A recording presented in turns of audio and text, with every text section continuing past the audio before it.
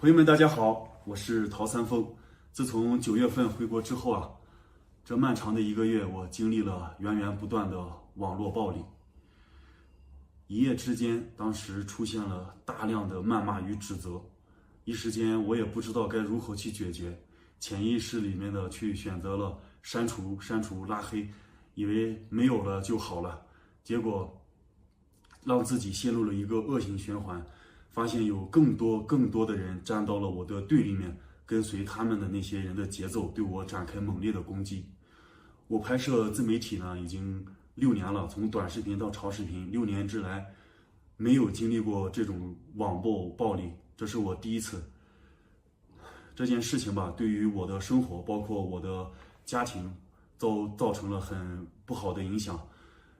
也是好几次凌晨看到我的母亲会经常坐在沙发上，包括我们一家人嘛，有的时候饭也吃不好，睡觉呢也睡不好，尤其是我的母亲啊，甚至有几次都差点快病倒了。每天承受这种流言蜚语，被一些莫名其妙的语言去侮辱诽谤，甚至还有个别的一些人通过视频的剪辑、字幕的添加，去制造舆论、传播谣言。这件事情对我的影响还是很恶劣的，但是通过这件事情啊，对于我来说呢，也未尝不是一件好事。从最开始的自乱阵脚，不知道该如何解决，只知道删除、拉黑，这么做面对网络暴力根本解决不了任何的问题。后面我静下心来，通过正确的渠道起诉、报警或者走法律程序。面对网暴，这才是最正确的做法。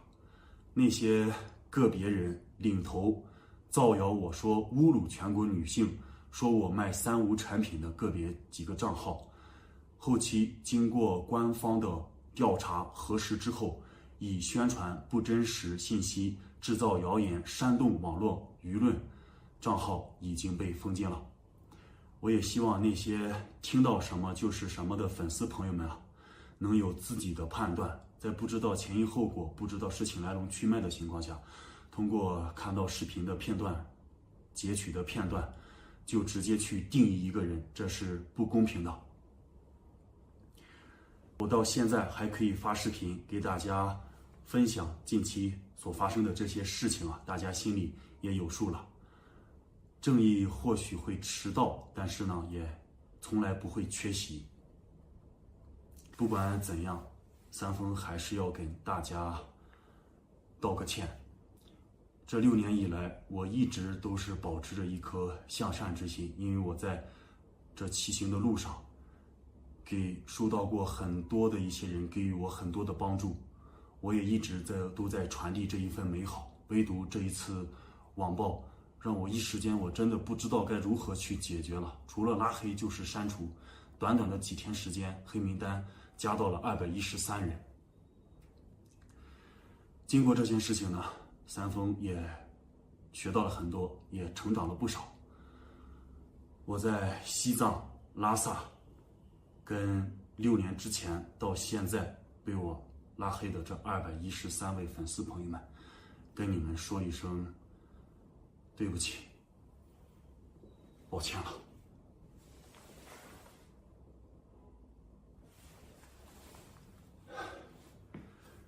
黑名单呢，我也已经全部清零。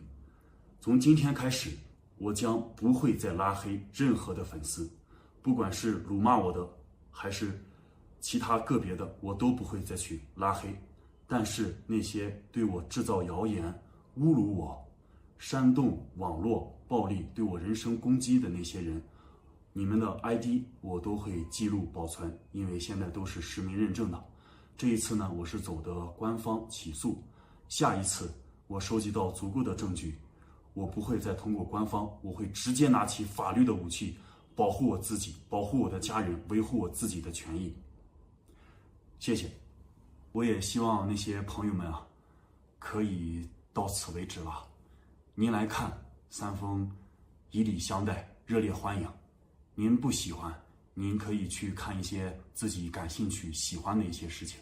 接下来我就想好好的开始我的骑行，不希望再被一些琐事影响到我的旅程，影响到我的创作。谢谢了。还有那些支持三丰的一些好朋友们啊，也拜托大家多多维护，改善一下咱们近期的这个网络环境。接下来呢，我即将开启咱们国内的一段全新的骑行生涯。今天是2023年的10月5号了，也是我在拉萨这边待的第3天了。我是直接从山东坐飞机飞到了拉萨。第一天晚上落飞机吧，是11点多，差不多是12点吧。那时候还没感觉到。晚上呢是点了一个酸辣粉，吃完睡完觉之后，第2天就不行了。起来之后吧，眼睛充血，然后流鼻血。去外面逛了一圈之后，发现头疼。今天开始啊，这嘴唇发紫，开始已经就是发干发紫了。我就知道我已经高反了，朋友们。我没想到我当时19年的时候啊，我骑自行车从云南那边一路沿着丙察察到拉萨，翻了这么多高山都没有感觉到高反。这一次时隔了4年，再次来到了拉萨这边，高反了。我今天也是离开了那个小宾馆，花了重金啊，租了一个大型的观景酒店啊。因为它是10月1过吧，这个人吧都已经退房都走了，能稍微便宜一点。等到晚上的时候呢，我会带大家看一看布达拉宫的夜景。你们可以看到对面的山川，还有云层也特别低，氧气也很稀薄呀。时隔了这4年，再次来到了布达拉宫脚下，我的内心也是感慨万千呀。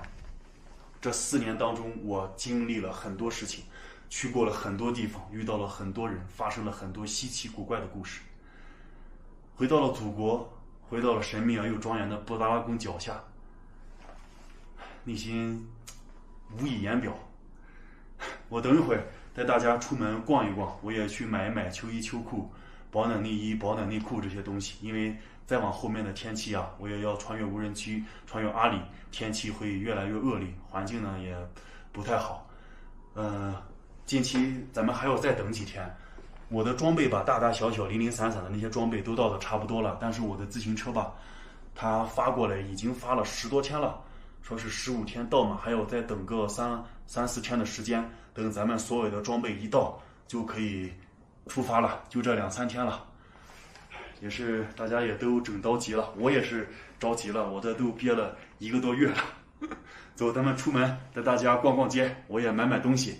在这边进入这个广场需要身份证检测的，像在这个地方吧，出门还是带好身份证，有可能随时随地会检查的。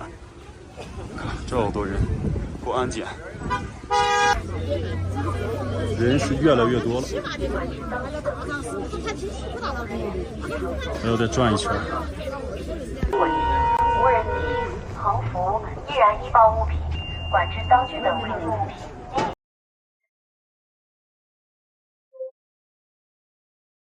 没带啊。进入布达拉宫广场啊，它左右两边都是有门的，但是呢需要刷身份证，包括火机啊、航拍、无人机啊、一些自行车、滑板鞋、溜冰鞋，包括宠物啊，都是不可以入内的。10月1号之后也咱们新中国74周年嘛，所以这边还算是挺严格的。看到喷泉了，哇，好久没来这个广场了。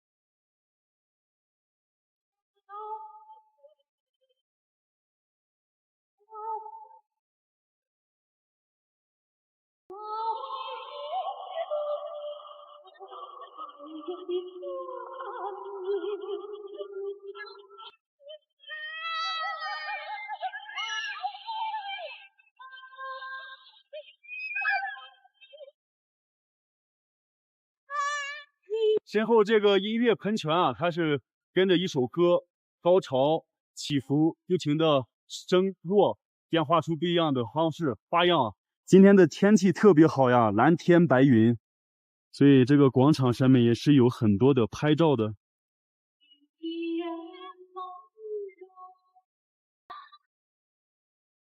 神圣而又庄严的布达拉宫，久违了。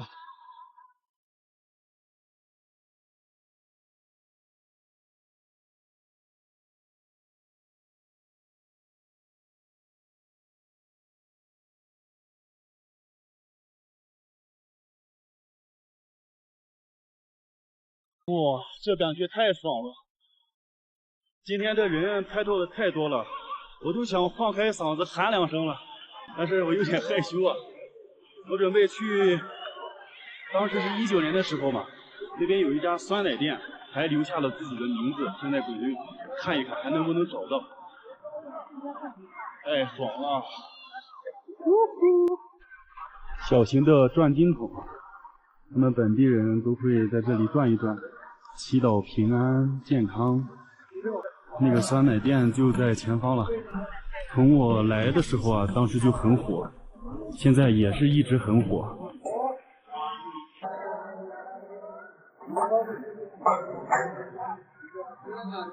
就是这家酸奶坊了，来一个酸奶冰激凌啊，里面的人也是很多的。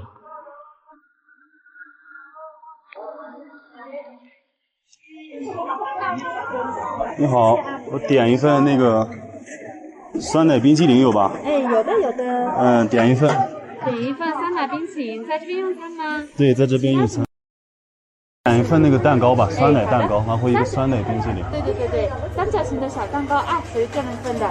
在这边用餐的话，在这边用餐是吧？嗯。哎，好，在这边用餐的话，一共是4块钱，您扫这边支付啊。一共是多少钱？40块钱。40啊。对。好。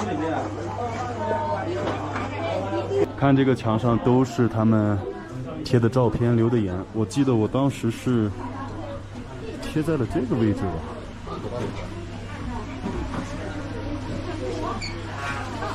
忘记了。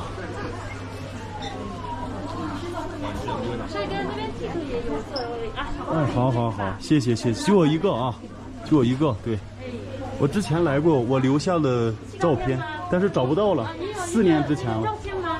订完以后有没有拍过照片呀？有的话可以帮您找。有照片，但是我这个好像也找不到那个照片了。没事，我再看一看。好，谢谢啊。再找一下，找不到了。哇，好多，有人贴的机票啊，有人留的言什么的，包括2楼也全都是。这个真是美好的回忆啊！冰激凌、酸奶，还有这个特色的奶酪蛋糕啊。这个的酸奶冰激凌呢，它这个冰激凌和酸奶的酸性啊是比较酸的，这样中和一下，口感还是比较好的。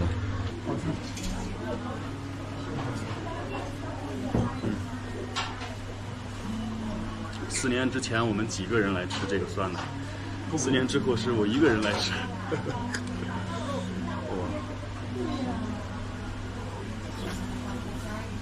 味道还是那个味道，我觉得可以再加点糖。我记得当时我们是坐在那个位置，然后比赛不加糖全部吃掉，然后老板是免费给我们送一碗，是那样子。还有这个蛋糕啊，这个蛋糕要慢一点吃，它上面很容易会呛到，撒了一层粉。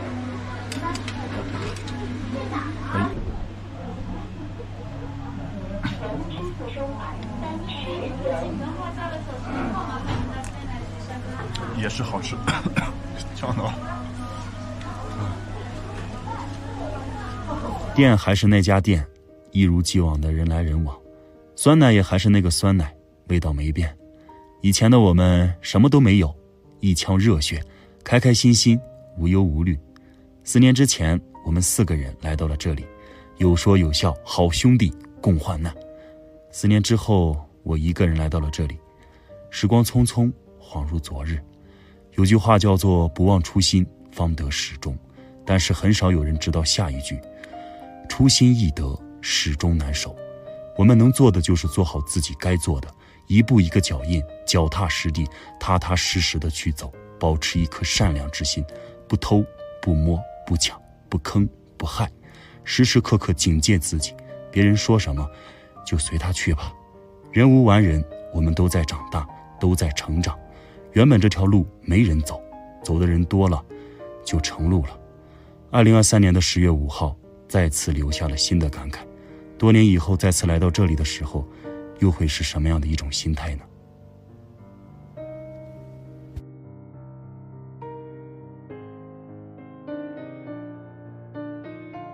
拉萨这座城市啊，是一座很古老并且呢非常的神秘的这样一座城市。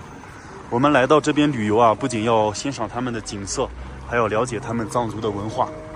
这座布达拉宫宫殿，我在19年的时候啊，当时是冬天，是免门票的，当时的门票是一票难求啊。领门票进去参观了一下，里面有很多的喇嘛，还有一些像啊，但是那些东西都是不可以拍照拍视频的。但是呢，我们可以通过他们的街头啊，感受他们的文化，还有饮食，包括他们厚重的信仰力量，这些都是能清晰的感受到的。之前我自行车放在那边，还可以停下拍拍照，但是现在的话呀，除了工作人员、警察，是任何的机动车、自行车都是不可以在这道路上停的。还有很多拍这种藏服的。我准备找一条商贸街啊，过去转一转，买一点秋衣秋裤，冬天的衣服。天然体健康内衣生活馆。你好，有没有保暖内衣、保暖内裤啊？我穿的。要厚的还是不要那么太厚的？这种就是一般的厚度，不厚不薄。一般的厚度行。这个我能穿吗？有单小号。衣服还是要买保暖一点的，不然在雪地里去受罪啊。这个穿上身它都长，这个面料。这个版大啊。180的我们也有，因为你现在比的是什么？比的是你外面的这个，你觉得它短不短？我觉得那我给你拿180吧。180吧，这也行。我比一下这个裤。行，就拿这个吧。对，就拿这个。然后这2身是多少钱啊？一共？289加169，458。458是吧？这一身的话，保暖内衣、保暖内裤，包括秋衣秋裤，458，500块钱吧，还可以接受。主要是冬天冷的时候，这都是保命的东西啊，该省的省，不该省的就不省。对面有个料房，我去买点高反药。问一下，你好，有没有那个高原安啊？有。白色包装的有吗？白色的。对。白色的。啊。这就是白色的呀。哦，好。行，拿这个。我缺氧的话，我吸哪个氧？这种的。对，纯氧的。这个能吸多长？这个200次按压。200次按压。对。这个怎么弄的？我没吸过呢。面罩的。有面罩我要买是吧？这个是带。这个是面罩的。对对。哦，这样插进去就可以吸了啊。对。我拿一个吧，然后你看看一共多少钱？127。127。夹山，这是我第一次吸氧气，试一试啊。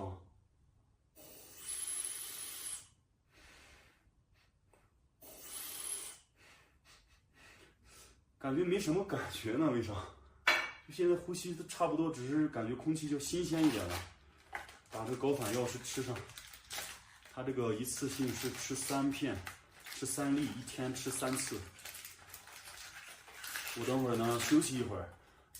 今天晚上要跟一个粉丝去吃饭，因为我刚来拉萨第1天，刚出门，然后就碰到了2个粉丝，女粉丝，她也是约好了说今天晚上一起吃点东西。刚好今天晚上也有时间，顺便记录一下。吃完药咱们去那边看一看。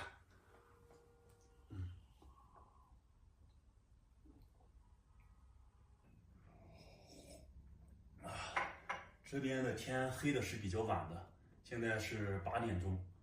等再过个几个小时啊，天完全黑下来的时候，到时候咱们再看一看晚上的布达拉宫的夜景。今天晚上的温度还不错，这边的昼夜温差还是比较大的。晚上的夜景，我这距离那个饭店还有个700米吧，他已经过去等我了。转过来，现在谁好？哎，哦，你好，你好。我摆摊呢，到那边去。我是从那边转了一圈。他是在一个店里面。我说怎么这么难找？没有，我以为从那边能直接过去。从这里过去。这里吗？哦，这个要是外地人可真不好找。这里面来吃饭的基本上就是本地啊那种。好。欢迎光临。欢迎光临。就我们2个吗？女朋友没来？没有。啊。就这边，好。我跟这位粉丝小姐姐哎，你怎么称呼啊？卓玛。哦，卓玛，我们已经见到了。我这是来到了一家本地的特色餐厅，以前也上过新闻电视啊。牛粪面包，听这个名字就有点那个啥啊，能试一下吗？你来，直接用手就可以了啊。好，试一下啊，这有点大，要蘸这个啊。这好像是一个奶酪。酸奶。哦。哦，你们说的是藏语，我听不懂。还有两个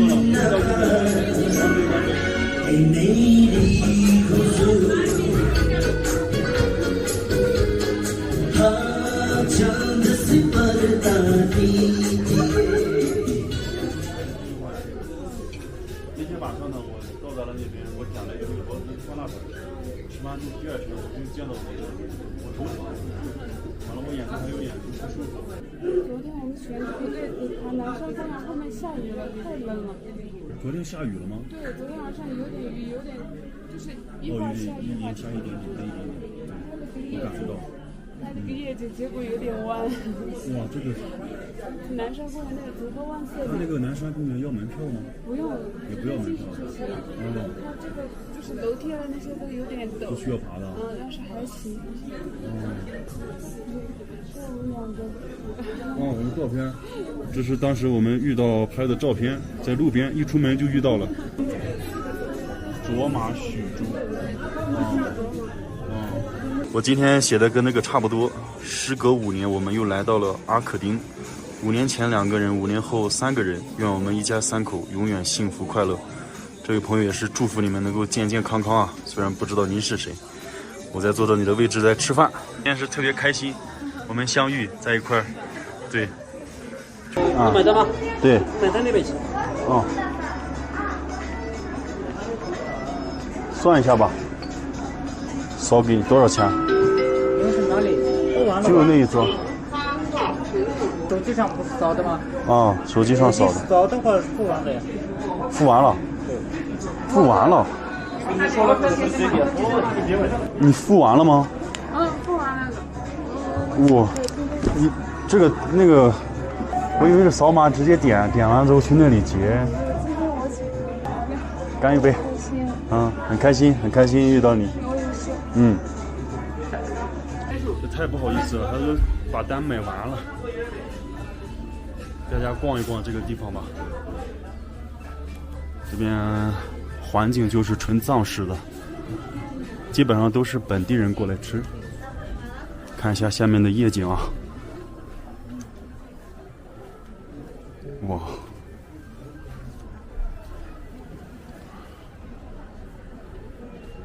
从这边过去就是大昭寺，然后这条路左边是小昭寺。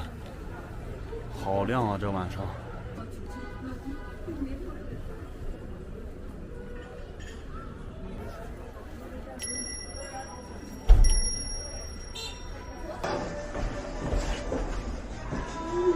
1楼。我给你买了一个特产。哎呀，不用了，你拿着吃嘛，你不用了，太那个什么了。我以后也见不到你了，我真的不行了，是一个牛肉干。哦，谢谢，咱们我出去逛一逛，买点东西，走，买点嘛，你都没咋吃。我已经吃了。没事，我们逛一逛，买一点东西。太破碎了，你还买牛肉干，我天！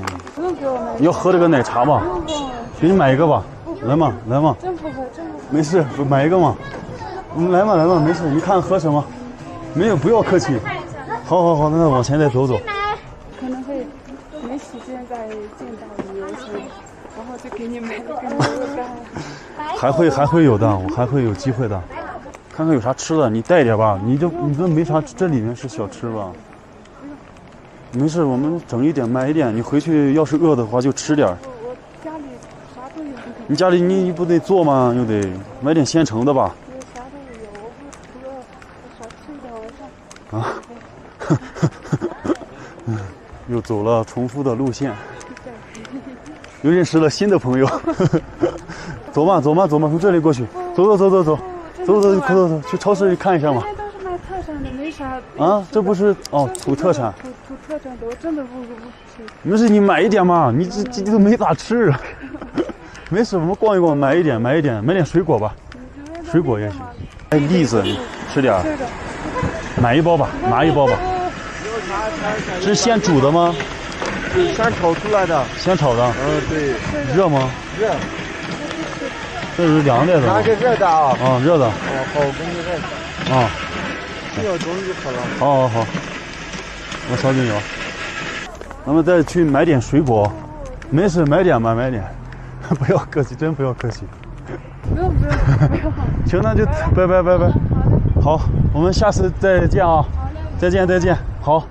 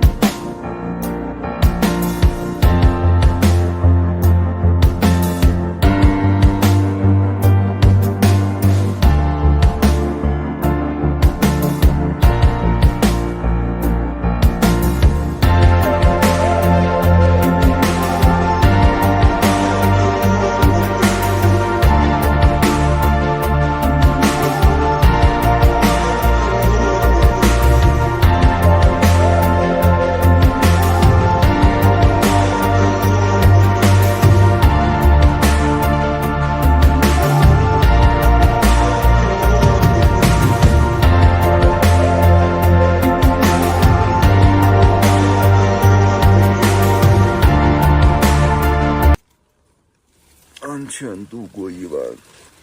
早上好呀。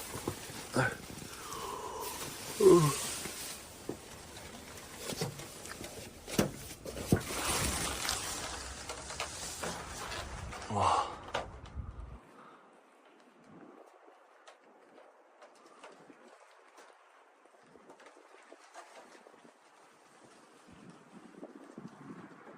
好冷啊，早上。自行车也还在。大家好，我是陶三丰，现在正在骑行西藏。今天已经是10月11号了，我现在所在的位置呢是在西藏拉萨市附近的一个小镇啊，古龙镇。找到了一个广场，还有一个小亭子，它是在派出所旁边，在这边度过了一晚。昨天一天呢是骑行了30多公里啊，到地方已经天黑了，这一天下来腿酸腿胀啊，因为算下来呢，从波兰待了1个月，回到国内，在家里面又待了1个月，2个月的时间吧，没有骑自行车了。昨天一天骑在路上，我的感觉又回来了，我放肆青春，直接畅骑天下，那感觉真的是太爽了。在路上的感觉就是心会静下来，那种自由的感觉就是我向往的，是我追求的。那这次骑行西藏，我都带了哪些新的装备啊？因为我之前的那些单车呀，包括大部分装备，当时都放在了瑞典的首都斯德哥尔摩。后来的话，想从波兰回去呢，也回不去了，就把单车呀，还有一些零零散散的装备送给了一位粉丝朋友。所以这次在国内骑行吧，大部分的装备需要重新购买，单车、帐篷、衣食住行，包括所有的一些充电的呀，全部购买了，给大家看一看吧。像我这种长途骑行啊，主要是围绕衣食住行。这是我现在带的所有的装备，还有很多的一些装备呢还没到，邮寄到了当雄，过2天去当雄，还有再等2天快递。我从这边开始给大家介绍。脚上的这个白色带子，我是装了一个羽绒服啊，我就不打开了，害怕弄脏了。过2天冷了之后，咱们就可以穿羽绒服了。还带了一身保暖内衣、保暖内裤，这个是拉萨买的。下面呢是带了一身换洗的衣服，到时候住宿啊洗换的时候可以穿一下。这是我老的冲锋衣也带着了，包括这个红色的袋子里面都是我的一些袜子呀，还有一些面纱呀、内裤啊、换洗的一些东西啊。然后这个白色的袋子里面是一双鞋子，这个鞋子平常出门休息的时候可以把这个换下来刷一下穿这个。还带了一个小娃娃当我的枕头了，敬礼奥利给小熊。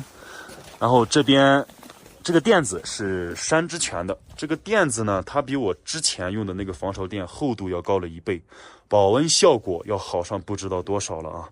这是朋友送的，但是它的体积和重量比我之前的也是稍微重一点，不过有好有利有弊。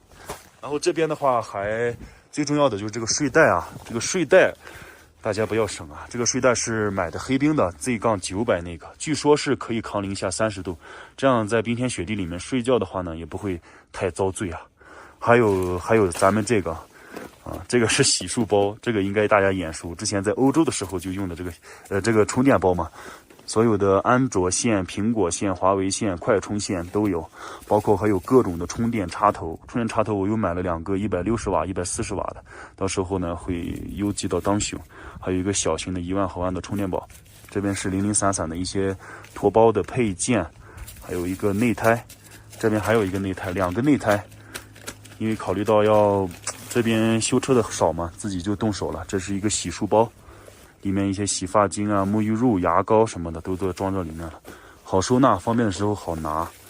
这是一个新的一套内六，重新买的。然后还有一些小的螺丝刀，还有一些小的螺丝，这种的话都是一些小零件，修补自己就可以做了。然后还有补胎套装、补胎贴、撬胎棒、链条。因为在路上骑车嘛，就是爆胎，其实其他的也没有什么问题了。这个是链条、辐条啊，到时候断辐条的话也可以修一下。然后打气筒，所以一定要学会修车，在荒郊野岭一旦坏车呢就坏事了。这边呢就带了一些药品吧，这是高原反应的，还有一些骨头疼痛的、膝盖疼的，这都很管用。还有益生菌肚子不舒服的，也是零零散散的一些药品，还有一点点小配件。那边的那些东西呢，就是我平常路上户外做饭的一些锅灶。下方是我户外用电，包括拍摄的一些工具啊，给你们看一看。有4个高山气罐，这个都是在高海拔都是可以用的。没了之后啊，我在网上会提前再买。然后这个锅呢是买了一个单人锅，平常我自己炒个菜是没问题的，里面都带着炒勺还有锅盖。还买了一个这种锅，这个锅呢我是考虑到平常煮点米饭呀、泡个方便面啊、煎个鸡蛋呀，里面还有一个烧水壶，烧点水喝点茶呀，享受生活嘛，还是不错的。然后这次还带了一个10升的这样一个水袋，这个水袋打满了之后可以洗澡可以喝水的啊。因为我也是考虑到后面进无人区，水源是一大问题，10升的水的话能撑个4、5天。水袋，然后这边呢是这个炉头，炉头这次我是带了一个小炉头，然后带了一个大炉头，这2个炉头啊我会选一个留下，或者是选小的很大的，到时候再整一个烧柴火的炉子，这样就带2个炉子，一个烧气一个烧柴。这是卓玛小姐姐在拉萨遇到的，送给我的这个牛肉干啊，一直都没吃，到时候进无人区了，到时候可以开始吃牛肉了啊。卫生纸，然后下方这些的话都是用电设备，充电宝，3个6万毫安的充电宝，一个像一个板砖一样又大又沉。这是无人机，露营灯。这也是一个露营灯，拍摄的自拍杆，之前用的那个360的运动相机 ，GoPro 运动相机，这个是大疆的手持云台，这个是360新出的 Go3，这是一个底座。这些运动相机啊，如果大家想详细了解的话，后期咱们单独分享画质啊、拍摄啊什么的，会给你们分享的。下面这个什么骑行眼镜啊，还有这个胸带啊，这些都不用过多说了，全都是放在这个背包里面背着。还有我这个拍摄支架，之前的拍摄支架呢都比较轻，风一吹啊老是摔倒，手机都摔坏过，所以这次我买了一个重一点的，这样在这边西藏这边嘛，尤其是再往前走的风沙会特别大，这样呢能稳一点。这是我的拍摄，包括锅灶。目前带的呢就是这些东西，还有就是我的帐篷，还有单车。这次的这个帐篷啊，我是根据我自身的情况，专门去选择了这样一个帐篷，给大家看一下啊。它下面呢是一张床，上面是一个单人帐，行军床和单人帐这是一套的。选这个帐篷的原因呢，也是因为我这6年嘛，都是骑行在路上，大多数都是在野外露营睡觉。有的时候啊，一旦半夜下雨天，扎到了一些比较低洼的地方，帐篷都是在水窝子里面。早上起来啊，这胳膊上、肩膀上都挂了一层水珠，湿气特别重。解决这个原因，我选择了这样一张床，它远离地面，它上面是有一个就是床脚的，我没有扎起来。床脚扎起来啊，它可以离地面有个30-50公分，所以说远离地面，哪怕说以后咱们再在草坪上扎营，再在草原上扎营，哪怕说湖边扎营，一些湿气比较重的地方扎营啊，它多少能好一点。就是啊，它比我之前的那个大帐篷要重很多，也是在10斤左右，但是重一点就重一点嘛。个人的安全健康还是排在第一位的，你不然身体倒了垮了，后面都是000，那都没用了。你身体湿气过重了，你到老了一身毛病，还得让孩子给你支持，那也不好。所以呢，我就选择这样一个吧，多少能好点，后期加上吃药保养一下，恢复的也还不错。所以这是咱们的帐篷。还有就是我这次的单车，单车呢也是选择的是开朗的，开朗的自行车呢我也是骑了很多年了。这次这个开朗老板啊，知道我要骑这辆单车是没要我钱，真的是直接就赞助，太豪横了。三丰也是在此呢，谢谢开朗的老板，感谢您的大力支持，鼎力相助啊！希望有机会我走完这一圈啊，咱们可以再见一面，一起吃饭喝茶。感谢开朗老板的大力相助。我现在把这些东西啊装到驮包里面，装饰起来之后，给大家详细的介绍一下我的这辆自行车。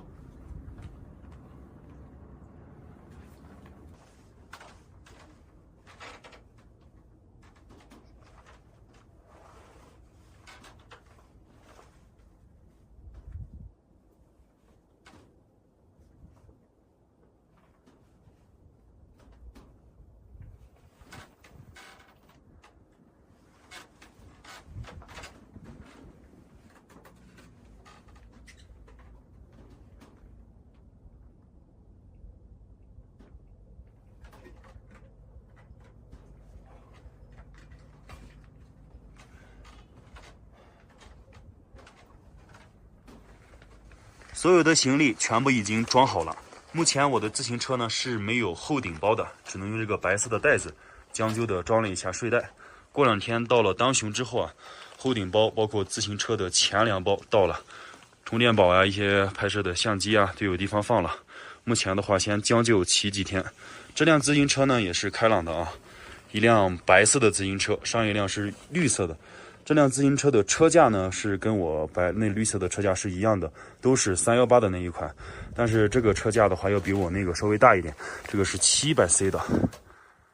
还有就是刹车是选自于禧玛诺的，这个刹车的话相当于次顶级了，相当于我们这种旅行的用这种刹车已经很好了。车胎是7级的防刺胎。轮毂的话也比我上一个自行车要轮毂稍微大了一点，因为车架变大了嘛。然后包括货架呢也是最新款的，开朗的，可以承重30公斤、60斤，前后货架的话能承重120斤，120斤之内是没有任何问题，超出了就有点重了。车把是选自于蝴蝶把，也是开朗配的。然后车座呢是一个 box 的，和我之前的那个车座是一样的。这辆车座大家可能觉得很硬不舒服不了解啊，这是一个英国的品牌 box， 它就是卖这个牛皮车座，卖了150年，到现在卖的非常的火爆。这辆车座唯一的好处就是它现在硬，前几天的话屁股肯定不舒服，但是你越骑它会根据你屁股的形状打造出一个特别适合，越骑越舒适。所以这辆自行车整体的装备也好，包括配饰也好，算是次顶级了。接下来在国内的骑行就要骑着我这辆白色的开朗自行车，走遍中国。这一辆开浪老板赞助的自行车呀，车架、货架、刹车、轮胎、轱辘，包括车座、车把，尤其是还有驼包，这4个驼包防水性能是特别好的。整体的价格应该是在12000多块钱左右，具体的没算过，12000到15000之间差不多，也是省下了这1万多块钱呢。所以呢，我就给自己买了一身像样的户外大品牌的衣服，这样在外面啊，平常经常淋雨啊、淋雪啊、冷空气啊、下雪啊、冰雹什么的，穿这个衣服就不怕了。户外总结了经验嘛，也是这么多年，尤其是穿的帐篷、睡袋这些东西啊，千万不要省，不要为了那几百几千块钱省了之后，在路上常年日积月累啊，会出现很多的毛病。花小钱，就省那些小钱，身体到时候都要花更多的钱去看病，所以这些东西都没有必要省。买一点好的衣服、好的装备，这样才能走得更远，身体更加健康。那我接下来的这样一个骑行路线呢，再给大家分享一下。我现在是在古龙镇，接下来呢要走一段青藏公路，到达当雄县。到达当雄县之后呢，我要穿越纳木错前往班戈。到达班戈之后吧，就算是变线了，变到了317国道上面。317国道我会走个几百公里，到达西藏的改则。到达改则之后又要变线，我要走216。216呢，也是2023年刚刚开通的唯一一条合法合理穿越江塘无人区的一条公路，也是今年刚开通。自行车穿越的人好像没有吧，应该是很少，也是一个全新的挑战，因为是860公里的无人区到达新疆，可能到时候吧要跟大家失联个半个月吧。大家也是期待我这次能够挑战成功。那到达新疆之后，新疆的这个骑行路线吧就比较广了，到时候重新规划，到时候会给大家分享的。近期的装备目前是带了这些，过两天还会再增加。骑行路线呢也是这样。行了，我现在准备一下，继续出发。今天就前往羊八井方向，路上要是碰到合适的躲风躲雨的一个小木屋呀，我就停下休觉了。前1个星期吧，我会以一个适应的阶段，包括这个坐垫磨的屁股确实疼。适应阶段，骑1个星期适应好了之后，后面就开始正式的沉浸式的骑行了。准备出发。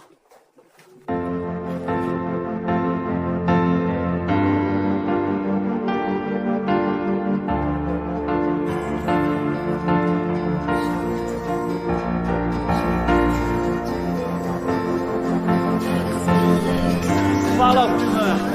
这次骑行西藏、新疆，这一路又会遇到什么样的人，发生什么样的故事，看到什么样的景色呀？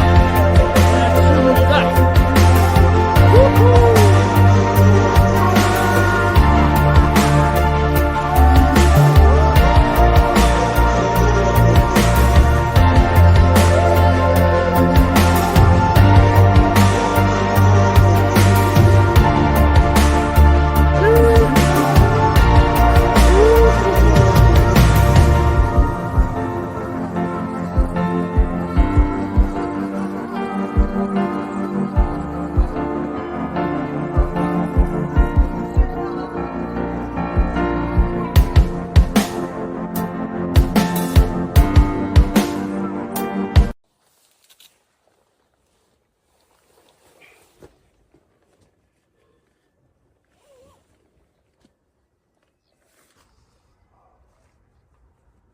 大家好，我是陶三丰，现在正在骑行西藏。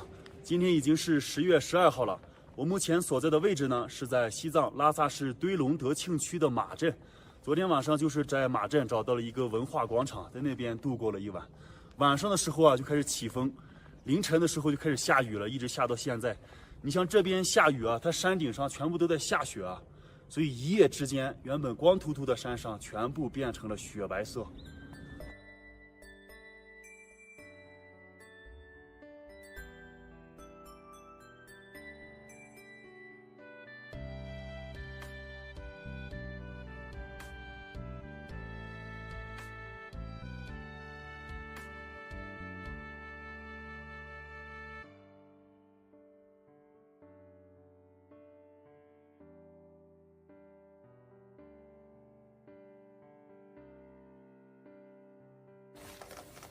这终于出太阳了。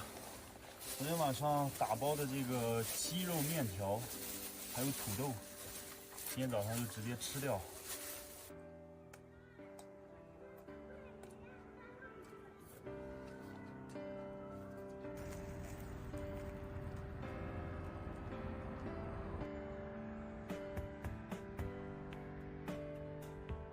向雪而行，继续出发啦！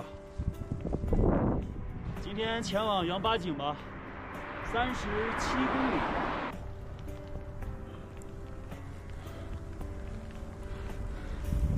天上下起了雪花，前方的大雾已经起来了，差不多得2个小时。这雪花有点像有点小冰雹的意思。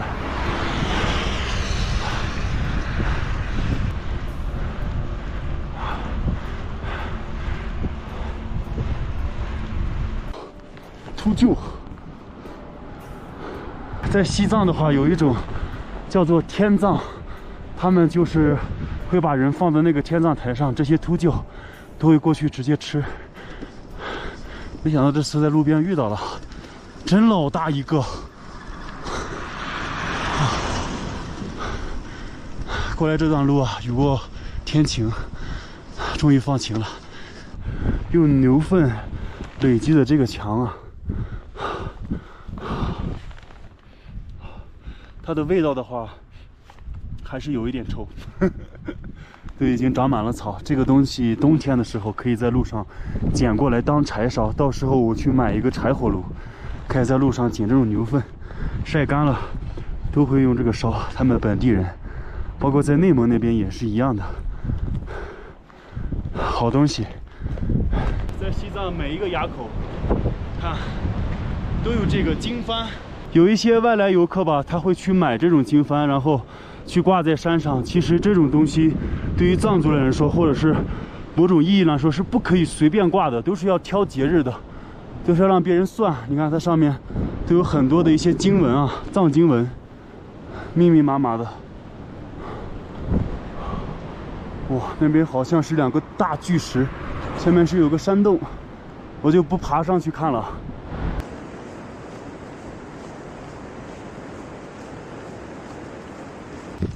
哎，我带个骑自行车的，这辆自行车带的东西也不少呀，大大小小太阳能充电板。哇，你也是骑行的吗？对。你是从哪骑过来的？我从广西。广西？你去哪里？新疆？我打算去北京。北京？对。那你是往那边骑啊？那人家不往这个那曲哦。你是那样骑？对。厉害厉害厉害！我这骑了这老多天了，第一次遇到骑友。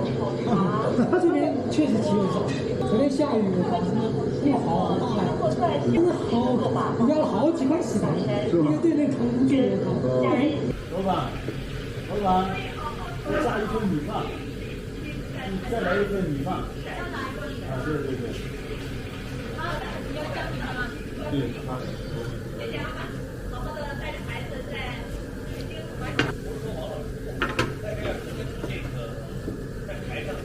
行嘛，快点吃，多吃点有力气。你看我自己平时我也就点一个菜，我们遇到就是缘分，真的。你说这地方连吃这都没有，开车都没吃。对，多吃点。你今年18岁，怎么称呼你的？我今天宋红杰啊。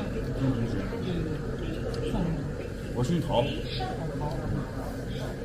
你这次就是从那儿去，然后一直往甘肃那边。反正走到北京再南下。反正就差不多了。然后呢，一直要转站。然后明年的话，明年天气好的时候，就从拉萨出发，一路阿里、伊克哲阿里，然后到喀什、阿克苏那里。哦，这么转大圈。对。现在菜都上齐了啊！我们也是缘分遇到，跟小宋在这边。你喝酒吗？我们就不喝酒了，高原，再喝点茶，多喝点热水。你多吃一点嘛，多吃一点。哎，就大吃特吃，咱们在路上人就不用那么拘谨，对吧？我都是，咱们就该吃吃，该喝喝。对对，多吃点。等会儿咱们吃完了去那个羊八井，这不温泉不错的，咱们去过去看看温泉，泡温泉哈。对，吃。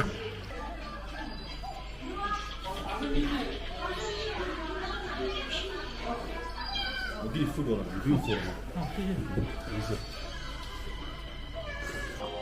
哇，好，走了，老板啊，再见，再见，再见，狗仔。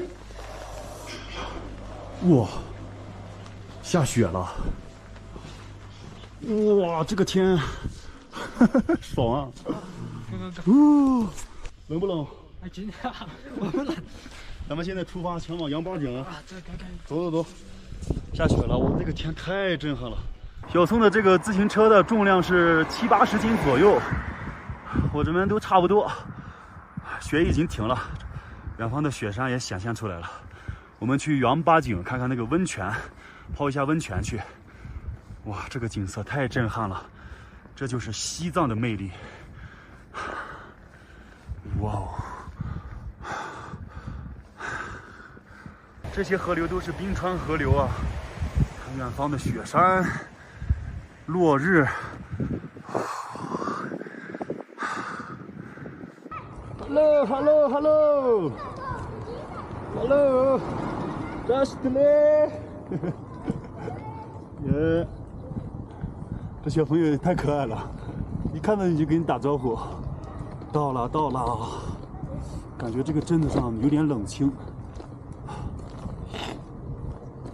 你这一路过来有没有遇到熊啊？还没有遇到。没有啊，这个最近西藏这一块熊出来就变多了，知道吧？如果你以后再走的话，一定要小心一点。那曲那里可以说很多熊。对，那曲那边很多熊。你不是往那曲吗？所以说你要往前走的话，要小心一点。到了，就是在这里面了啊。是吗？到了，到了，到了，但是没看到。看到啊。你看了一个地方。晚上的8点15分啊，我们找温泉找了好多地方，骑了有10公里了，没找到，黑灯瞎火的，明天再找吧。把单车放在这个足球场旁边，这个足球场刚才看了，好像是都有点破旧了。这里面是可以露营的，还带了椅子。这个是什么？帐篷。这是帐篷，这么大的帐篷。对。我去，你这个头孢是多少升的呀？这头孢总共是30升吧？对，4个。我那是50升的。我现在还算少了，我东西还丢了很多，现在所有都没带。往上推。来，3、2、1，好。操！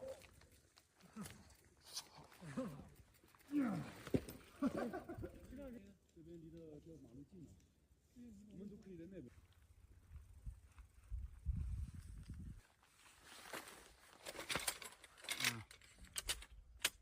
我操！这样吧，跟烧驴棍一样。你这种真的很轻的感觉。你这种有2斤吧？2斤吧？这不是帐篷，这是床。那你怎么避风的？怎么避风？对，避风下雨。我扎起来你就知道了。怎么避雨啊？怎么避雨啊？对。好，你看我等给你弄完啊，给你弄完你就知道我怎么避雨了，行吗？看着就舒服，看着舒服啊。这个是内帐。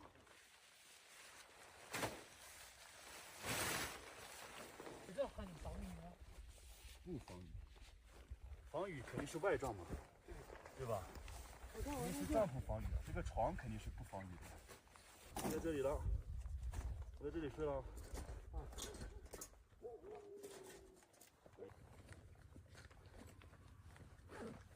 我这里有水啊，这口水够吗？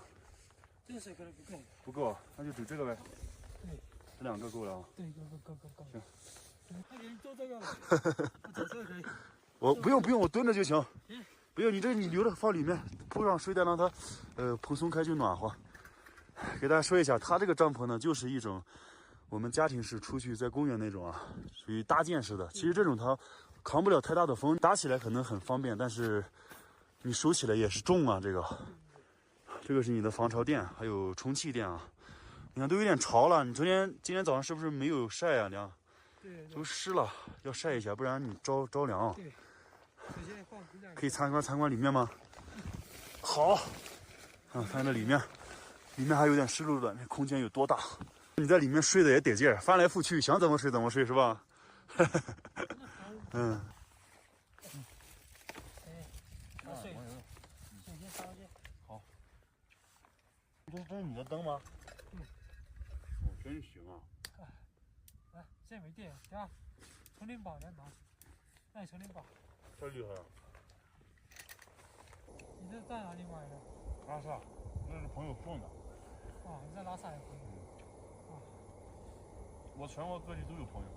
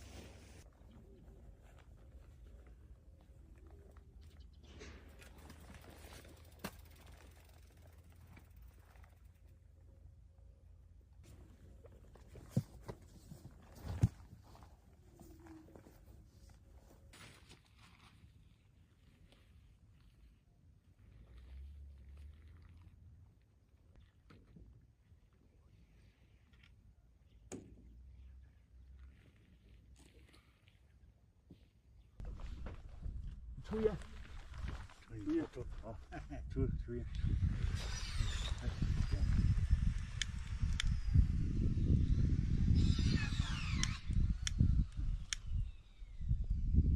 今天是好天气，阳光明媚。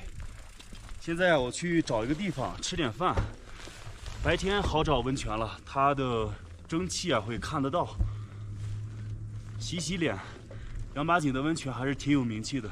有很多的一些来自外地的游客会来这边泡温泉，这边大大小小免费的野温泉有100多处，咱们一起去找一找。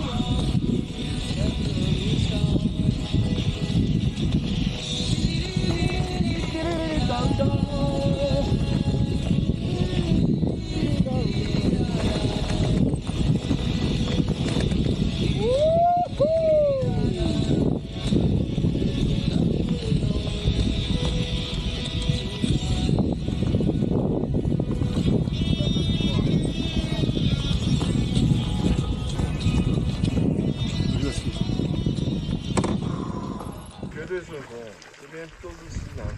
你们骑了多久了？都2个多月了。哦，从哪骑出来的？我是从乌鲁木齐，哦，走119过来。哦。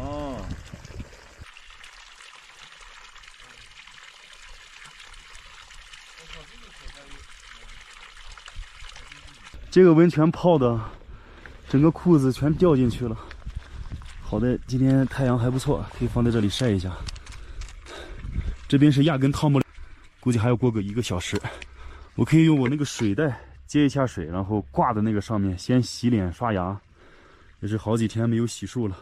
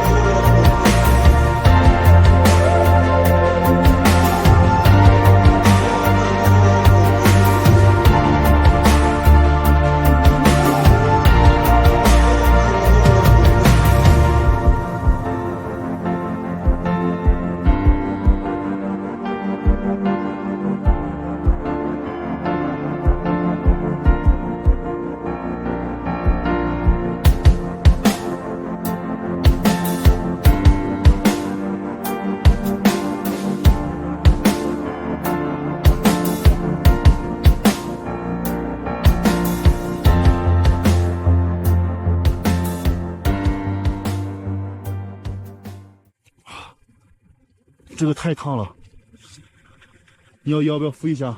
有啊，啊，我自己可以尝试一下吗？你看这个泥的很软的，泥质很软。找到了这个喷射型的温泉。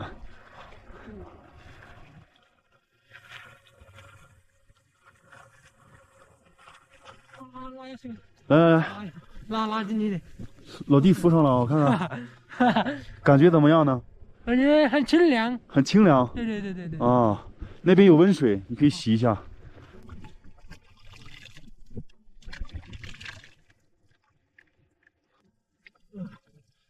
好。什么感觉？哦，非常清凉。非常清凉，就像吃口香糖一样，呼吸全是那种清凉。风一吹，我靠，真的皮肤都变好了啊！非常清凉。不错。好，朋友们，那视频的最后啊，我告诉大家这个火山泥的位置是在哪里啊？从这边过来杨八井村啊，会有一个温泉公园度假酒店，然后一直往前走，在路的右手边会看到一个白色的蒙古包，正对面你往下走一个土路啊，走一段土路之后会看到一个经幡，那经幡附近这边大大小小的泉眼就有40-50个，那边就是有火山泥。但是这个地方嘛是不能泡澡的，如果大家想要泡澡的话，本地人野温泉泡澡的地方呢需要从这个房子的另一端，就是平行对面。但是这样去的话呢，这边全是沼泽地，很危险啊。可以从这个马路这样绕一圈，绕到那边。好了，接下来我要继续出发了，前往当雄县。走吧，老弟，出发。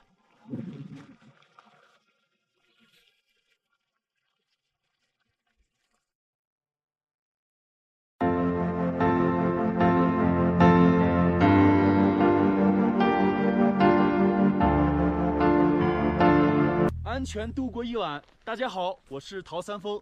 今天已经是10月15号了。我现在所在的位置呢，是在念青唐古拉山的观景台，这边的海拔已经达到了4600米了。昨天我是全程逆风，一直骑行到了晚上8点钟才到达这个垭口。在路上遇到的那几个骑友啊，他们是选择在半路当中去扎营休整了。垭口这边是有一个茶馆，还有一个商店，可以买东西吃口热乎的。最主要的原因呢，这边还有5个铁皮房子，这个房子都是可以免费入住的，在里面是挡风防雪，特别保暖。那我今天的一个骑行计划呢，将会从这边前往当雄县。去当雄县的路途当中啊，我会去一个念青唐古拉山的温泉，然后还会看一个佛塔。今天晚上有可能在当雄县就休息了。晚上太阳一落山，这个温度是急剧下降，白天一出太阳很舒服。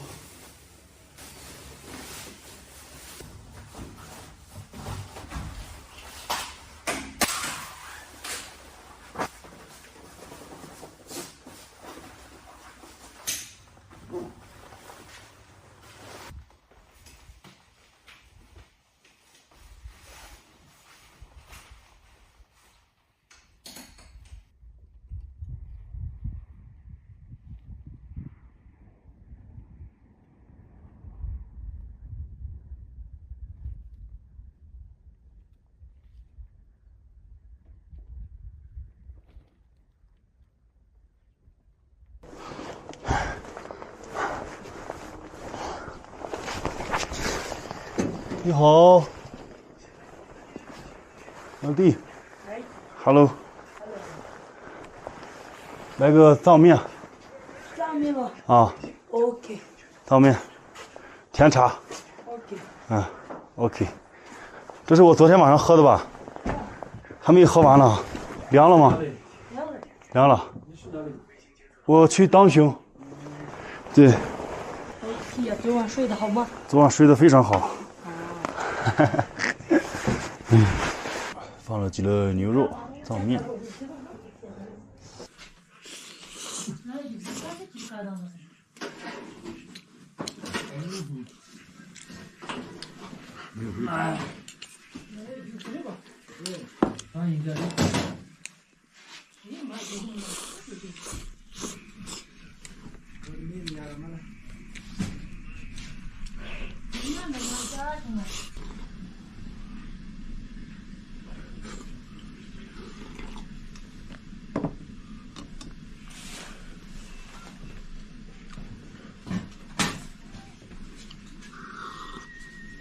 小伙子，给你付过去了28。OK。OK。我走了。哦，拜拜。拜拜。拜拜。再见。再见。好了，出发。下山。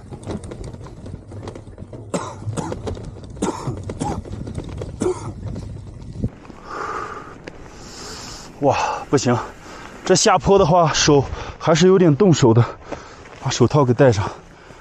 这个手套还是在瑞士，当时过了阿尔卑斯山脉买的这个手套，包括帽子都一直带过来了。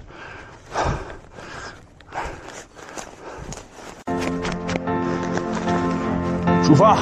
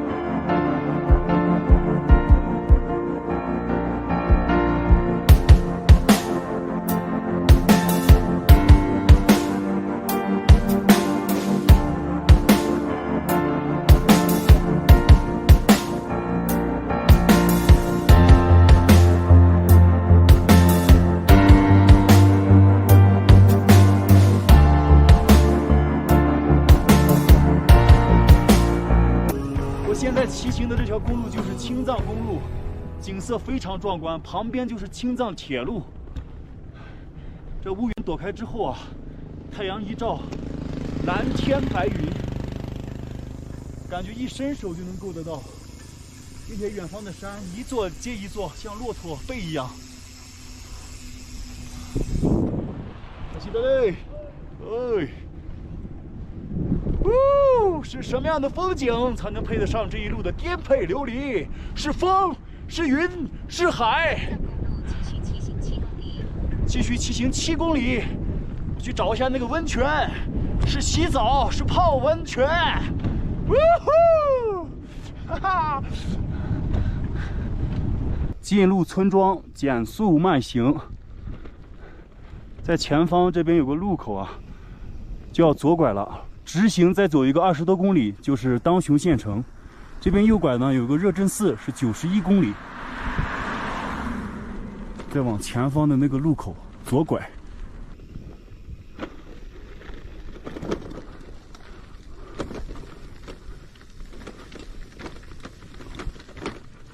当雄罗拉百货就是这个路口，然后要直行。左手边还有一个宁中曲廊茶馆，再往前走，限高3.2米，穿越一个铁路桥洞，从这个十字路口往左拐，走上柏油路，直直的，再走800米就到了。走到头啊，会有2个大岩石，上面刻满了经文。右手边可以看到经幡，有几个石头上面都雕刻了佛像。这个地方就是念青的唐古拉温泉了。哦哟，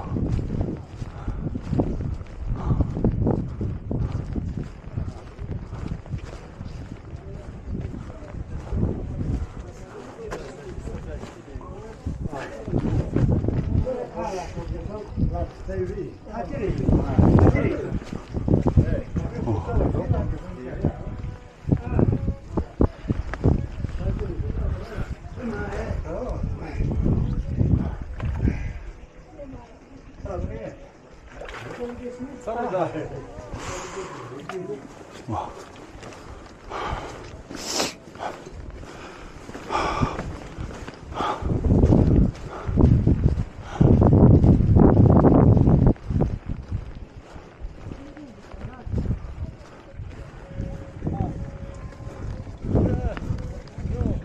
这是洗衣服的。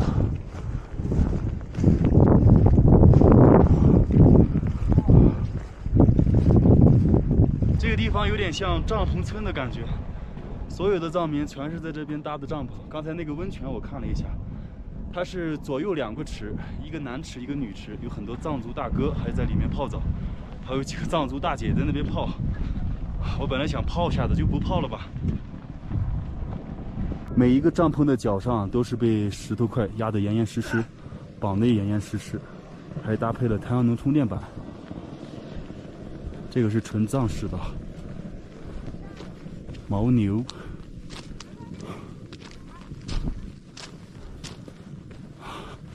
群山环绕，周围全是雪山。这个地方露营很爽，这外来车辆是一个都没有啊，全部都是本地的藏民。哦，呜呼，哇！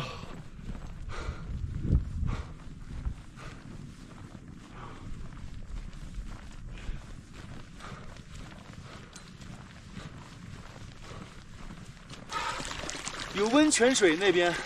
这边这条呢，它是从雪山上面融化流下来的山泉水啊。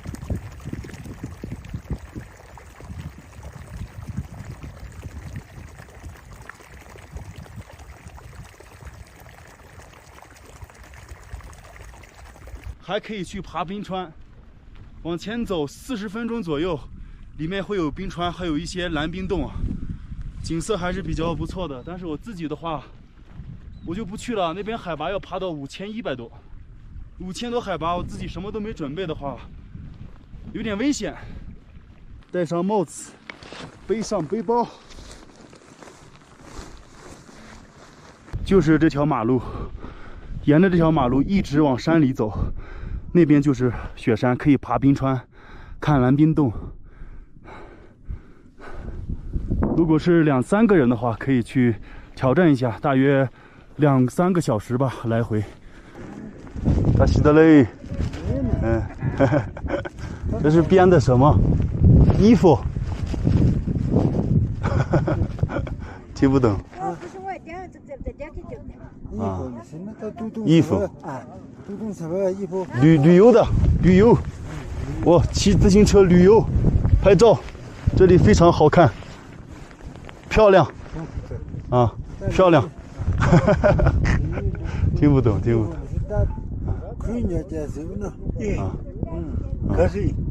啊，咖啡，那个多少？什么？这车子，扎西德勒，扎西德勒，扎西德勒。啊，你们在这里睡觉？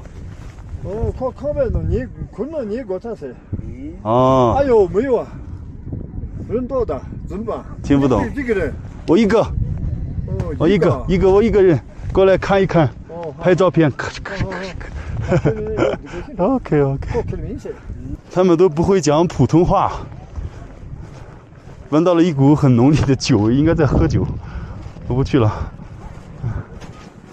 哇，好多藏族的大姐，扎西德勒，扎西德勒，哦，你是在这里睡觉的？啊，哦，在这里睡觉。哦，好呀，好。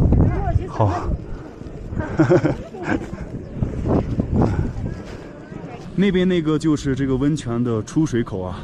从这边流到那个洗澡池子那边，然后再流下来，会留一个小池子，那边可以洗衣服，然后再往下流。这一圈啊，全部都用这种红色的石头给围起来了。好了，朋友们，我要继续出发了。这个地方真的很原始啊，都是地地道道的藏民，大部分呢都是不会讲普通话的，所以你跟他们讲话呢，他都听不太懂。继续出发，前往当雄。继续回到了109国道青藏公路，往前走啊，就是当雄县啊。咱们先去一个曲登村，有13公里的地方，前往当雄县啊。会沿着这条河流，就是当曲河，沿着这条河流逆流而上。这条河流也是长江源头的正源啊，长江最长的源头了，支流很多，流量呢又大，发源于唐古拉山东脉，海拔在5400米左右吧。它是在囊吉巴隆的时候啊，接纳了沱沱河之后，就变成了通天河。左手边那条是青藏的高速公路。并且当曲在藏语中的意思就是沼泽河的意思，它的源头吧和沱沱河的源头是不一样的。今天这一路你们都可以看到，有雪山，有山坡，有河流，景色也是另一番风光，美妙绝伦呐！扎西德勒，拜拜。我现在已经来到了曲登村，快走，过去看看那个佛塔吧。一进到这个村子里面啊，就可以看到有2只黄牛在这边抢纸壳子吃。这边牛都不吃草的吗？这个村庄里面就零零散散，差不多也就10几20户人家吧。我已经看到那个红色的佛塔了，那个位置大约有1公里多，过去看一看。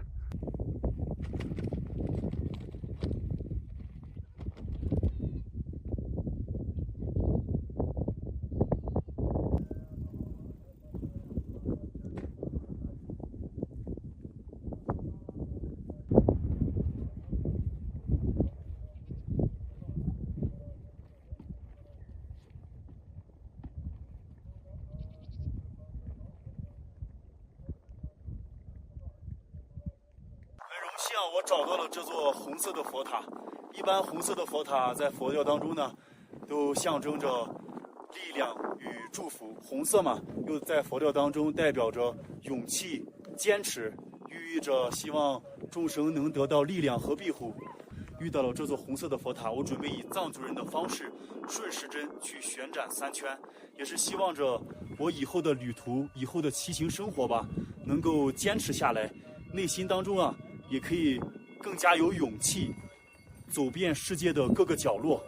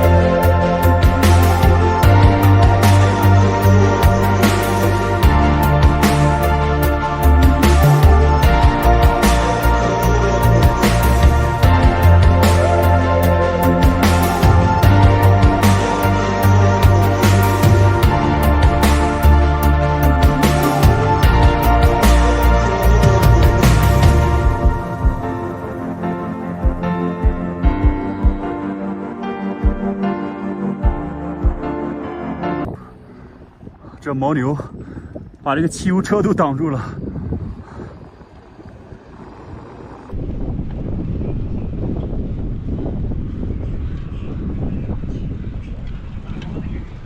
老弟，我操！吓我一跳！我操！我靠！你骑太慢了，老弟。啊，走，跟我走，带你去吃饭。啊，走。走。过了这个大门就是当雄县了。到喽！6点40分，今天的行程圆满结束。我今天在当雄会住宿，然后取快递，还有一个快递它是18号到达，不知道为什么一直没有物流信息。现在已经到达了4个，等会儿过去拿一下。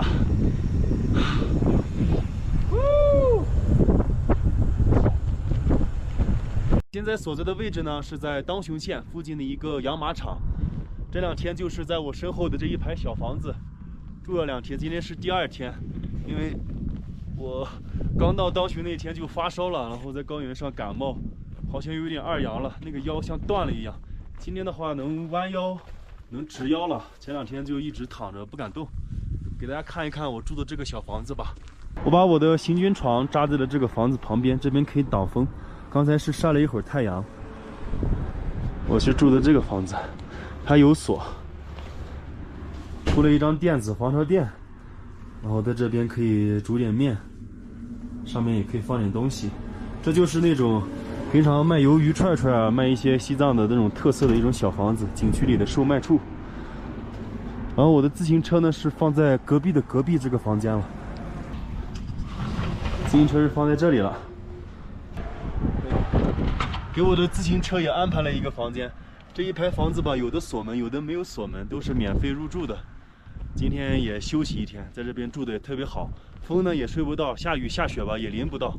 明天开始吧，就要前往纳木错方向，中间要翻一个海拔5100多米的一座高山纳拉根，到那个垭口，然后一路下坡，再到一个乡里面。今天还不错，能走一走，活动一下。前2天只能坐着或者是趴着躺着，不敢动，骑了5公里就废了，推车都费劲。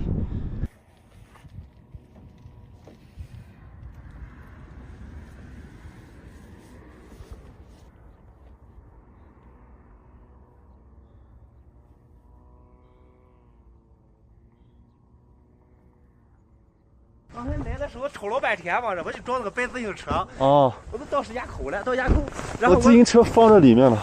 我老公为找你都崩溃了，他都要每个酒店他都要去转一圈。哎呦我到那个垭口，我说这2天又上来的自行车嘛，上面不是有卖那个哈达和那个什么的吗？我说有上这2天又上来自行车吗？说我说今天又上来，他说没有。我说昨天又上来，他说也没有。我说昨天没有上，应该上不来。他就在县城里。我没走啊，我说你歇2天，明白呗？有点冷吧？从这儿睡吗？我在那个房子。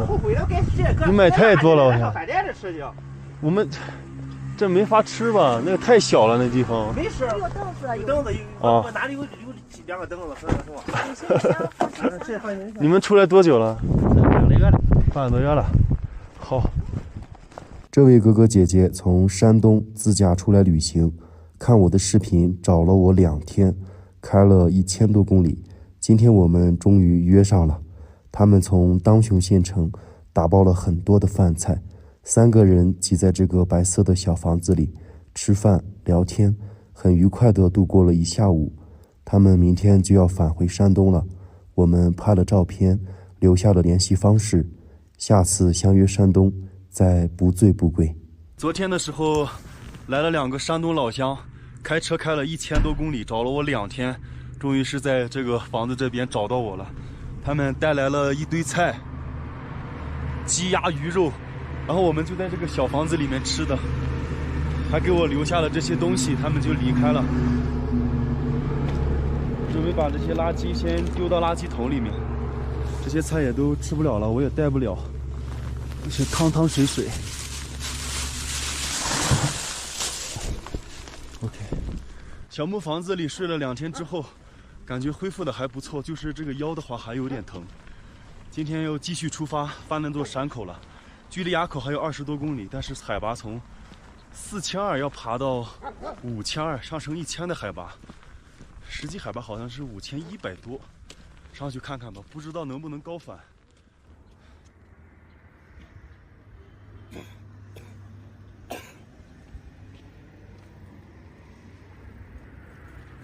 纳木错直行，今天这边天气还是不错的，蓝天白云，就是不知道等会儿到达山口那边啊，天气会不会下雪下冰雹呀？海拔有5200米，一个全新的挑战，这次不知道会不会高反。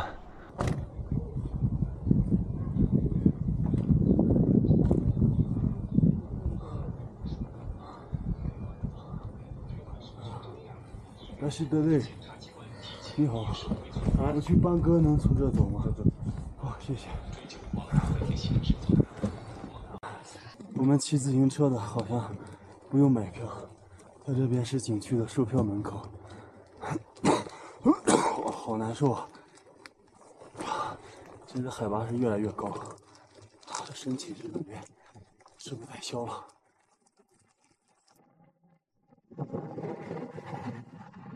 浑身打哆嗦，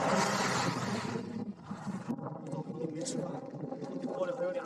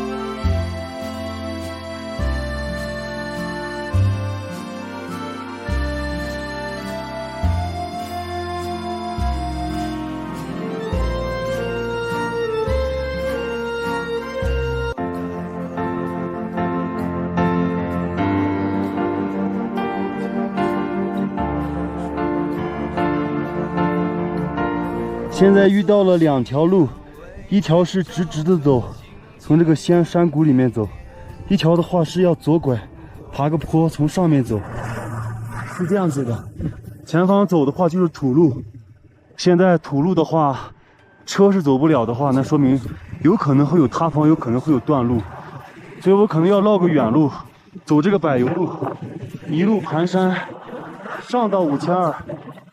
这边的话是要走14公里，这边的话要走10公里，远了4公里，可以接受，路况好。话不多说，开始干！加油！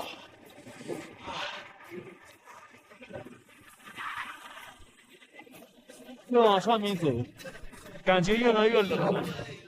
等一会儿再把手套戴上。你看，这里都拦住了，拦住了就不要进了。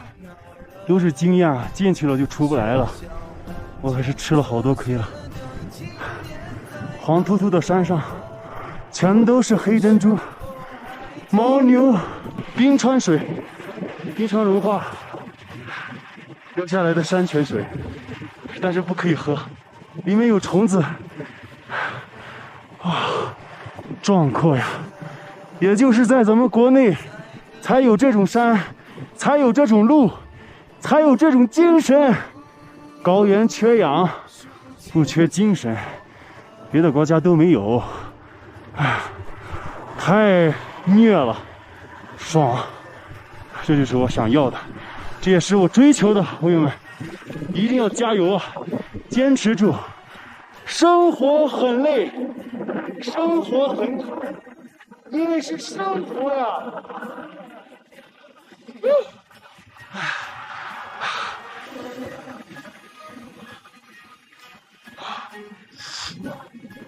骑上来3公里的地方，有一个铁皮房子，里面都堆满了杂物，但是我不准备在这边住，还有烟囱。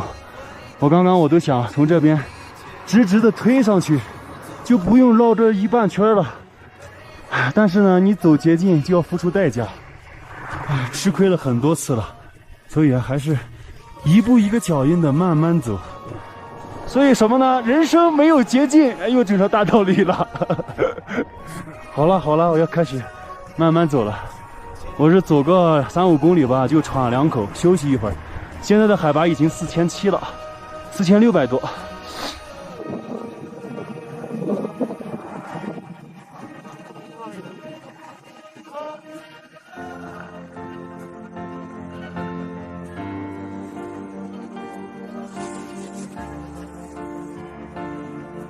蜗牛，鱼儿。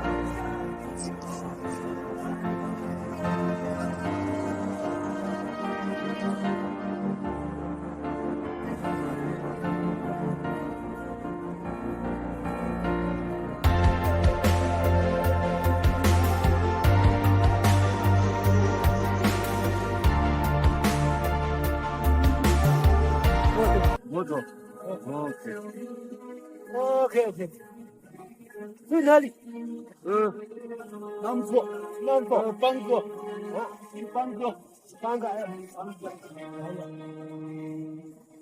邦哥，注意，声音不错，注意着，对吗？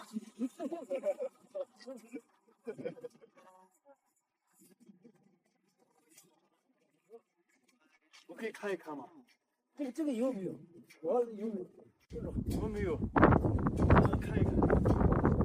有你的。哦，雪山啊！哦，好清楚啊！这摩托车好帅啊，好轻松啊！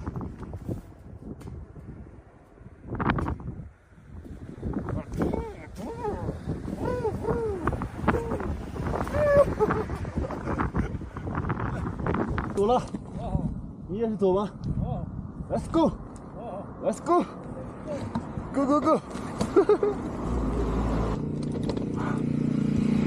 再见，拜拜，嘿嘿。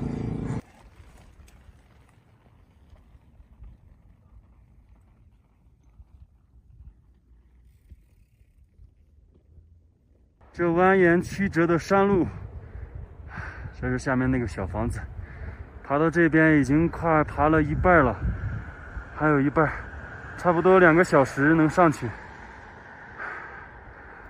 但是我头顶上这个天呢，已经慢慢的在变天了，等一会儿估计有可能会下雪或者是下冰雹，得继续往前走了。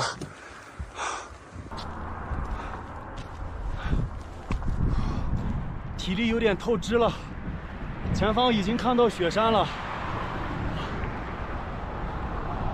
在这边休息一会儿，吃点花生米吧。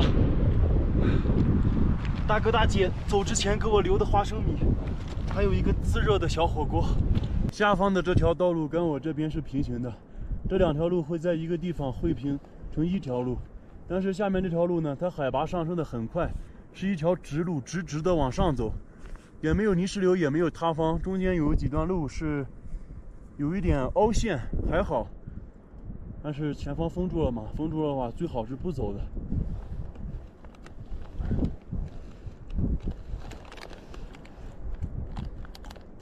没事，我可以骑过去。啊，可以的。没事的话，那不要嫌了。没事，我骑过去。好，谢谢，给力。好，再见。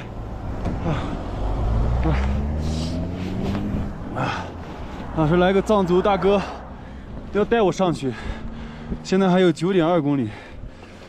越往上这海拔越来越高，空气越来越冷，氧气越来越稀薄。但是还是那句话，高原缺氧，不缺精神，精神充沛，我就继续干。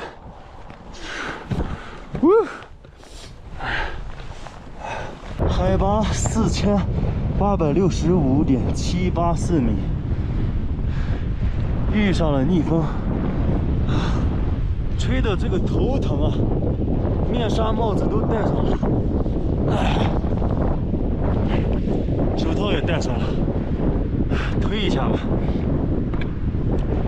可是雪啊，正飘远，啦，雪呀，在上线。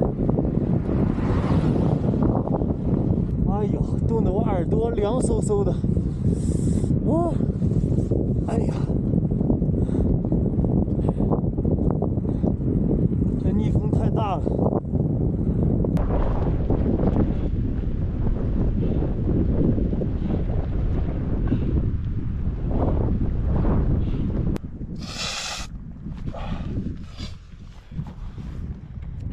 现在的海拔已经近5000了，目前来说状态还好啊，就是有点喘，高反的感觉是没有的。雪山，哇，还是要继续前进，还有最后的6公里了。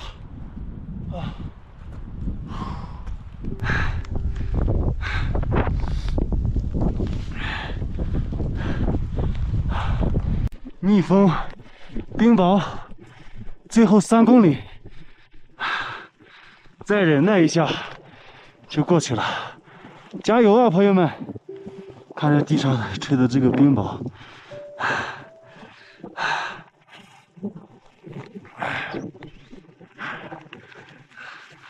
不要问我从哪里来，我的故乡在远方，为什么流浪远方？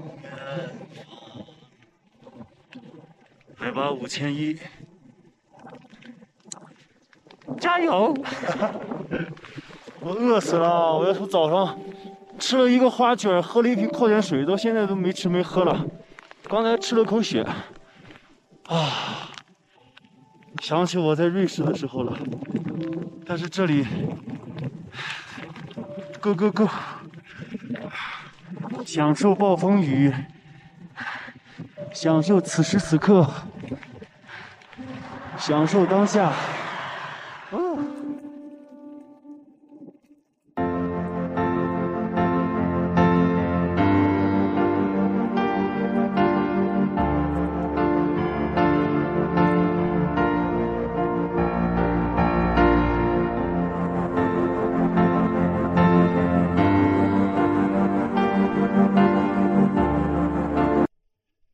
爱笑的人运气都不会差。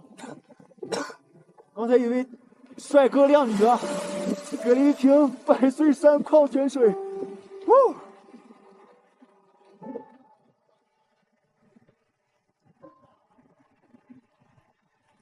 啊，行了，这雪是越下越大了，我估计山顶是越来越大。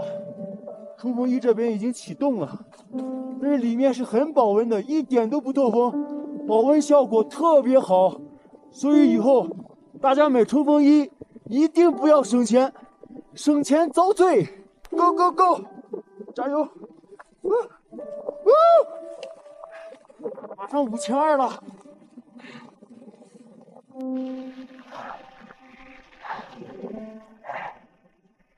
库里上已经结冰了，这2个袖口上也结冰了。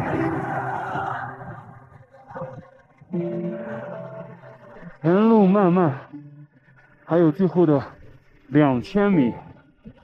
哇，好久没见这么大的雪了。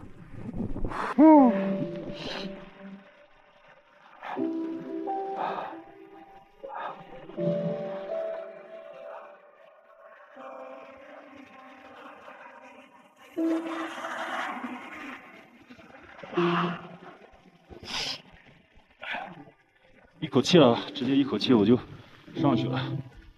这个车怎么老会来回掉啊？真是啊，已经有一点大脑晕乎，不过小问题，待会再浮起来。哇！朋友们，这雪景太震撼了！我操，看这雪！哇！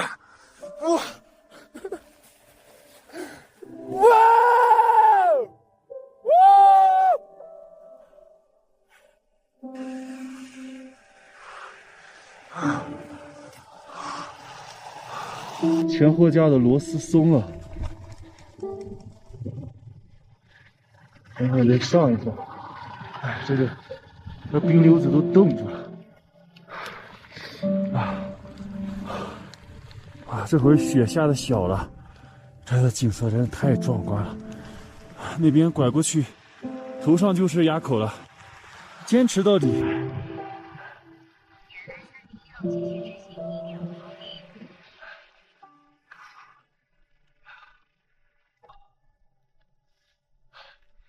雪停了，前方800米就是垭口了，那里就是垭口了。你看，今天这一路走过来的冰天雪地，远方的天呢也慢慢放晴了。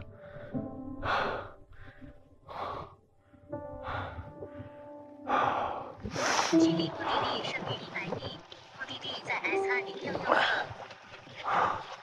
到了，这边有一个警务所的小房子，应该是值班的。那边就是那个碑。现在这个小雪又下起来了，路面上已经结了冰。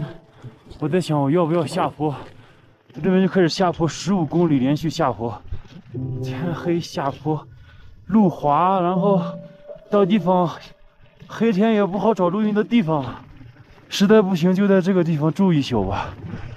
但是没有水呀。我看看这个警务所、公安，那边就是垭口的那个墓碑，上面有海拔的标记。我想把车放在他这门口。是有个检查站。那边的夕阳好红。我先看一看这个房子。确实是没有门了。哇，有沙发，好暖和呀！这还有个废弃的空调，可以今天晚上可以在这里睡觉，把自行车挡住门口。哇，太冷了！它这地方5200的海拔，睡一晚有点悬呐，不知能不能安全度过一晚。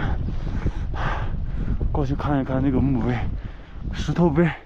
哇，这个经幡的声音，咕噜咕噜咕噜咕噜的，好舒服呀！咕噜咕噜咕噜咕噜的，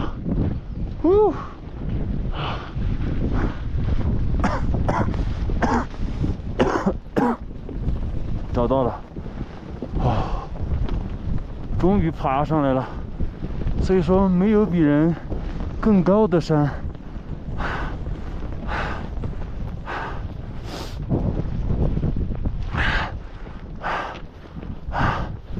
纳根拉海拔5190米，其实已经5200了。那一年，磕长头匍匐在山路不为遇见，只为贴着你的温暖。那一世，转山转水转佛塔，不为修来生，只为途中与你相见。苍庸嘉措，我不知道我读的对不对，好几个字都不太认识。我可以从这边看一看那边那个房子，应该是一个厕所。过去看一下。现在太冷了，都没有啥人在这里停留了。这周围全是大山。我这实在不敢下了，下太冷了。抽啊抽啊！看一看这个房子能不能进去。上面都是信号塔、发电机。好像拦住了这。这下面是水桶，里面打不进去。上面拦住了，下面还有一个房子，但那个太远了。这应该是个厕所，是，下面全是粪便，所以撤了。OK， 去住那个警察所了。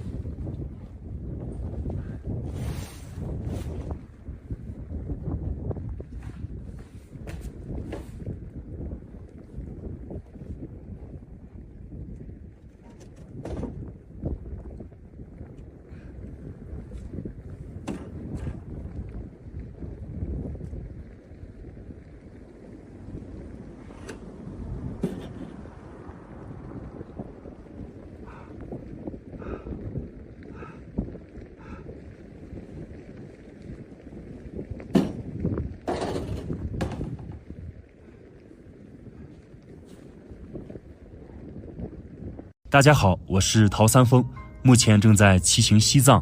到当熊的第1天我就发烧了，在高原发烧这是一件很致命的事情，所以我临时找了一个庇护所休整了4天之后，第5天准备翻越海拔5200米的纳拉根垭口去纳木错。刚刚出发的时候天气万里晴空，一路上也碰到了很多藏族大哥。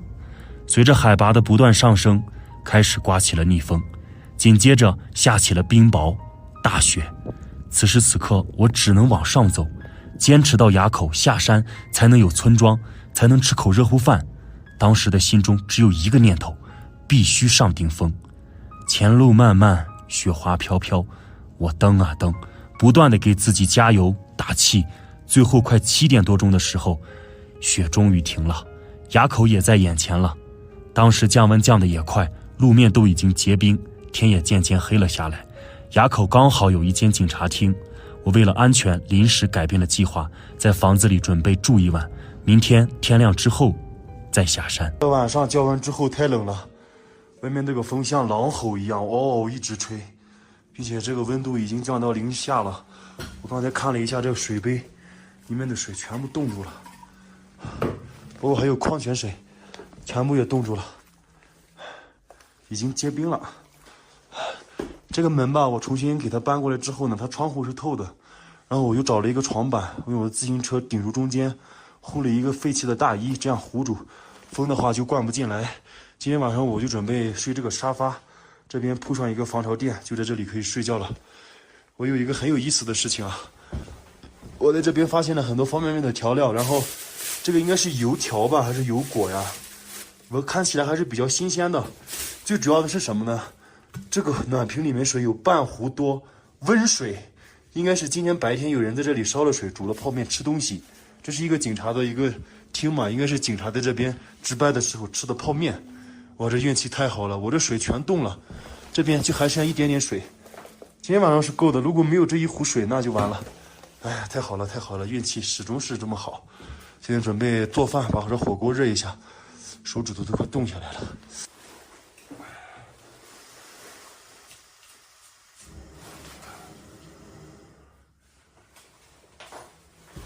今晚也是第一次在海拔5200米的地方睡觉呀，在这个垭口这边，外面都刮着白茫茫的大雪，刮着这个白毛风，无人区的平均海拔全是5200米啊！如果到时候全部都是这种0下，那每天的水都要冻住，也喝不了呀。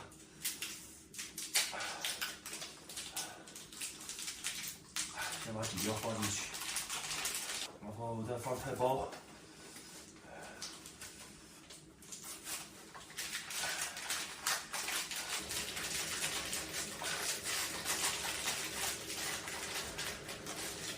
加一个辣椒面，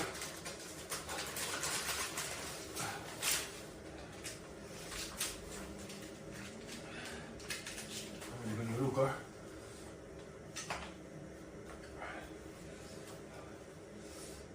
这里还有馒头，2个馒头，大馒头也是带了3天了。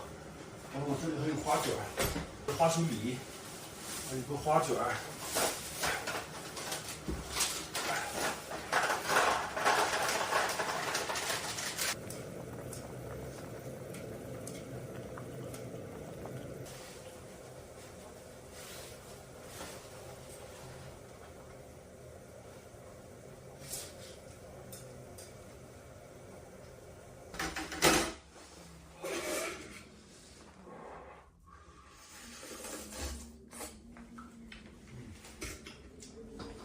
好香啊！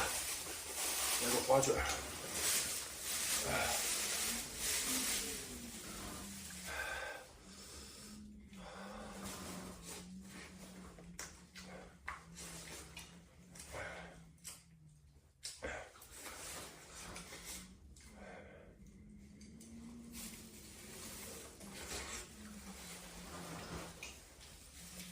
我今天一路爬了山过来。路上有遇到3个藏民的那种皮卡车，说要拉我上去的，都被我拒绝了。还遇到一个朋友是给我一瓶水，遇到了一个给我加油呐喊助威的一个大哥。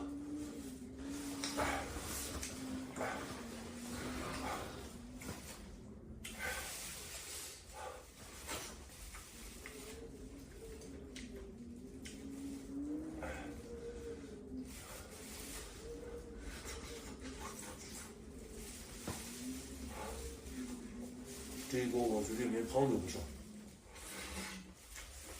不知道为什么，最近特别想吃辣。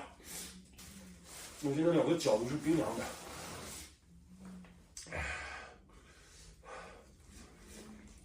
吃牛肉。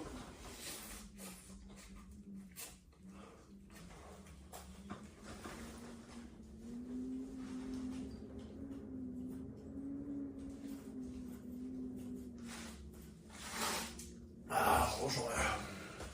我不知道在这睡一晚会不会缺氧，因为我想尝试一下。我感觉这一路骑过来都是没有问题的，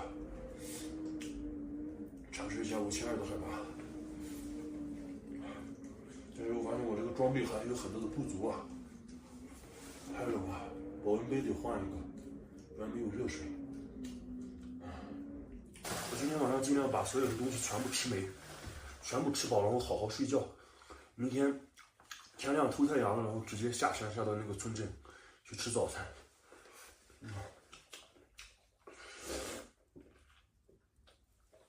我到现在这个2只脚是冻得冰凉啊！开这个小火烤一烤袜子，把这个给它烤干。感觉它这个温度的冷和实际那个温度的冷是不一样的。要冷好的，我估计得零下10多度，真冷啊！这个垭口，嗷嗷大风。幸亏有这点水。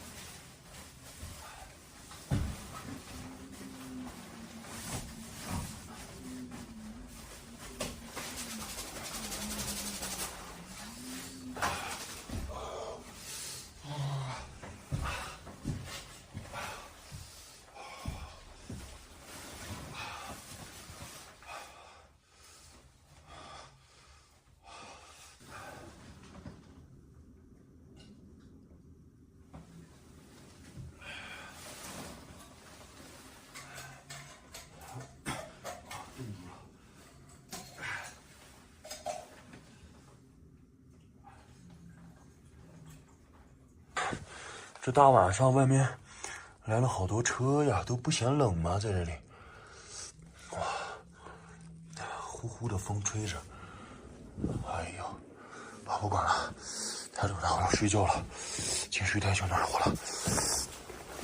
哎。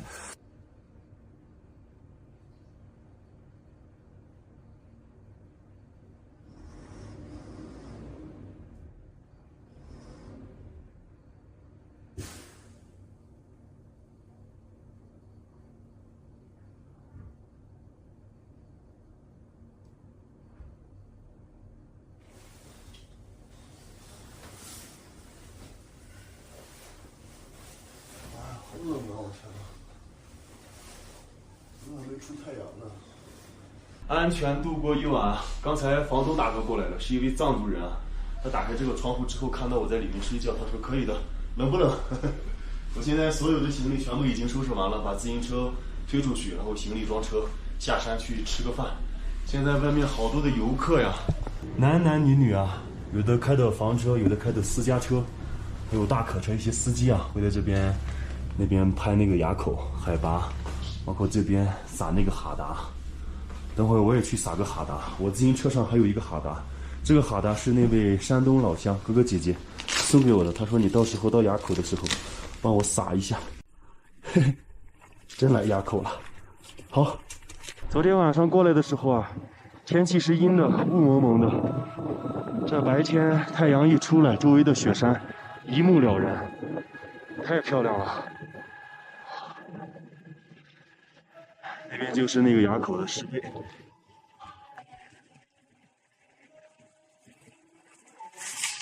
啊，听着没人走的，听着没人走的。哎，听着没人走的。哎，大哥，听着没人走的。哎，好，行，多点，多点。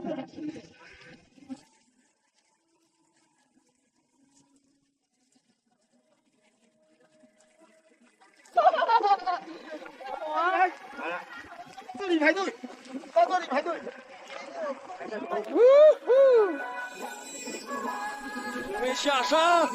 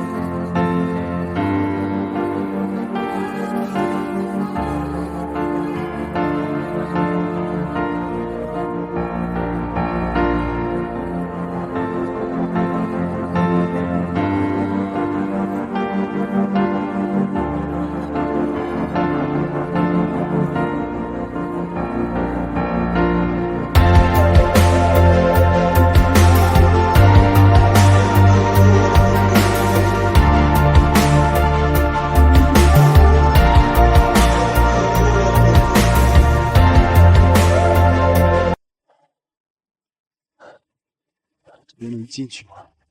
哇，可以啊！哇，都是房子啊！这晚上有个地方住了。哇，真大呀，这房！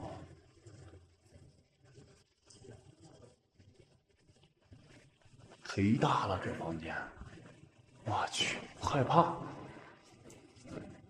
哎，这好呀，这好呀！这有一个房间。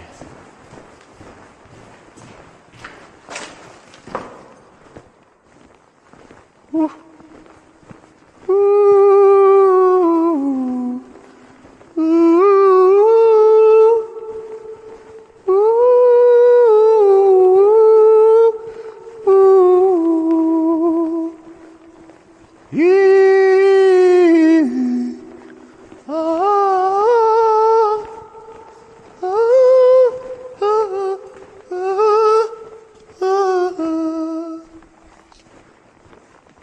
朋友们，大家好，我是陶三丰，我现在已经平安顺利的离开了那根拉山口5200的海拔，下到了4800多海拔的纳木湖乡。这个乡吧比较小的，但是有吃饭，有宾馆。我刚好转了一圈吧，在附近找到了这样一个还没有正式使用的，应该是一个服务大厅吧。这里面的房子呀，大大小小的有个20-30间，我都看了一下，都是厕所，还有这个大厅。所以我晚上呢准备找一个小房子呀，在里面就在这里睡觉了。刚才呢，我跑到隔壁藏族大姐那边打了5升的凉水，准备洗个头。我的头发也是好几天啊，都油死了。这晚上一个人住这千把平的大房子，我估计有点刺激。现在准备洗头了啊。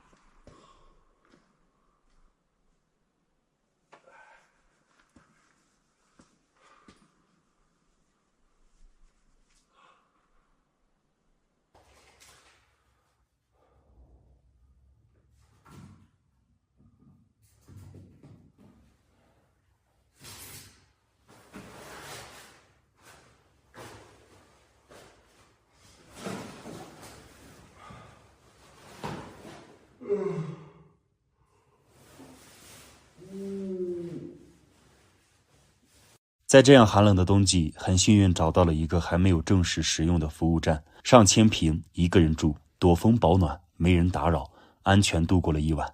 今天又要继续出发了。对于未知的远方，我总是满怀期待的，迫不及待的亲眼去目睹山顶是什么样子，山的另一端又是什么样子。这也是我一直用探索者激励自己的原因。每次出发前，自己也不知道今天能走多远，也不知道自己会遇到什么。也有好多次天黑还在穿梭在山林荒野之间，但是我总是告诉自己，管它骑多远呢，骑到哪里去呢？路上的风景都是迷人的，心怀热爱，奔赴山海，勇敢地成为自己，活成自己想要的样子。至于说坚持下来，说实话很累的，但对于我而言，我更想将自己的状态表述为癫狂，与自己进行心灵对话。一个人肯定是孤独的，但是回头看看吧，一个人不也走了很远很远的路吗？孤独的时候就把自己想象成一只孤狼，就不孤独了。好多年了，一个人走在路上，沉寂在自己的世界里，乘着风，带着相机，肆意妄为般的骑着自行车，穿梭在城市、深山、荒郊野外，车水马龙，睡桥洞、公园、森林、雪山、湖泊等等等等，脑袋空空，无思无想，不考虑明天，只考虑当前我要去的前方。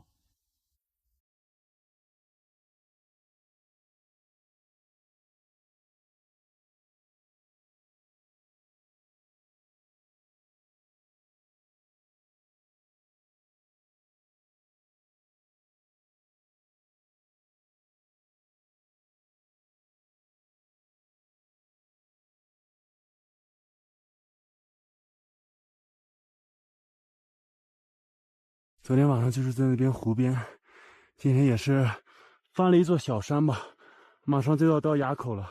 一座小山啊，朋友们，还挺吃力的。到达垭口了，这边的海拔是4852米啊。接下来呢，从这边一路下坡到纳木错乡，也挺快了。从我露营的地方翻一座山，15公里就是纳木错村。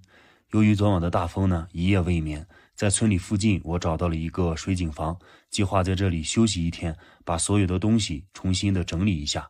在我一个人自娱自乐玩耍的时候，被本地人邀请到了家中做客，并且收留我在家中睡觉，吃了新鲜的牦牛肉，喝了本地的酥油茶，舒舒服服的度过了一晚。好，谢谢，甜甜的。当爸吃不吃？我不吃当爸了，不是当爸啊。好，对，很香。我没有。你没有啊？我不用。我的脸上也是粗糙了好多。等会儿继续出发了，喝点茶。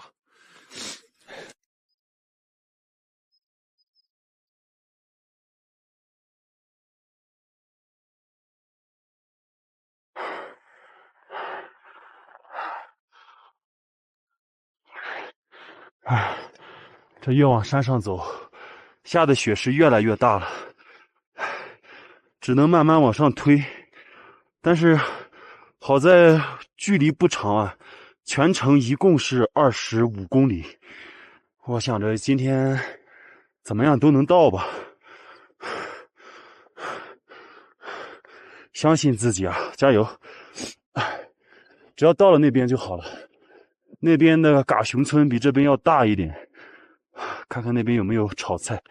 已经快1个星期没有吃炒菜了，天天吃面条，快吐了。好大两只啊！雪兔，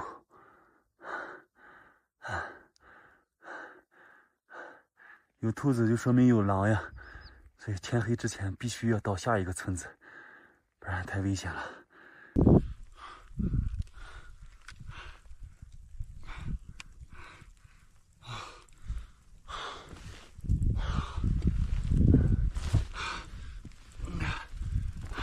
1个小时就白雪皑皑了，慢慢走。哇！哇！这包给弄下来了。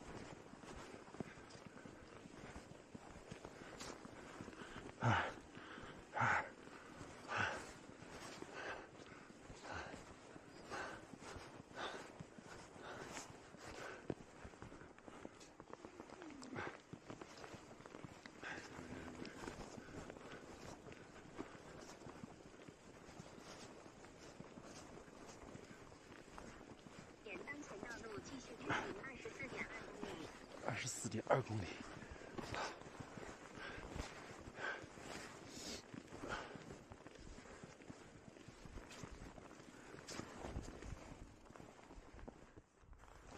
这下着雪就往上干呢，上不去了吧？不好上，打滑。车胎。你去哪里？我去那个嘎熊村。我去嘎熊村。你去哪里啊？我去那个前面一点点。前面一点点。是。哦。送一个人。哦。你要小心，这边山，这个雪打滑轮胎。对。小心一点。对。好。哎呦。哇，这个车。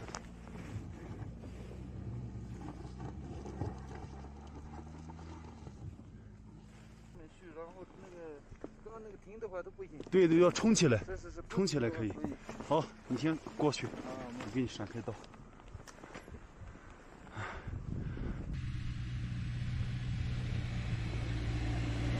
好，加油！没事没事没事，冲！冲起来！好。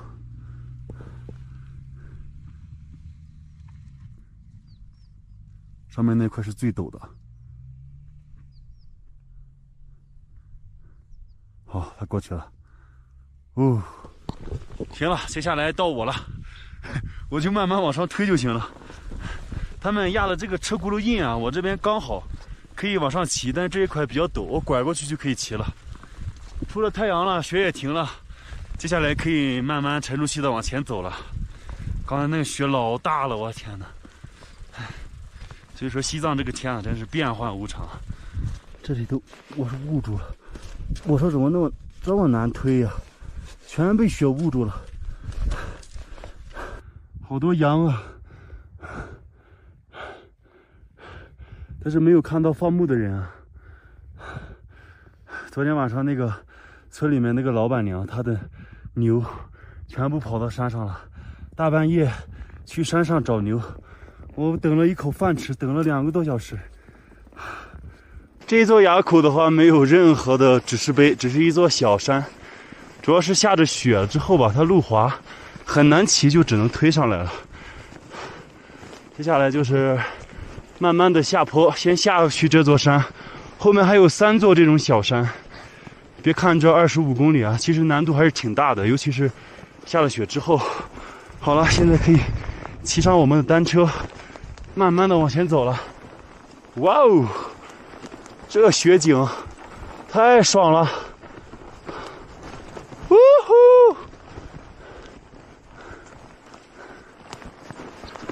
哦哦哦！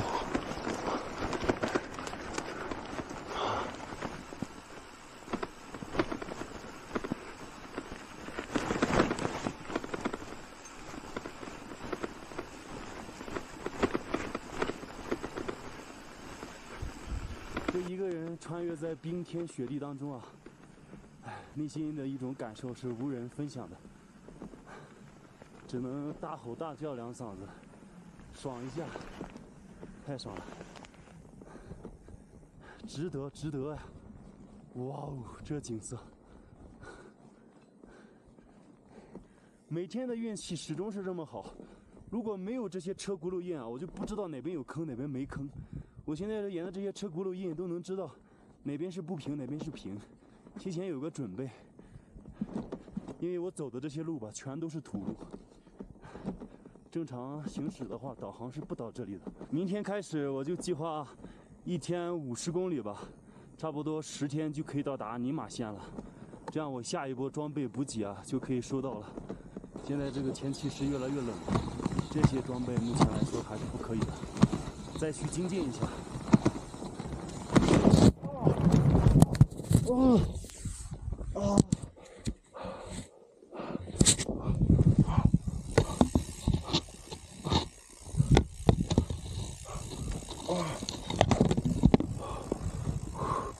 太滑了！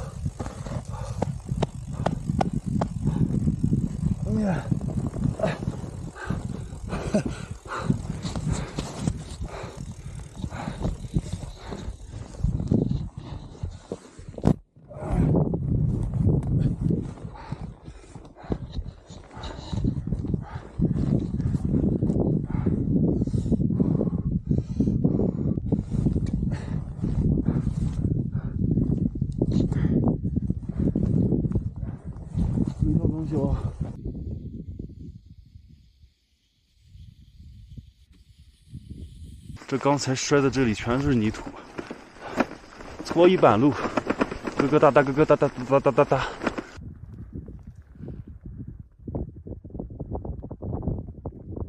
这边有3户藏民，还养了很多牦牛。接下来的吧，就是这种搓衣板路了，雪呢会好很多，就不会打滑了。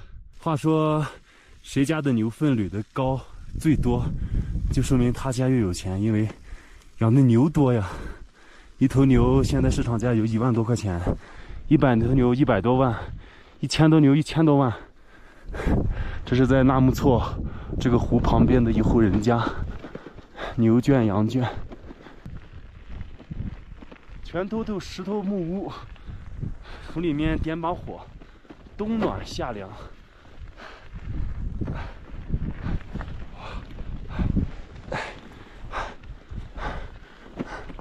我来帮你们。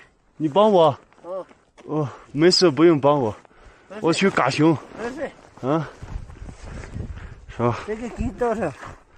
这个车子，这个车子很贵，这个车子很好的。这个我给吗？这个也不给。这个我有照看的，有这个我给你吗？你给我？你还有吗？我有。我一个就够了。这个是我要拍照片。照片表示爱。照片。这个我给你嘛，哎呀。你给我？我给哦。给你啊。我要拍照片。我睡觉的时候要枕着枕头。这个小熊。这是的嘞。这是学路是吧？修平。听不懂。好，你们太厉害了。好，走了。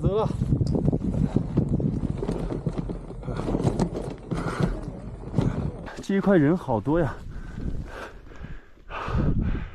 出了太阳之后，纳木错的水啊，层次就很分明了，有深蓝色，有浅蓝色。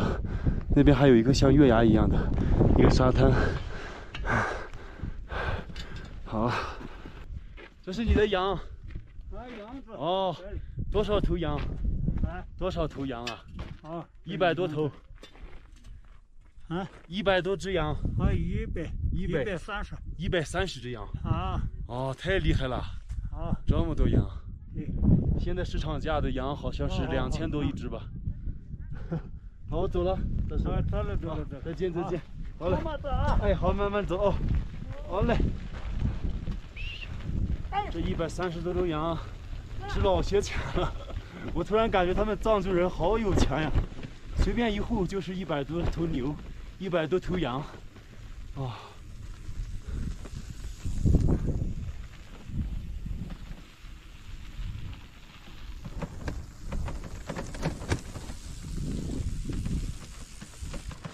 每隔个几公里吧，零零散散的都会看到村庄，不多，3、5户。看那电线杆都连接的电线。通道里面也有村庄，所以咱们不管是多偏远的地方都通上了电，说明越来越强大，越来越进步了。刚才那个小伙子想要我这个熊，然后又问我那个相机，又问我这个车子，什么都想要点，又让我想起在非洲的时候了。看到你就想跟你要点东西。这边海拔稍微下来之后啊，这山上都可以看到很多绿色的植物了。那边好像是一个经幡。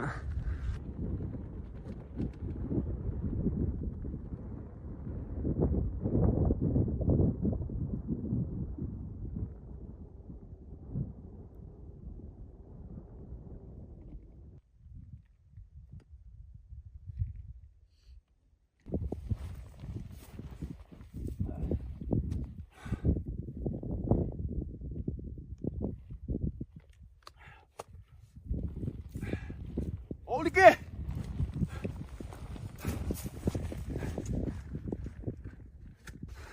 最右边，形容一下就是绿树成荫，犹如夏季来临。中间这一块呢，黄草皑皑，犹如秋季来临，人走茶凉的感觉。最顶端，白茫一片，冬季来临，寒风凛冽，蓝天白云。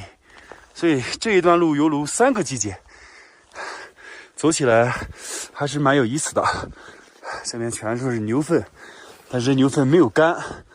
如果干的话，咱们可以捡一个袋子装一装，它可以捡牛粪，晚上还可以烤火。看还有多少公里啊？看这还有16.3公里，得2个小时。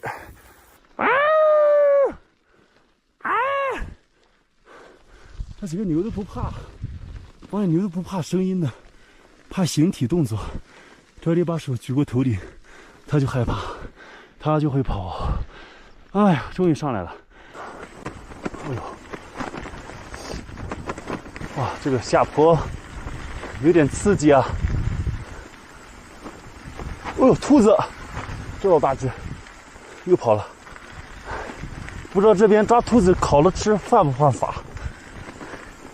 这个路都已经被裂了，难道是因为前段时间地震震的吗？下。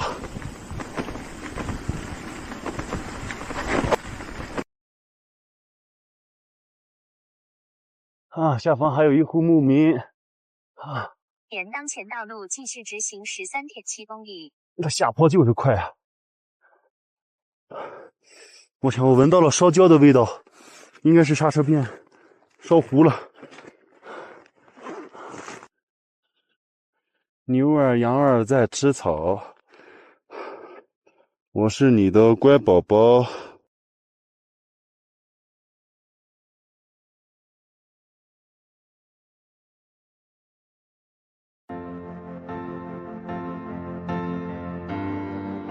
曾梦想仗剑走天涯，看一看世界的繁华。年少的心总有些轻狂，如今已四海为家。曾让你心疼的姑娘，如今已悄然无踪影。爱情总让你渴望又感到烦恼，曾让你遍体鳞伤。滴滴滴滴滴等待，滴滴滴滴滴滴大概，滴滴滴滴滴滴大概，走在勇往直前的路上。滴滴滴滴滴滴滴滴等待，滴滴滴滴滴滴滴滴大概，滴滴滴滴滴滴滴大概，有难会有精彩。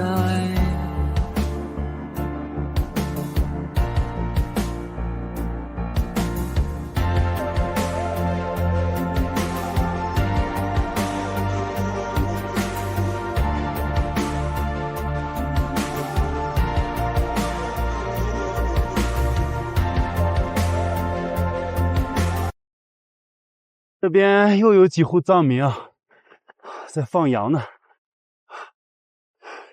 找个地方休息一下，在这吧。等一下要前方爬山，这座呢也是今天最后一座山了。翻过这座山就一路下坡，到那个村镇。哎呀，我包里面还有花生米。昨天在那个村子里面，跟那个大姐买了一点，吃点花生米吧。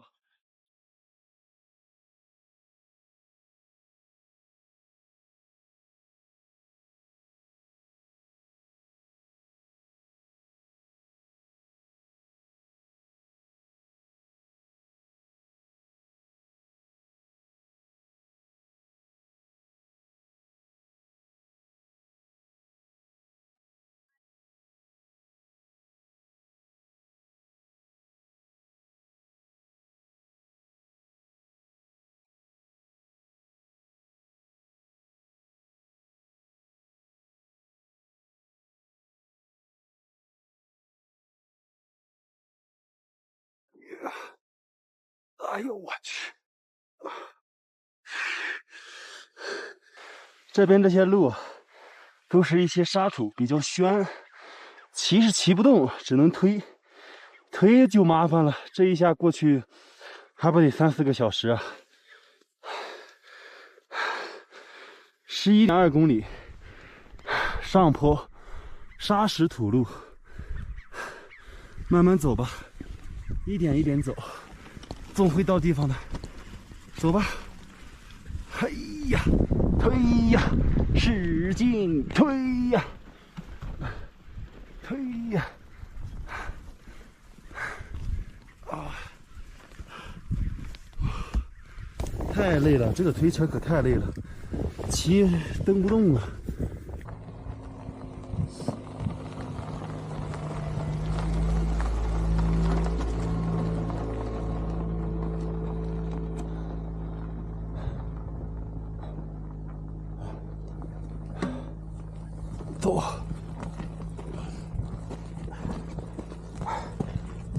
这个车往上跑着都费劲，别说我这个车骑了，只能推呀，这种路。从这边绕过去，那边就是垭口，过了那个就是下山了。这山是走了1半多了。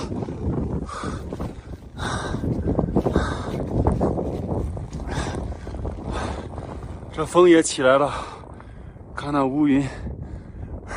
对面的山坡上，那密密麻麻的应该是羊，这得有100-200头羊了。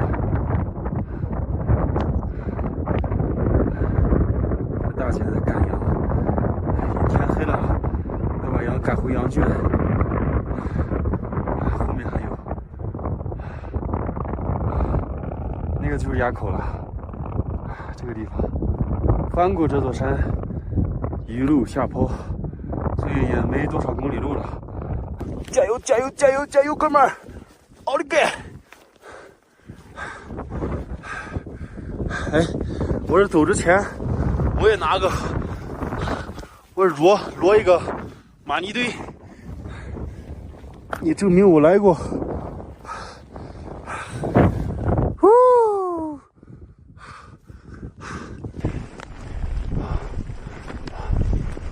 这些路全都是石头凸出来的石头路，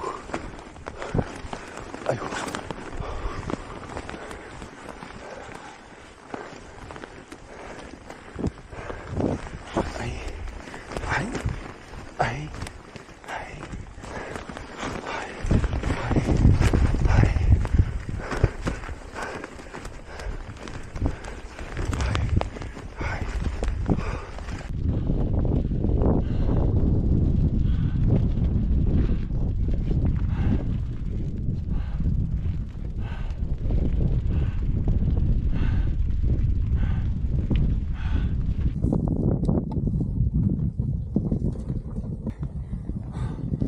前面遇到了3条路，1、2、3，这3条路。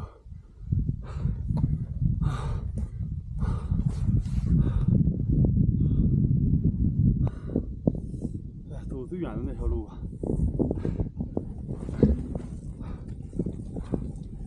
我去！现在来看一下这边这个垭口的海拔是多少？4892，4900。今日的行程吧，也马上就要结束了。今天连续的大山好像是翻了3座，它中间2座小山其实是一座，海拔是持续往上走的，翻了3座大山。等会儿下去之后，看看能不能找到饭馆、茶馆，不知道有没有那种炒菜的，想吃炒菜了。马上就6点了，温度就下来了。最后一个下山。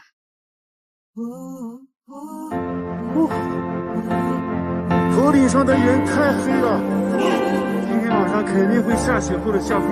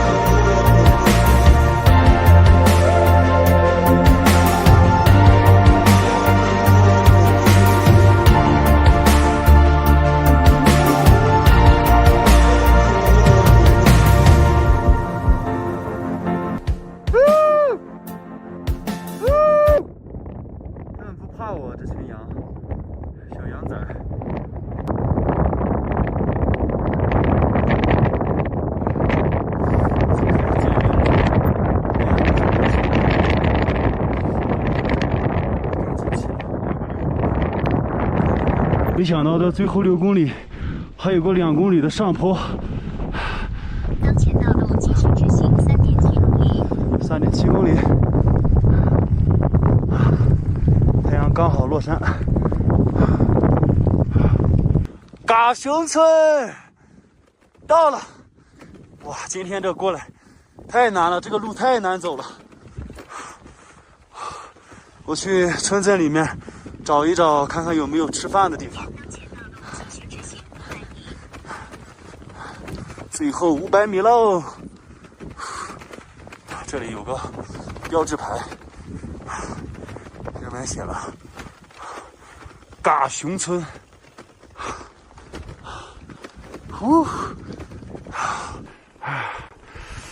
哇！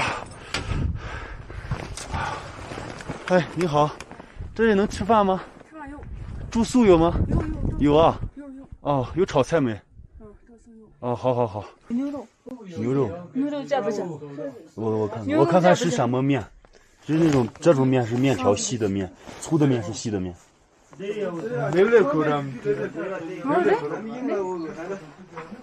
是有粗的面是细的面，还是饺子什么的？哦，是这种的。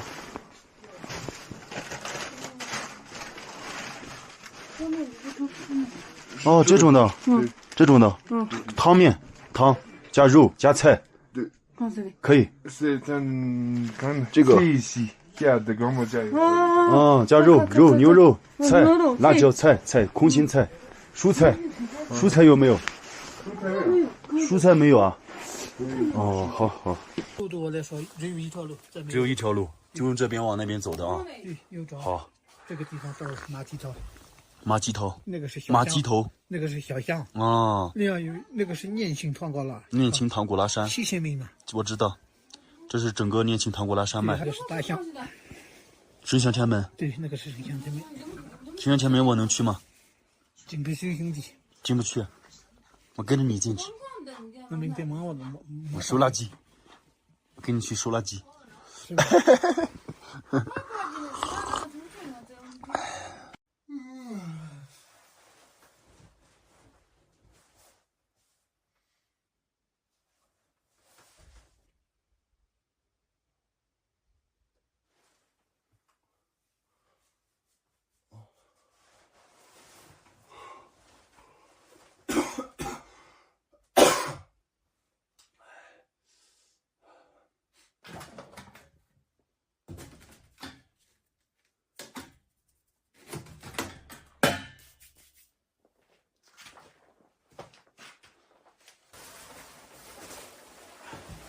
朋友们，大家好呀！我是陶三丰。昨天我到了嘎熊村之后啊，我就没选择露营，因为天太黑了。我就在这里找到一个大姐，她家里有商店可以做饭，这边呢也可以住宿。住1天的话，就是这个小房间有炉子有充电，60块钱1天，我就住了1天。今天的话，咱们就继续出发前往下一个村庄了，计划骑行70公里吧。但是昨天晚上我是洗了袜子，洗了脸之后，这袜子都是湿的。等会儿去那个商店，那个炉子那边再烤一会儿。现在脚都没穿袜子，凉的。好了，我把睡袋啊这些电器啊全部都收拾起来，然后咱们去那边去吃饭。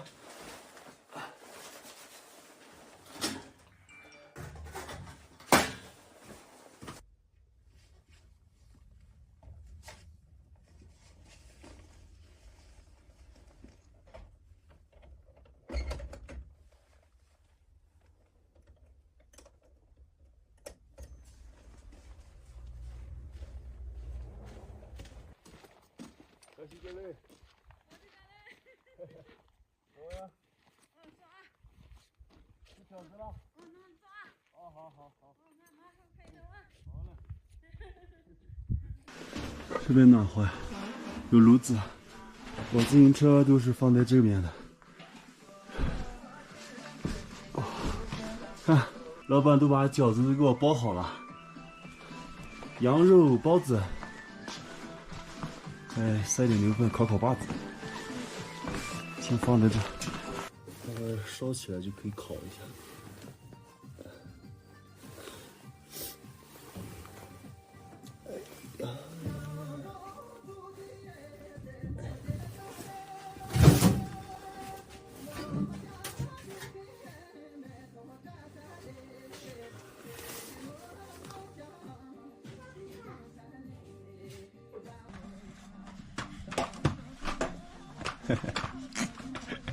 小朋友要了一壶甜茶，还有饺子。这个里面就是纯牛奶的味道，还有糖，还有茶叶。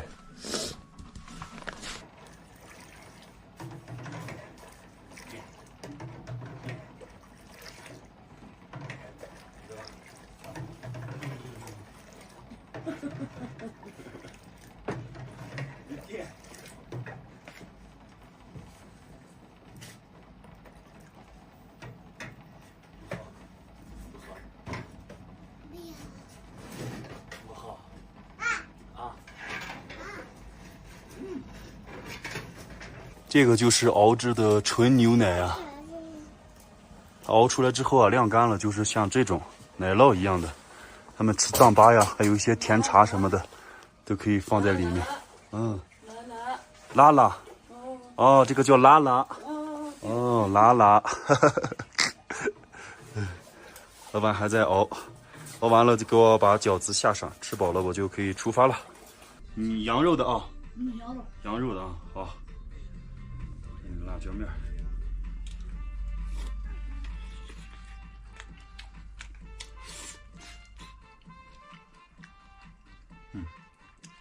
还不错。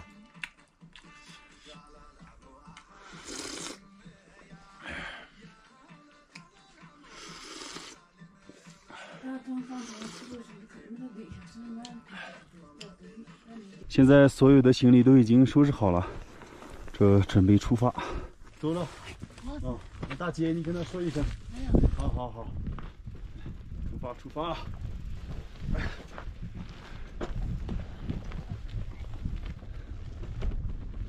今天早上吃的饺子，还有那个奶茶呀，甜茶，饺子是15，甜茶大姐没要钱，没有钱我就把我身上带了一支牙膏啊，就送给大姐了，大姐很开心。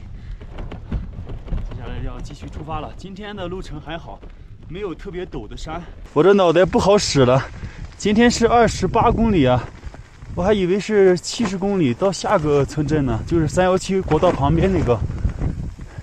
得明天了，我得3天到班戈，2天半吧。要是赶路的话，2天就过去了。看今天那个路吧，都是翻前面那座山，然后再下去，再翻一座小山，都是这种起起伏伏的小山。今天就轻松一点吧，28公里不赶路了，3、4个小时就到了。我现在处在的位置呢，是属于牧区。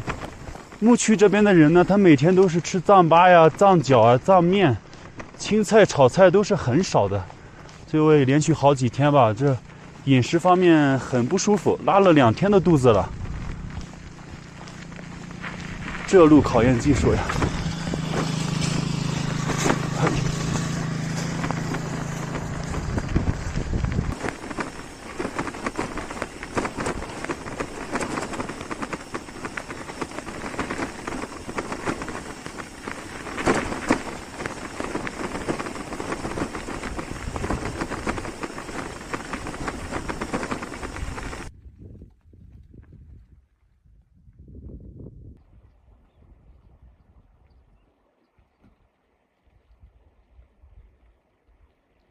这边过来好安静啊，这就是西藏深处的一些牧民房。因为白天天气好呀，他们几户人家就出去放牛放羊了。这里还有一个住宿小村庄。哇，完了！轰啊！这是一个比较深的水坑。嘉岗村到了这个村子了，我也不饿也不渴，大藏獒。哎呀，还有健身器材。嘉岗村，没看到茶馆啊。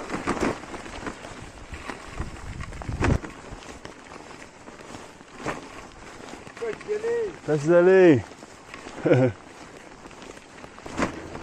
好，这个村子的大门这样就出来了。还要再坚持2天呀！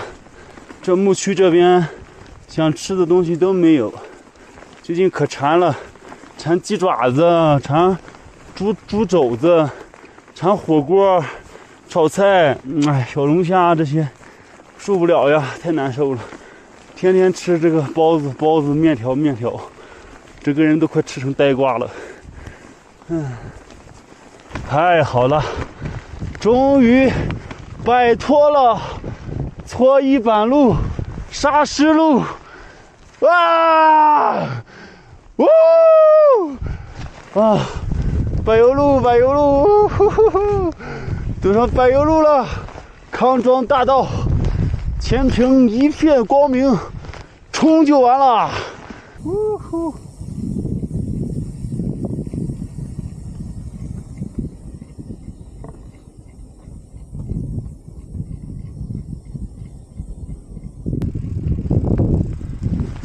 这应该是一只鸟，被撞死了。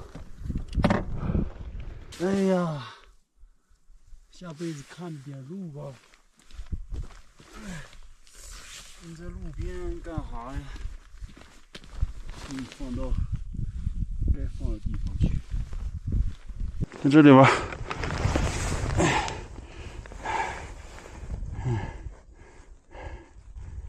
盖住你吧。好了，其实我以前的时候吧，你像这种鸟啊、兔子呀，还有一些奇奇怪怪的一些东西，遇到了很多，我都是把它拿到一边，或者是埋掉。但是这次就不埋了吧，不想埋了。这次也不是说拍视频不拍视频，想埋就埋，不想埋就不埋。走了，前方还要再爬一座山。过了这座山的话，就是下一个村庄了，看起来还挺陡的。这上了一座山，后面还有一座山要爬呀。可能翻过这座山之后，就是另一个村子了。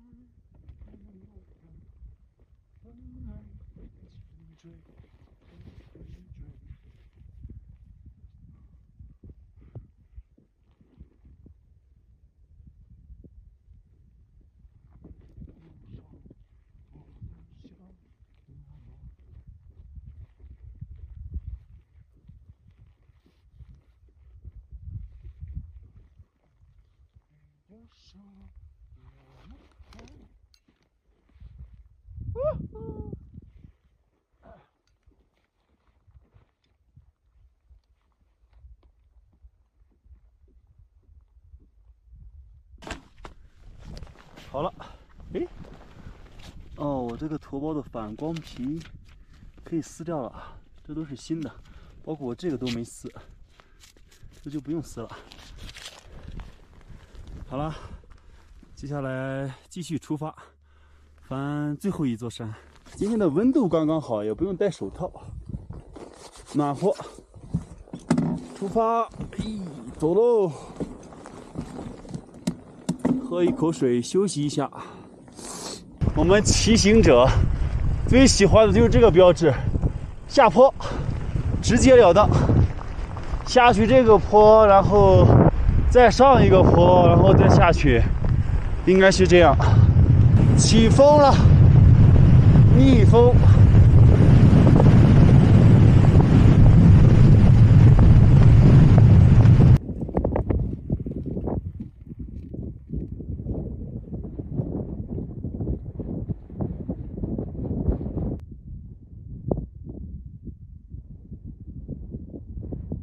对于最近的景色呀，这些感觉内心都没有特别大的波澜了。看到这些动了没有？这些洞里面都是一些老鼠，全部都是老鼠，好多地鼠。西藏这边的猫呀，它们野性很足，就抓这种老鼠吃，吃的肥肥胖胖的。行了，这山顶上吧风大，赶紧往下走。加苏村到了，这边有2个铁皮房，应该是商店，都关门了，也没标上。这个村庄吧很大，它这垭口这边一块，过了垭口还有一部分，这边全都是土房。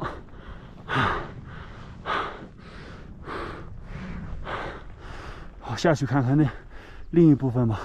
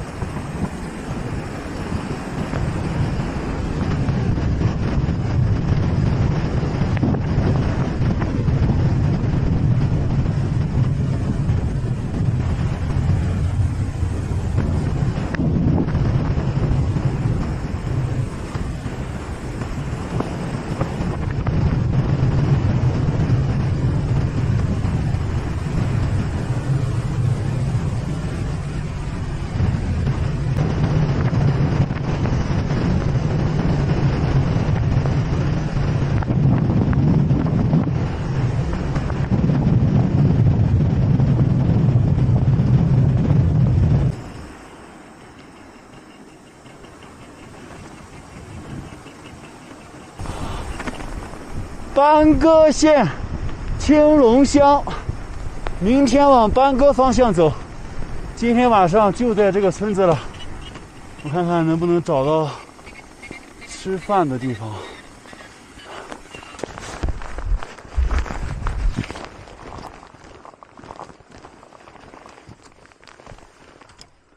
哎，没有人啊，都锁了。哦。看到里面还挺干净的，没有人。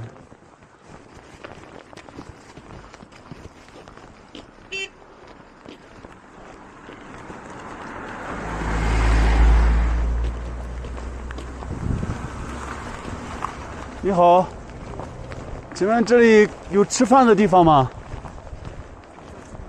啊，吃饭。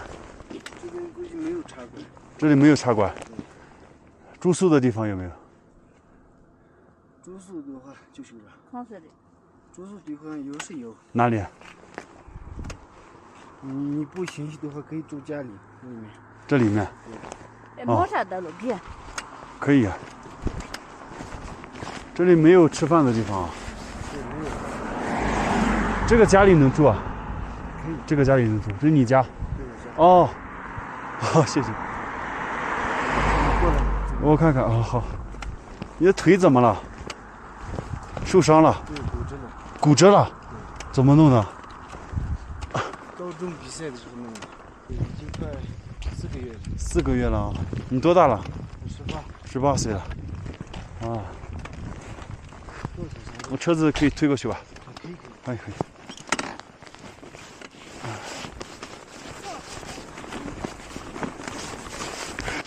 哦，这好暖和呀！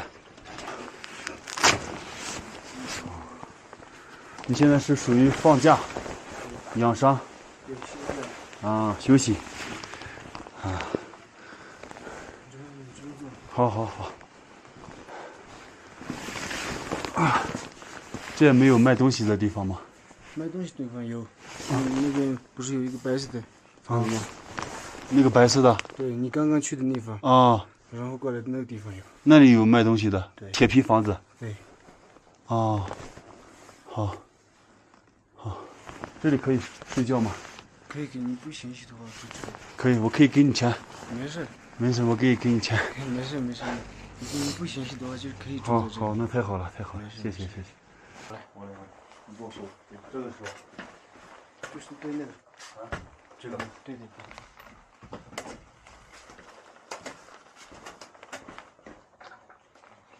2个够吧？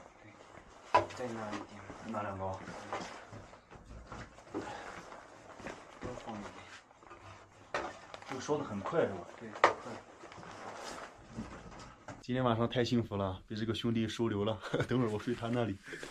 在路上天天吃饺子面，看到青菜了。你们也是吃青菜的是吧？对。我以为你们是只吃藏面、藏饺、牛肉。喝了这个酥油茶，还有这个特色奶酪，用牛奶风干了。今天早上我们也看到了这种，这个也很好吃的。你怎么不吃啊？你也吃这个？没事没事，你吃肉吃肉。我就这点存货了，没了，也没啥玩意儿了，等会可以吃饭了。你知道我在外面我都吃不了青菜，青菜还有鸡肉、火腿肠，那你多吃点。大米饭，太幸福了。你会做饭吗？会。然后做饭。嗯。但现在不行。嗯。太香了。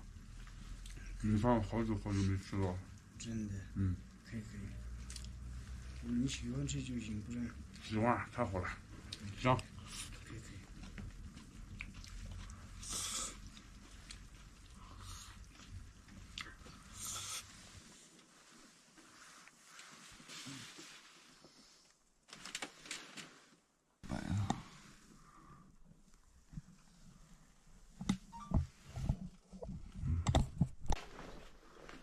这个就是牛奶酪、奶干儿。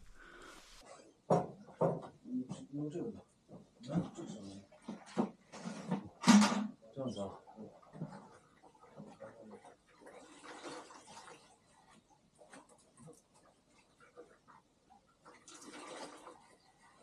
早上用温水洗一点，太舒服了。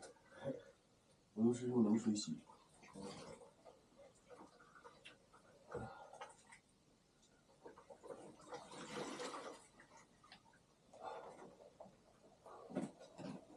下雪了。对，下雪了。这个老杨他一直在你这个窗户跟前。对，他一直这个待着。酥油茶嘛，这个粉的话就是青稞粉是吧？对，385。385，青稞粉。嗯。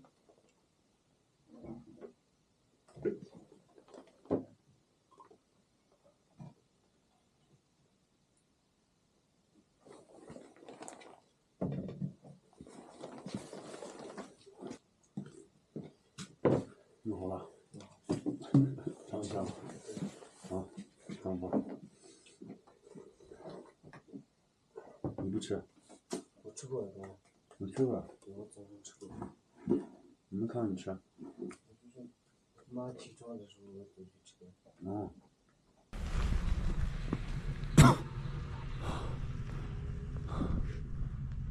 这一夜之间，全下满雪了。看一下这个路啊，它没有冻得很结实，所以说还是可以骑的。毕竟它有这个来回的车辆啊，去压这个路面。现在温度也慢慢上来了，太阳也出来了，等会儿它会化开，所以咱们收拾东西，继续出发。昨天那个兄弟他就告诉我，因为是挨着马路近，就把自行车吧推到了这个牛棚里面、羊圈里面。现在把这个睡袋装起来，东西我都没有拿的，装起来就可以了。好了，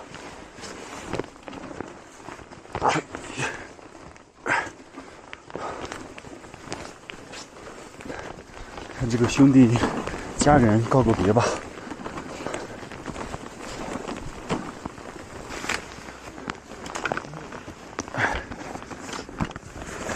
你听我说哦，我有2个这个是我用过的，这个是新的没用。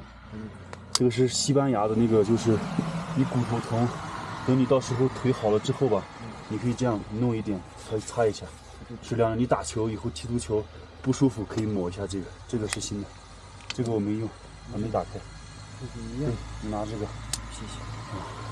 谢谢你收留我啊！酥油茶、藏粑，又是炒菜方便打米饭，太好了。我走了。好的。啊，我们也留点微信，到时候可以随时联系。好的，好吧。行，你赶紧进去吧，暖和暖和。啊，我走了。好的好的。啊，祝你旅行的道路上一生平安。好好，谢谢谢谢。我们到时候再见啊。好的。好好养伤啊。好的。好好养伤，到时候伤好了你告诉我一声。好的好的。啊，我回去的时候我给你有点好吃的。好的。啊，谢谢。好，我走了啊。好的。行。注意安全。好嘞。好，阿姨走了我。好，再见再见再见啊。好，走了啊，再见。拜拜拜拜，好。冰天雪地，白雪皑皑，继续出发。我操！我是直接抛弃了这个车，直接跳车了。哎呀，最近是摔了又摔啊，这边也滑呀。慢慢走。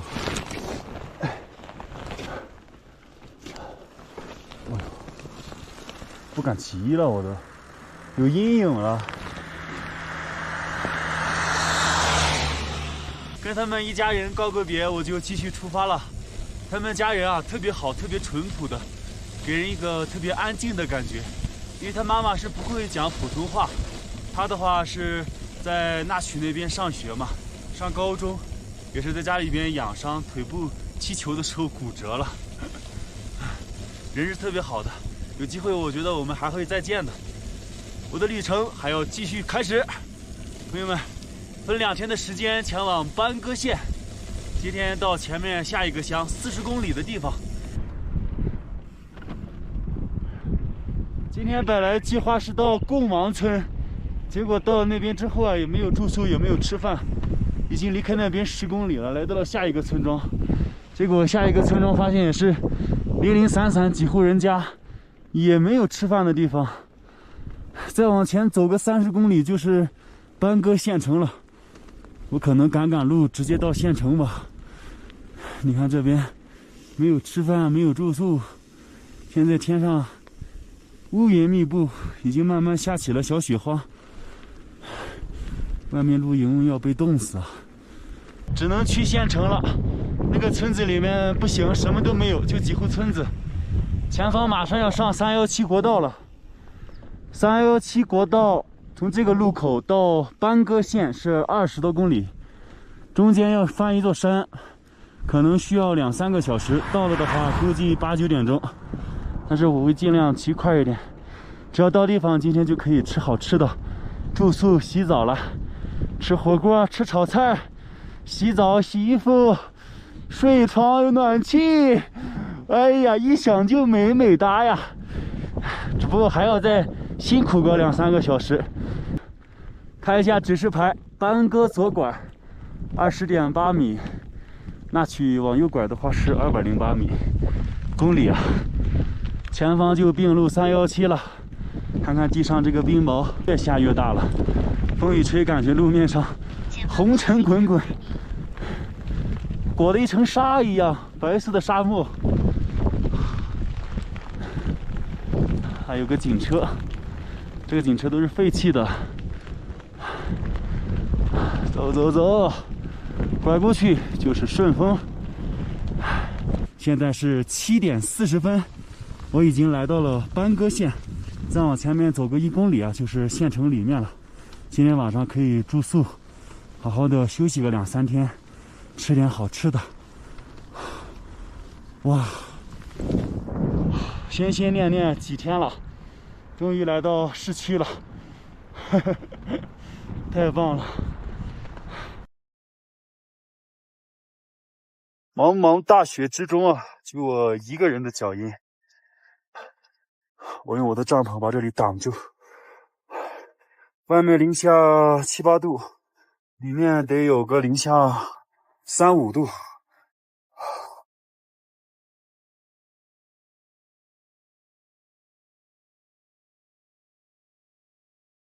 没有这个房子，我在外面真的要冻坏了。我已经开关机好多次了，不知道为什么一直都是无服务啊。从这个山口一过，就开始下坡了。这会儿前，都说完。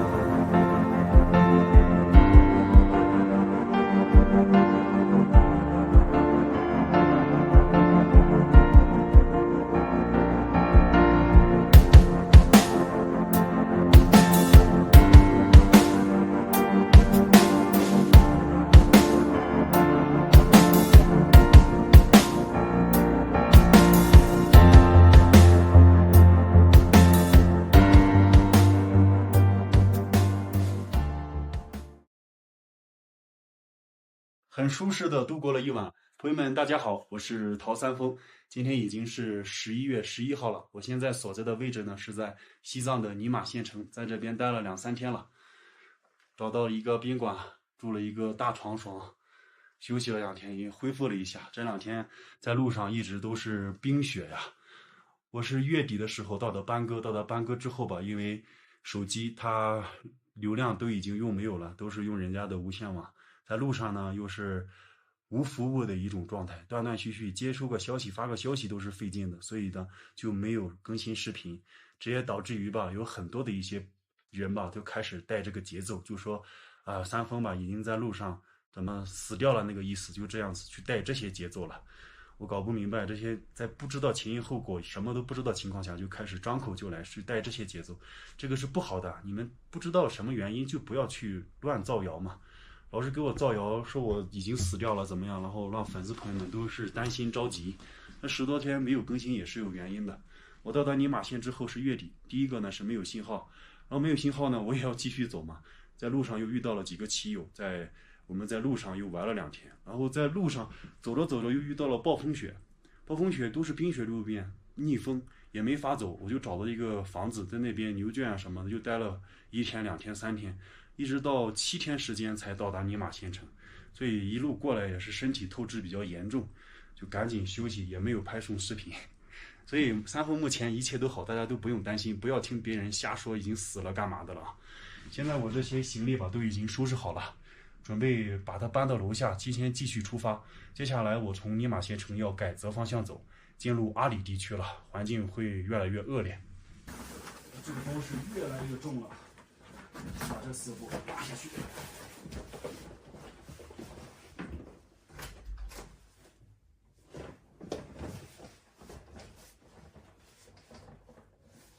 房间也没落东西，再检查一遍。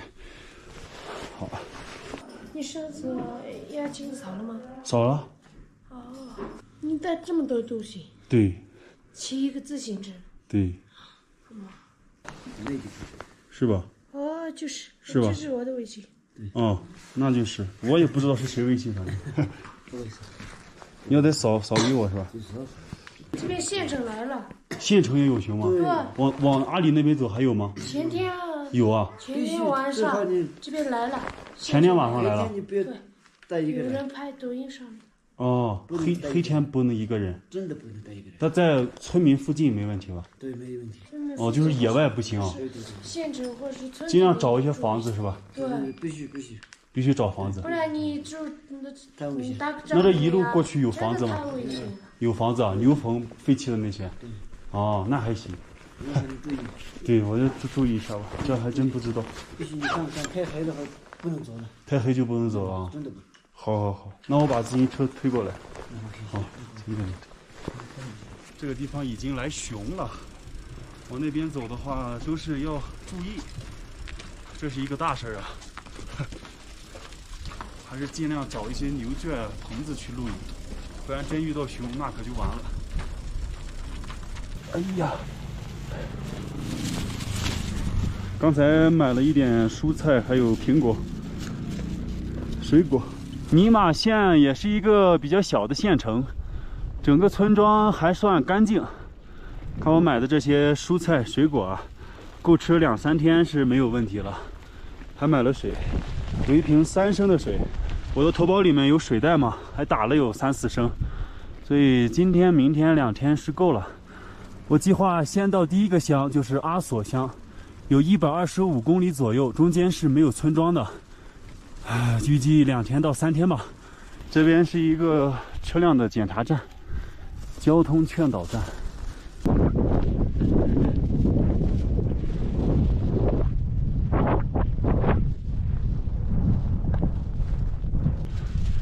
哎，看到2只狗啊，左边一只，右边一只。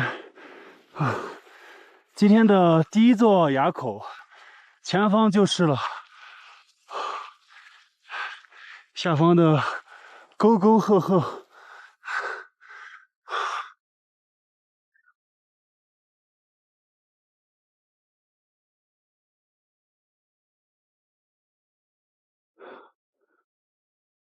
这是一棵树枝啊，牛角。哇，这大牛角。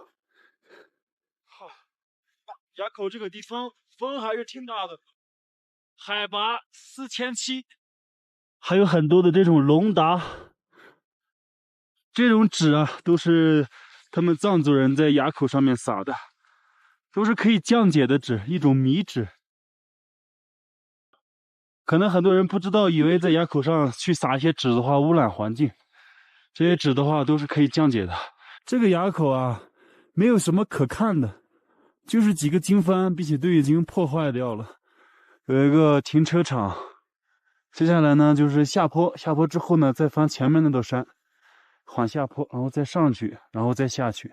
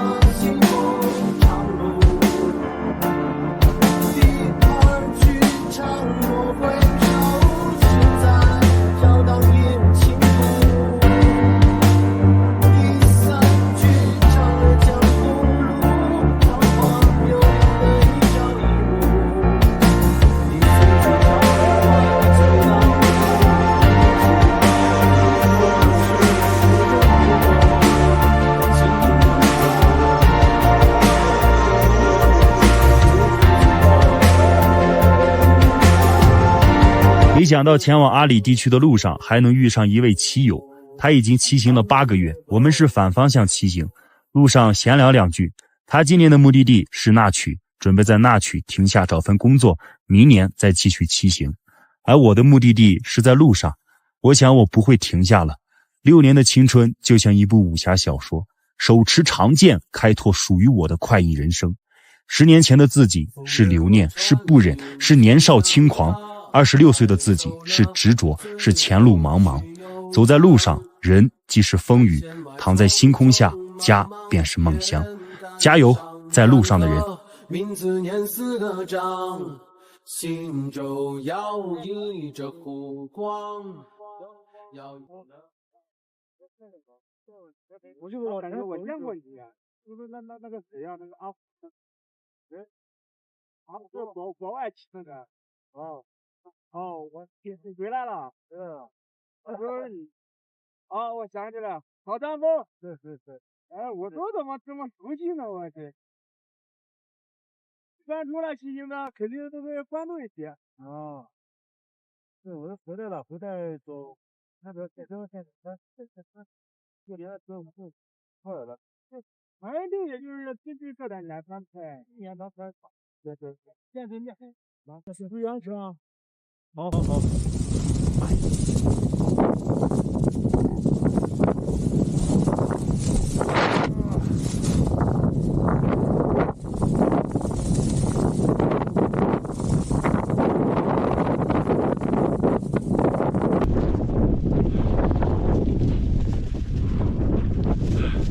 现在这个逆风起来了，上坡，我得去找房子，准备今天落脚地了，不然天黑了，太危险了。这地方我刚才过来，真的是荒无人烟的感觉。有一个村子，但是要往里面走24公里，有一个乡，那个乡很小，就几户人家，忽略不计，所以那个还不如去找牛棚。刚才从那边过来，看到下面有一个房子，直接下去看一下了。再往前走，还要走个好几十公里才会有下一个小木房子。不走了，看看能不能去借宿一宿，从他院子里或者是门口搭个帐篷啥的，有人的地方能稍微安全一点。应该在这个下面啊。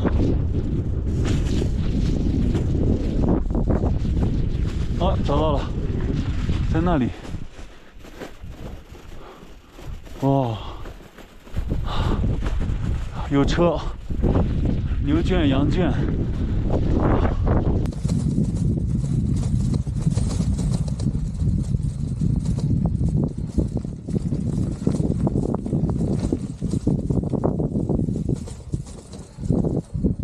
你好，能在这里搭个帐篷吗？在这里。搭帐篷，可以吧？谢谢。你们在这里放牛放羊，啊？不让你那么听不懂，这里面是什么？你那点的什么？这里面水井房吗？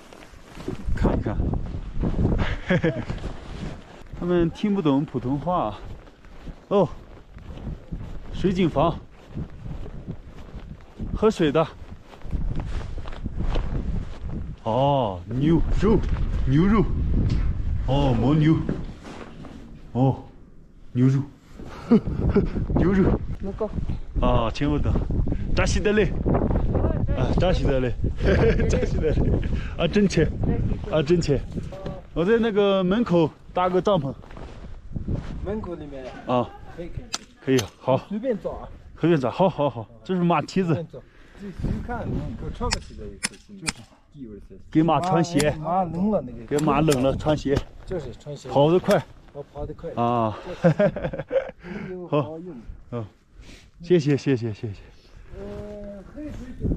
有啊。水啊。水有。好，太好了。我也有。这是羊圈。就是。啊。羊屎是。那边还有一个羊圈。晚上的话应该会有羊来。这个房间里面是暖和，但是里面堆满了很多的一些杂货。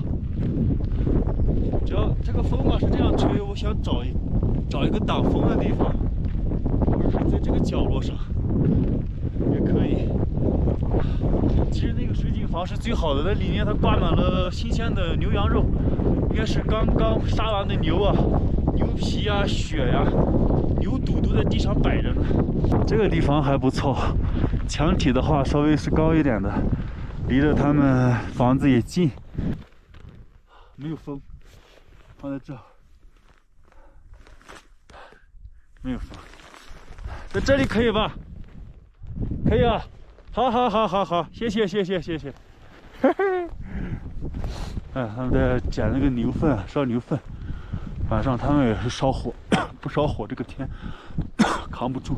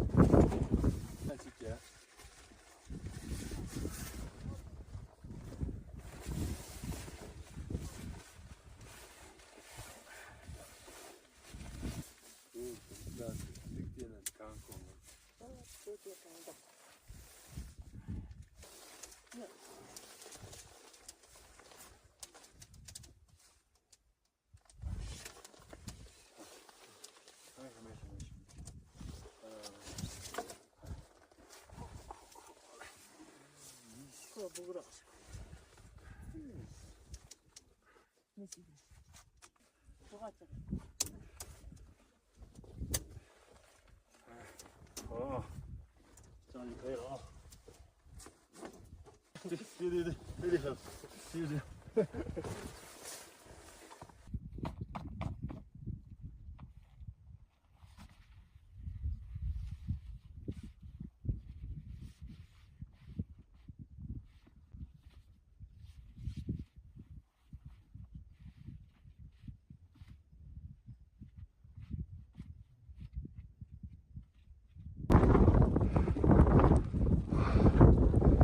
帐篷和单车都已经扎好了，但是这个风向又变了，刚开始这么吹，现在就成这么吹。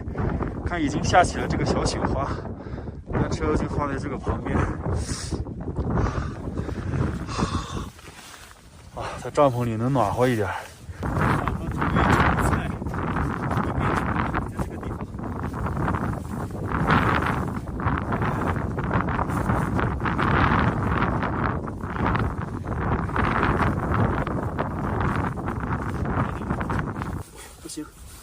是把帐篷拉上外帐啊，这样能好一点。在这个地方做饭，准备把锅碗瓢盆还有这个蔬菜啥的清理一下。起锅烧油，好久没起锅烧油了。炒一个西湖瓜，买了2个，炒1个。这是辣椒还有蒜，也切好了，用这个炒。香菇酱，这也是新到的一个新装备——取暖炉。准备把它开下气，点上火之后看看效果。哦，它上面这一个呢还可以放锅，里面已经放好了水。哎，一边取暖一边烧火，先把这个焯完水之后，然后再炒菜，然后再煮面条。它里面是有2个加热芯的，上下2个。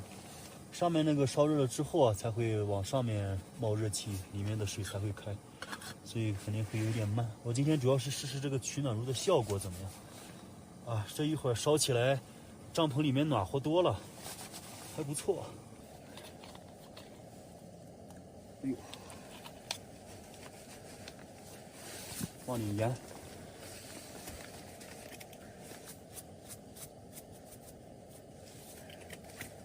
把这些西湖瓜放到里面，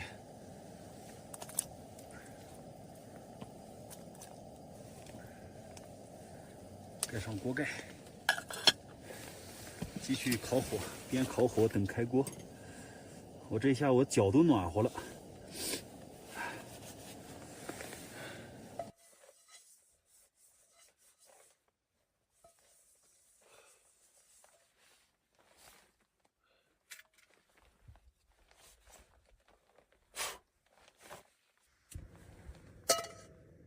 放油，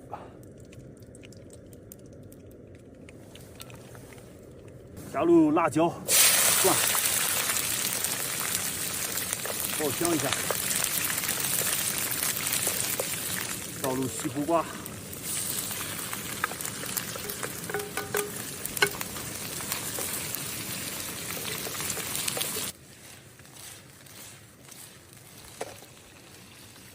酱油老抽，这个是一个香菇酱，这个酱还挺好吃的，放一半进去。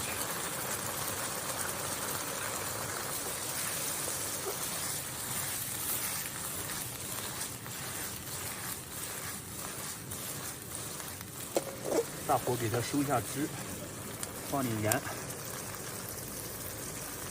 好了。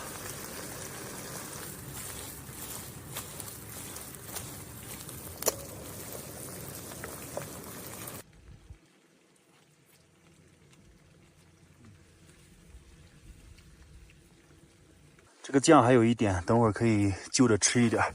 这是煮好的面条，这是菜，哇！西胡瓜，准备开饭。再来2瓣大蒜，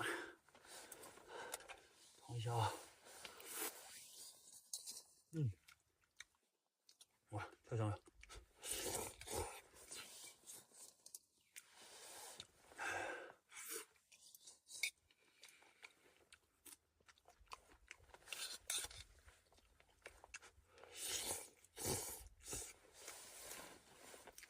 这次出来我是没有带很多调料的，蚝油啊那些都没有带，就是油、盐，还有酱油，其他的都没有了。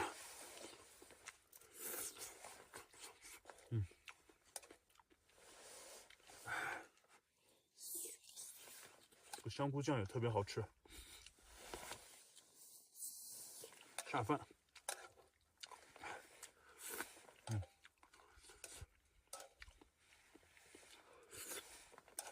这儿真的挺冷的，零下10度。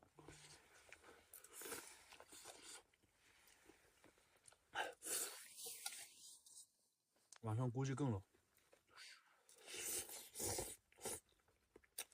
在高原上吧，平常就是炒过这种简单的青菜还可以，要是炖个排骨啊、鸡肉啊，那个必须要有高压锅。没有高压锅，像我这种锅的话，根本是做不熟的。但我觉得没有必要带，因为虽然它村庄离得远嘛，100公里2、3天，想去个饭店吃个炒菜、炒鸡肉，都能吃得上。带着吧挺大的，也占空间也重。平常简单的炒个菜，在路上2、3天，将就一下就过去了。哎，我的身上慢慢都开始回温了。吃饱了就趁着这个温度啊，赶紧睡觉。不然又冷了。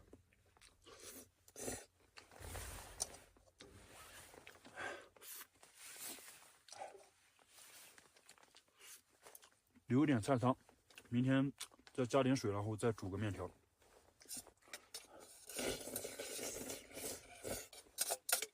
没了。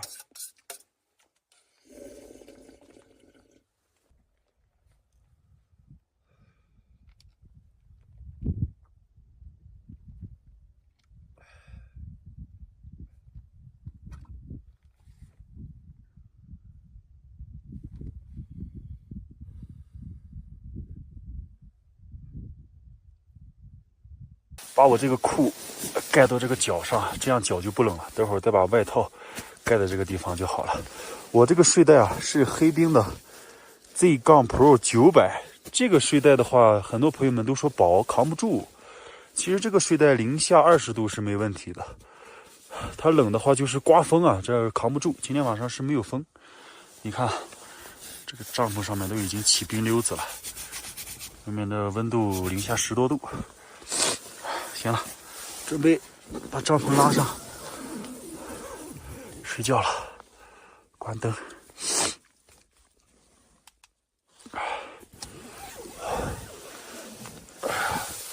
好了，朋友们晚安。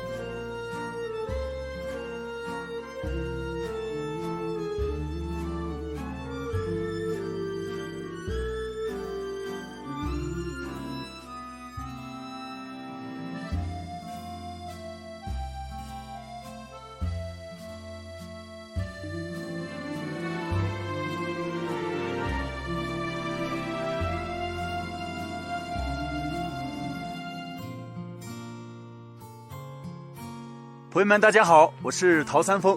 今天已经是11月12号了。昨天晚上就是借户了一户牧民家，他的羊圈在这个墙角上安全度过了一晚。今天天气很好，打开窗户门之后啊，就是广阔的天地，牛儿马儿在吃草，天下任我驰翔的一种感觉。现在我所有的行李、单车都已经收拾好了。早上的时候呢，也跟主人家打了声招呼。这是我知道的垃圾。我现在要准备把单车先推到主路上，然后沿着主路再往前骑行。他们都去放牛放羊了，打个招呼最好。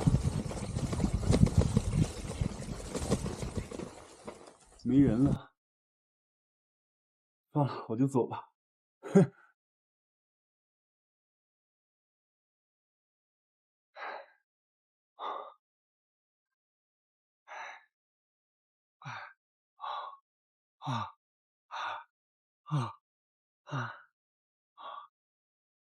苍茫的天涯是我的爱，哇，来到主道上就好走了，把手套戴好。还是冷啊，出发！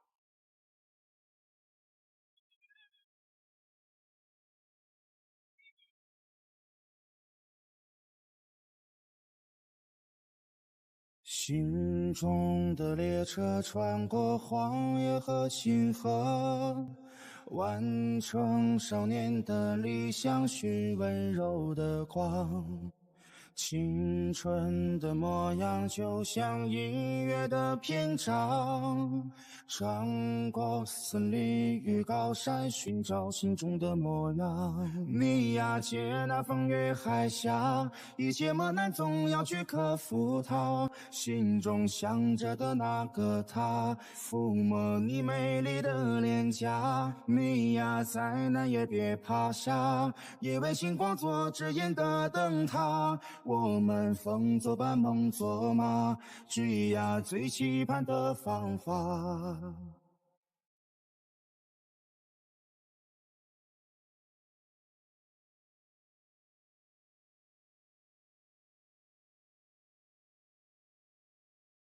心中的列车穿过荒野和星河，完成少年的理想，寻温柔的光。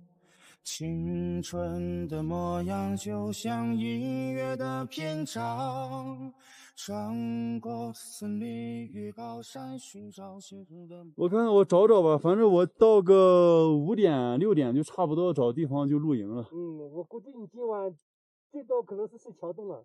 是吗？哦。反正好像我一路过来没看到那个房子，那羊圈都看到不少。羊圈有就可以，没事。那你今天是去哪里啊？我去，反正我要尼玛县一直往前面走，弄点补给。尼玛县就有。对啊，我还去买点感冒药。感冒了是吧？对。这个高原感冒要注意啊，这个太难受了。是，我不是感冒，我是那个喉咙痛。哦。拜，好，注意安全啊！要注意安全。好，再见，一路顺风。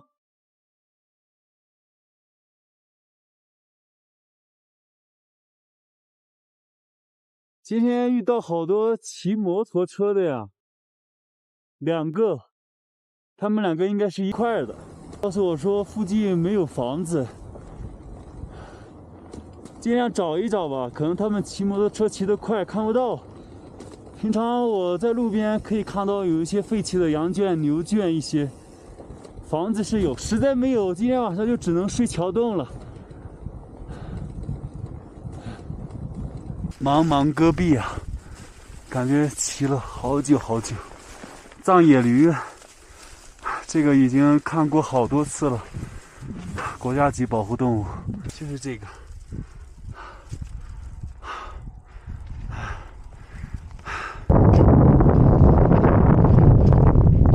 车门都已经封住了。哇，里面都坏掉了。这里面的话，四处漏风，后面的玻璃都没有了。要是玻璃好，门能打开的情况下，可以在这里面睡觉。四处漏风，但是总比外面要暖和。它上面的警灯啊还是亮的，应该是通过太阳能充电去发电，这样来往的车辆，尤其是夜晚的时候都能看到。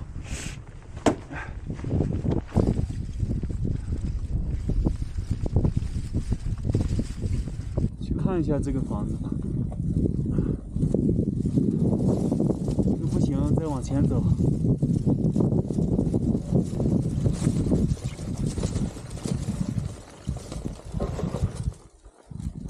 一个大房间，这个房间有点像茶馆的意思。这是一个小房间，打开看一下啊。哦，有一些木头，还有衣服。房间还可以。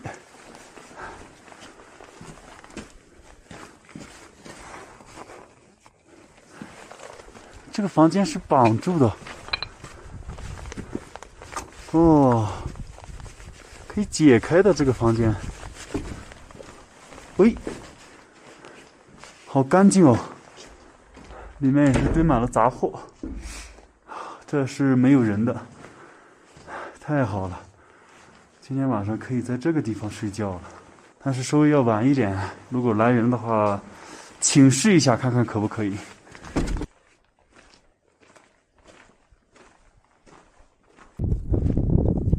逛了一圈，等了快1个多小时了吧？这边没啥人来啊。它里面的那个内间房间，还有外面的这个窗台，都被用这种土石块封住了。应该是冬天了，他们就离开了。准备直接把自行车推进去，如果来人了的话，再给人家好好说。藏族的一些朋友们啊，他们还是比较淳朴热情的，先推进去吧。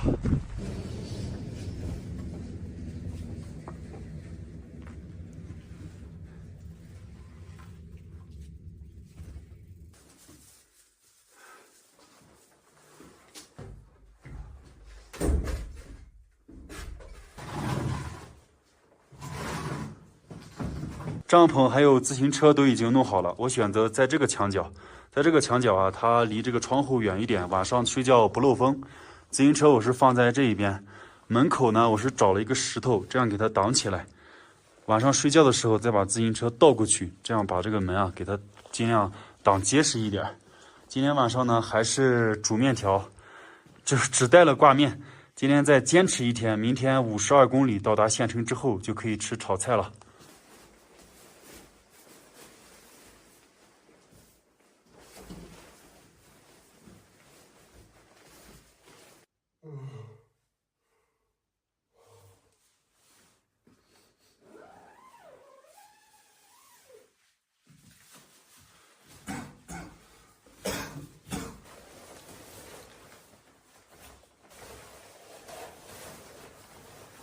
昨天晚上睡得太舒服了，房间里面一点都不冷。哇哦！安全度过一晚，朋友们早上好。太阳也出来了，这个地方果然是没有人了，墙啊、窗户都封住了。现在准备吃一点零食。然后直接就出发了。哎，来了一个车，不会是这个主人家吧？白天来了，还是说是往里面放牧的？它里面还有一条道，那边还有一个村庄，里面是围栏插起来的嘛？那就是了。幸亏我是把一些冰块放在这个小壶里面。哎，等会儿把这个水烧一烧，先把这个水烧开，把锅什么都洗了。东西什么都装饰起来。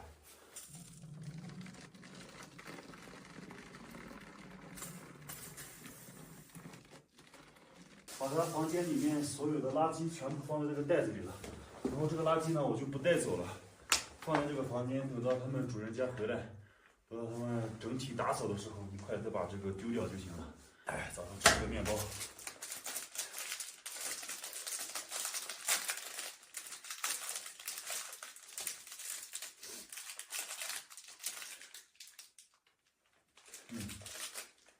到前面那个乡镇之后，再买点水，再买点菜，又是100多公里的没有人家。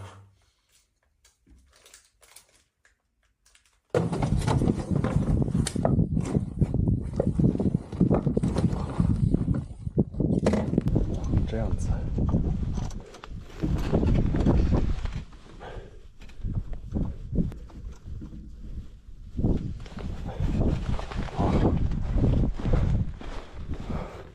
出发，是54.3公里到阿索乡，到那个乡之后就好了。出发喽！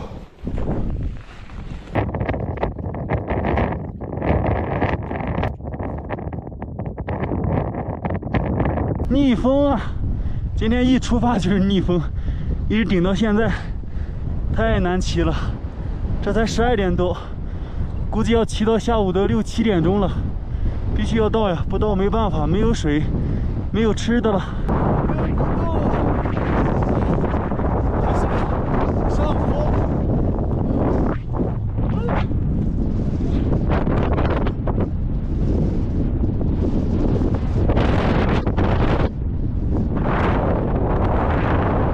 2549号路碑。再往前骑行1公里就骑行了10公里了，前方还有一个坡要爬，这逆风爬坡啊，就是有一点费劲。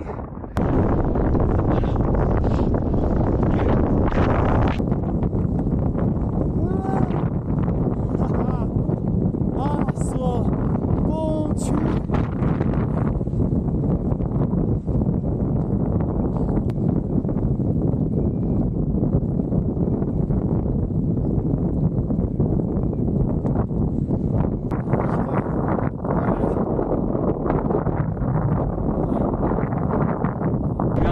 看到有很多的热气啊，应该是有温泉。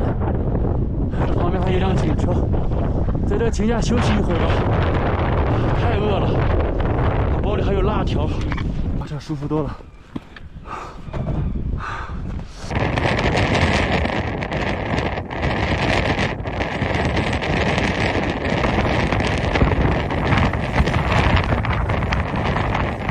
大家看这个。车的这个窗玻璃都没有了，这个板子就是这一边有板子，这一边都没有板子，所以它这个风一年四季都是这么吹。要这么骑的话，一天骑个100公里都行。这么骑太难受了，全程逆风。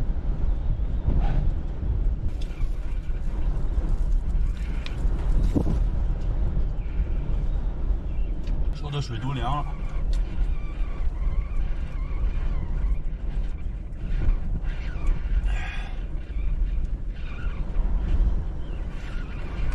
行了，继续出发了。估计到地方得天黑了。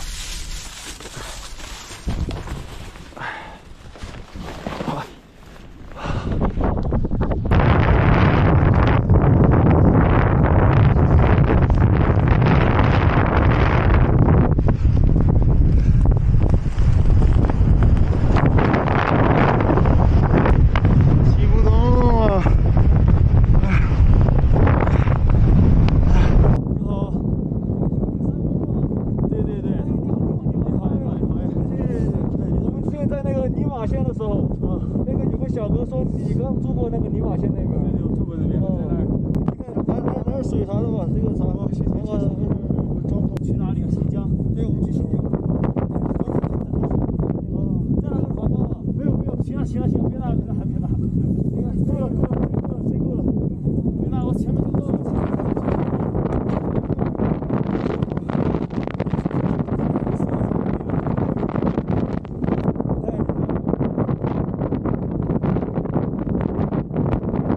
遇到2位帅哥，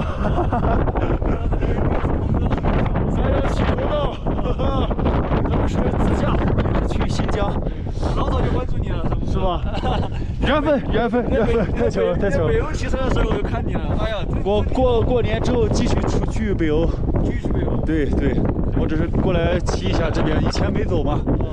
哇，我估计我到那边还得有4、5个小时，得天黑。4、5个小时。逆风啊，蹬不动。你们昨天也是逆风吗？昨天还好，昨天风不大，前天也是逆风。我一出那个，我们从我们南出来的嘛，你出我们的那个。对，你出了那边就逆风，基本上1年4季它都这么刮。那还是大哥厉害啊！哎呀，小咖逼。没有，我们都是路上的人，一个人都没有。加油！行了，我们就继续走吧。好了，还有需要好长时间，你们也注意安全啊！好，再见，谢谢你们的水果啊，谢谢。我们走完216给你分享。好，对，微信联系。再见。好，我目送你们。好。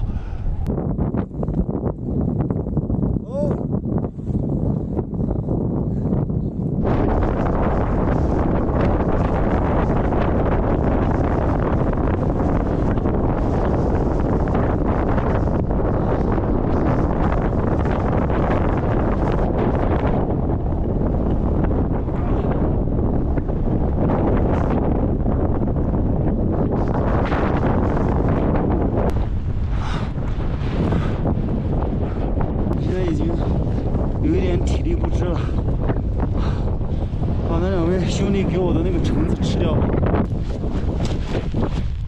瞧瞧，这能躲风。奶皮，还有一根黄瓜，吃这个橙子吧。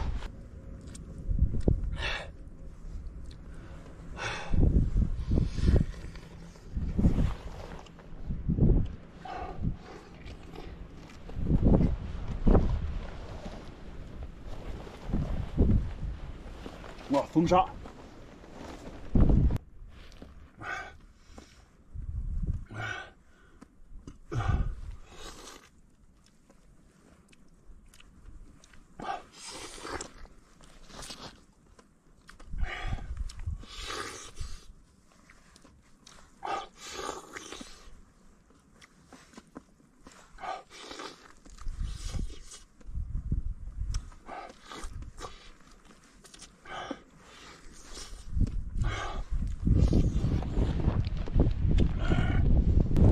又饿又困，在这种情况下应该怎么办呢？能靠的只有自己的控制能力。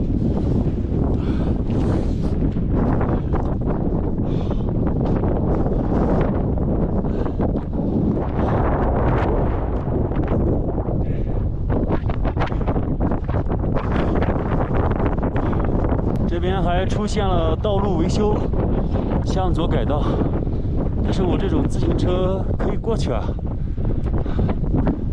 还有一些摩托车的车印。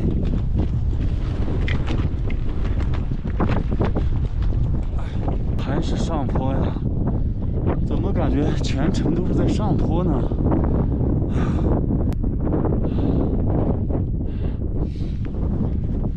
我已经忘记今天这是第几座山坡了，翻了一座又一座，翻了一座又一座。距离阿索乡还有20多公里，前面又是一座小山，翻过去不知道后面还有没有。这个地方吧，路两边都有这种蓝色的小房子，应该是都是没有人的。先上去这座坡，再看一看。一座山头下来，上来一座山头，前方应该是下吧，可不能再上了。我走了差不多连续20-30公里了，全都是在上坡。我这搞不懂这个路是怎么设计的。前方应该是下坡吧，可别再上坡了。我的天哪，我都感觉有点晕厥了。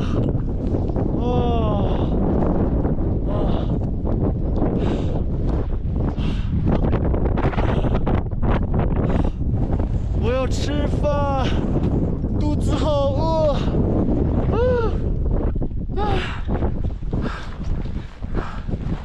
得赶紧走了，不然天黑了，遇到熊遇到狼就完了。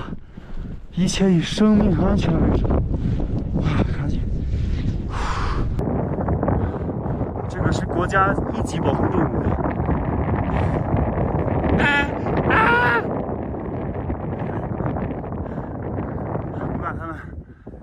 前进，啊，又是上坡，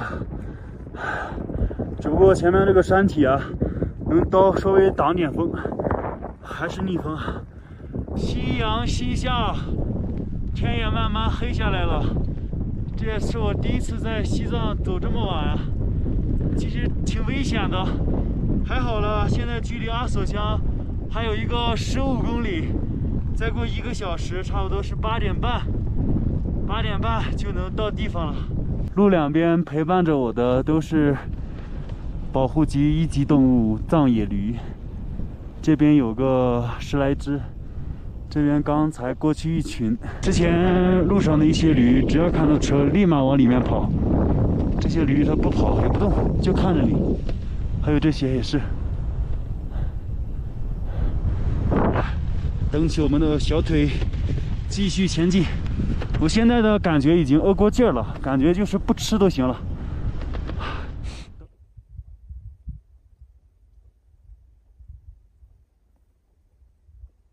天已经完全的黑下来了，现在距离阿索乡还有9.8公里啊。路碑是2585，到2595的时候就到了。哇，最后的一根黄瓜了，撑不住了。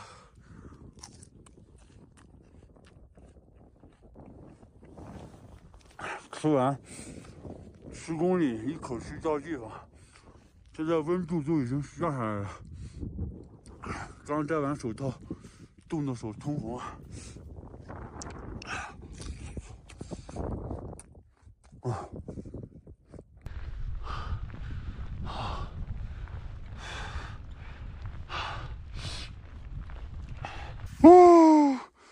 哇，手脚已经没有知觉了。2594，前方再走1公里，2595就到了。我不知道这个点还有没有吃饭的地方呀？呀，去找一下，必须要吃饭，不行，受不了了。走，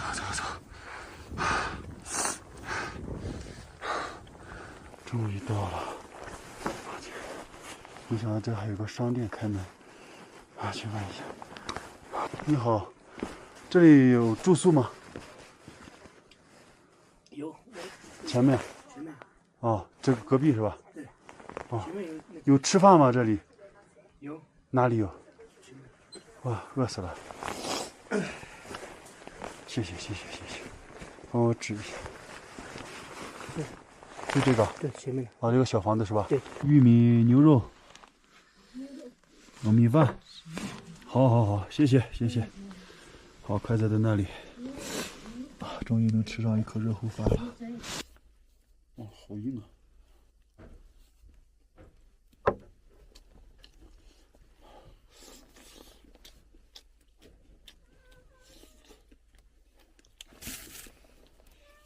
还得来点自带的辣酱，不然的话没有味儿。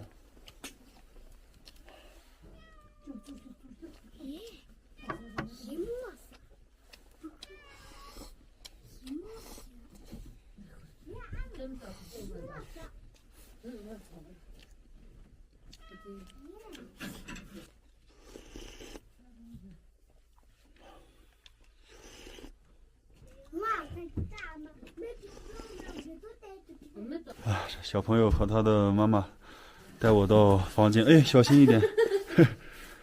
有4张床，今天晚饭加住宿的话，一共是花了95块钱。但是这个房间呢，它是没有暖气，没有电热毯的，多盖几床厚被子就行了。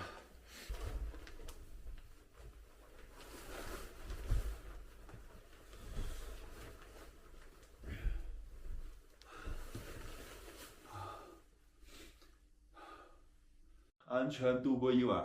大家好，我是陶三丰，今天已经是11月14号了，我现在已经来到了阿索乡了。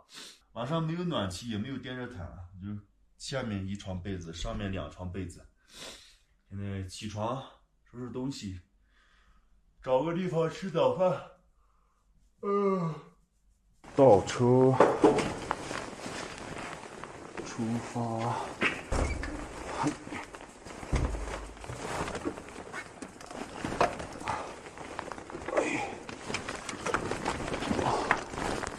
我往前走一走吧，先转一圈吧。今天2个小腿啊发麻，感觉像灌了铅一样，所以准备休息一天。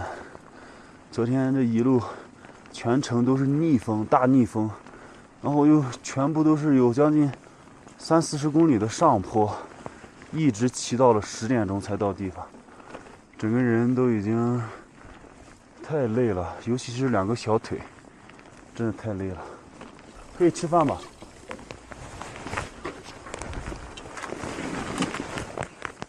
可以吃饭吗？可以，啊，好。没有事。啊？吃？没有。哦，好。没有吃饭的，那就再重新去找一家吧。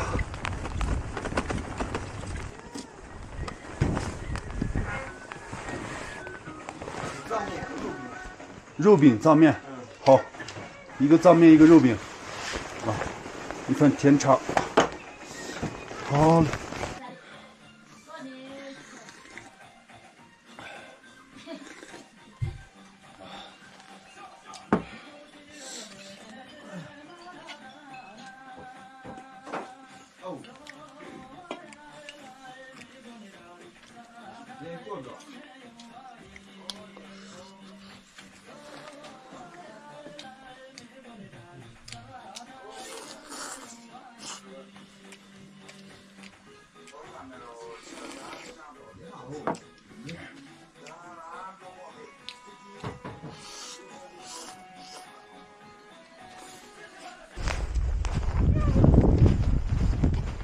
您好，有火腿肠吗？火腿肠在哪里？哦，这种的，大的有没有？大的5个吧，多少钱一个？一个1块，你就5个。5个火腿肠，5根火腿肠，2包方便面，1包纸。看算一下，这个16。16。扫哪里？扎西德嘞 ，Hello， 小朋友，在餐馆打了有7、8升的水，买了10张肉饼、方便面、火腿肠，这些2、3天都够用了。距离中仓乡啊，就是下一个乡，70公里。然后那边还有一个朋友，到时候可以直接住到他的家里面。距离改则呢是越来越近了。今天往前走个30-40公里吧，没有风，骑起来呢也很舒服，温度也还好，我就尽量走吧，走到6点钟看看能到哪。我估计中仓乡今天要是能到的话，赶路，天黑之前也能到。看一下后面的情况，黄杨。前方我看到了一群房子。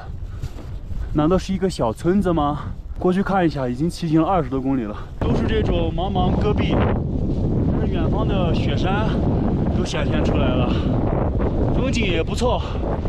过去看看那些房子啊，如果合适的话，不行就在这里待1天，然后明天再走，因为再往前走3点、4点、5点之后啊，就起逆风了，头5是没风的。过去看看。实在不合适就继续往前找其他的。我没想到在这个地方还有这么多的一些居民房，这样的话就没有必要往前走了。我感觉应该会有茶馆或者吃饭的地方。今天就走20公里，这样明天走一个将近40多公里，50公里吧。这应该是当地的水井房，我看一下。是的，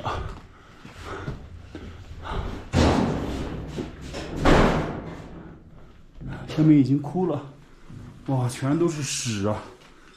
这个太恶心了，算了。我们骑车前往那里面找一找，看一看，如果有住宿的话就住宿。像这个地方哈，在这边走羌塘这里，碰到住宿的就尽量住。它一晚上有的是40，有的是30，有的是35，因为你住一次就少一次。好，把车推过去看一下，真的是有一个小村子呀。你看，再往前过了这个山，应该就是缓下坡了。这2天一直都是在连续的缓上，那边应该是牛羊圈吧。从中间这一圈逛一下，坐落在这里的一个村子，我天，这个意外之喜啊！一排是5个房子，然后一共是5排，一共是4排，一共20户人家。后面还有一个房子。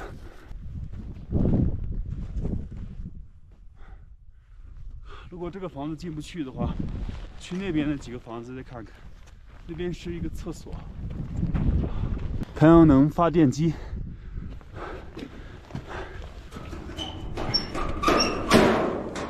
这是水井房啊，保护的都很好，但是它这个空间吧有点小，那个小床好像扎不开，好像也差不多。顶上这一块有点漏风，当地的水井房呀，看这里面的水都是干净的。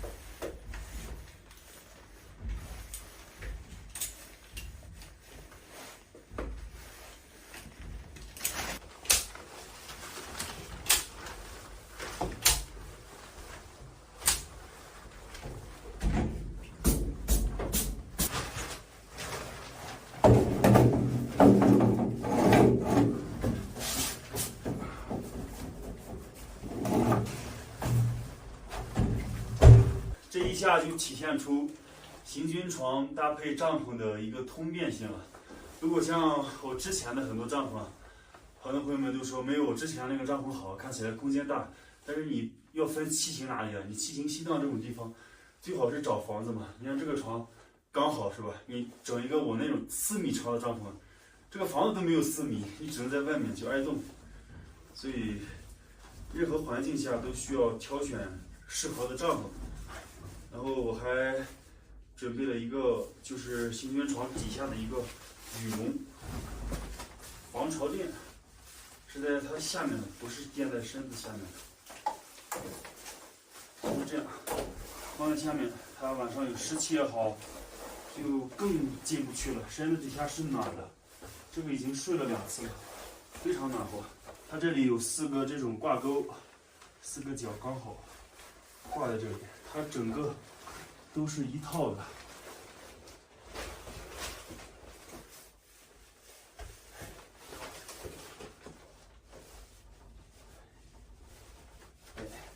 挂好之后，这里还有绳子，绳子从下面这样穿过来。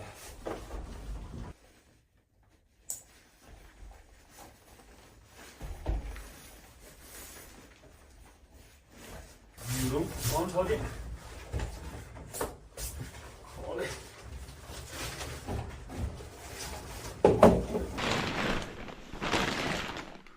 哇，这个井下面的水啊，都已经冰冻住了。用这个桶打一点水上来，晚上可以用来洗脚、洗脸。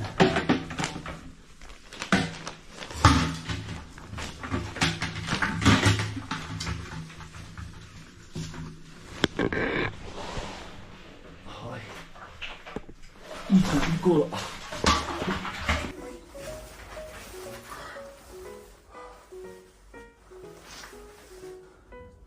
水质还算干净，挺好的。放在这里。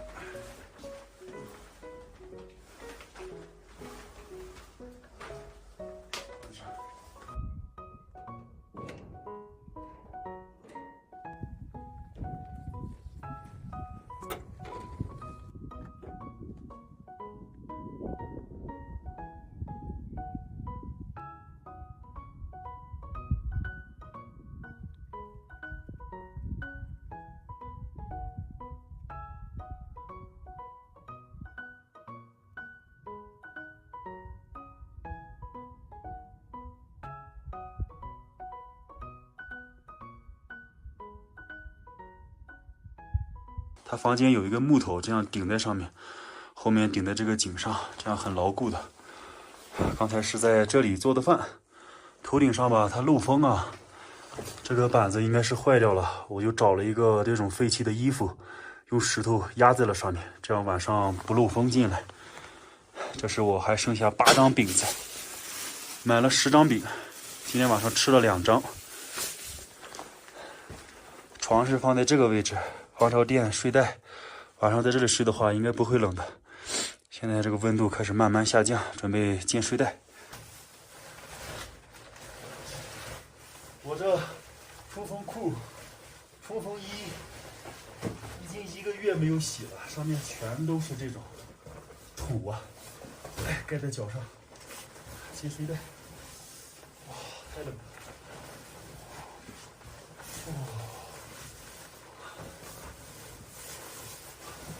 现在就暖和了。我从网上买了枕头还没来，之前在路上捡到了2个这个刚好可以当枕头。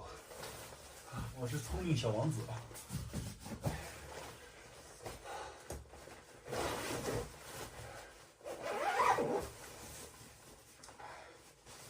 明天到中仓乡，到下个乡，50多公里的样子吧。买点润唇膏。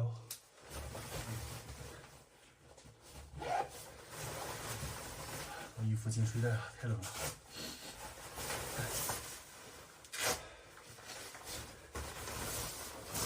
这个位置。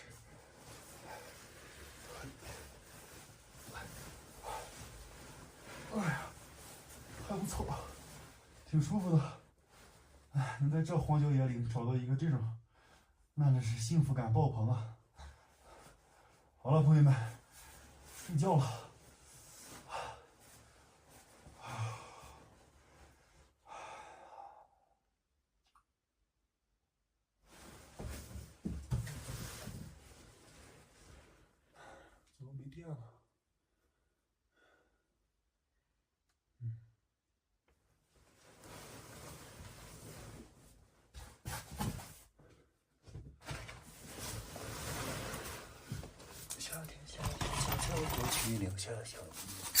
就是这个灯啊，挂在顶子上，突然之间就没电了。行了，这下我要睡觉了，真睡觉了，朋友们，把这个灯给关上。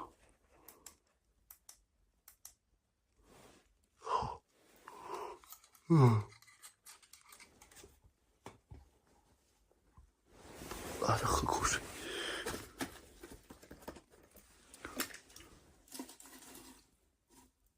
冻住了。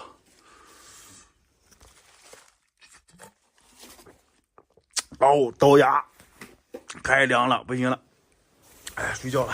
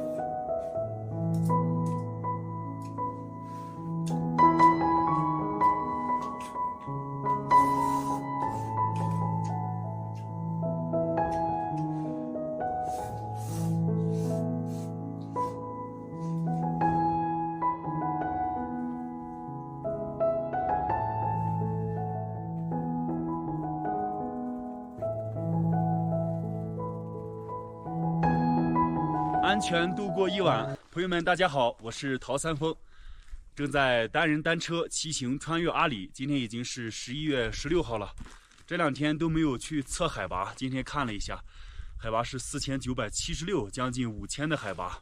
单车和行李都已经收拾好了。今天的行程呢是前往中仓乡，下一个乡是43.1公里，也是上下起伏路。好在今天没有逆风啊。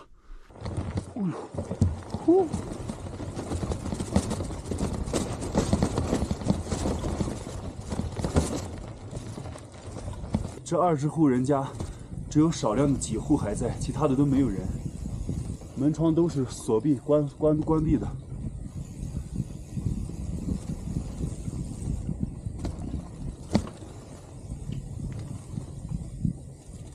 乱七八糟啊！衣服、盆子、氧气瓶、暖壶、塑料瓶堆满了一大堆，把我们的知道的垃圾全都是袋子丢掉。那边是个羊圈，废弃的，这是一个公共厕所，去上个厕所。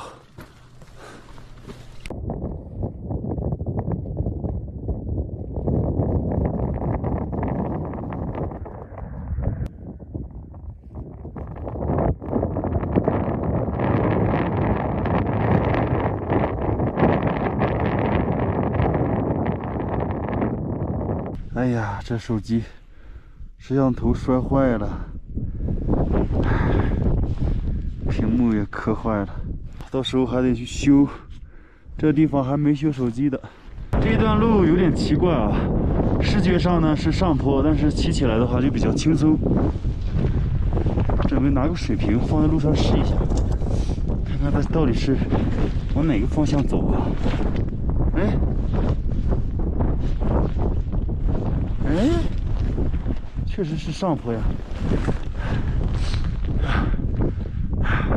现在这个逆风慢慢的已经起来了，不过也快了，不到20公里了。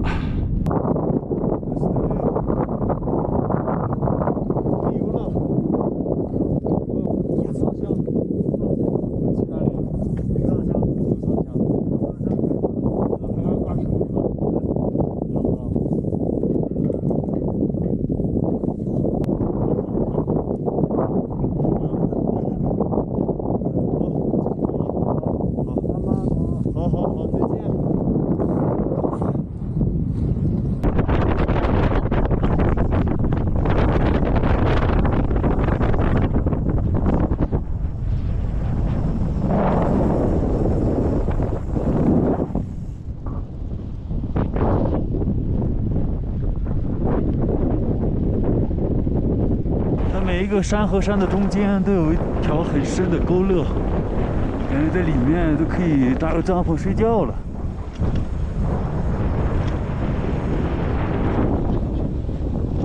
下午的5点55分，距离目的地还有2.4公里就到中仓乡了。最后这一段路啊，全都是这种岩石比较多。这一路过来。也是翻了一座大山，翻了一座小山，今天翻了2座山，还可以。等会儿去乡里面看看有什么好吃的。今天就是吃骑睡，简单平凡的一天。走，下坡，一直到地方了。你看，925米。到地方之后才干干脆脆的下坡。到喽，到喽，到喽！看着房子喽！啊！呼呼！啊！中仓乡到喽！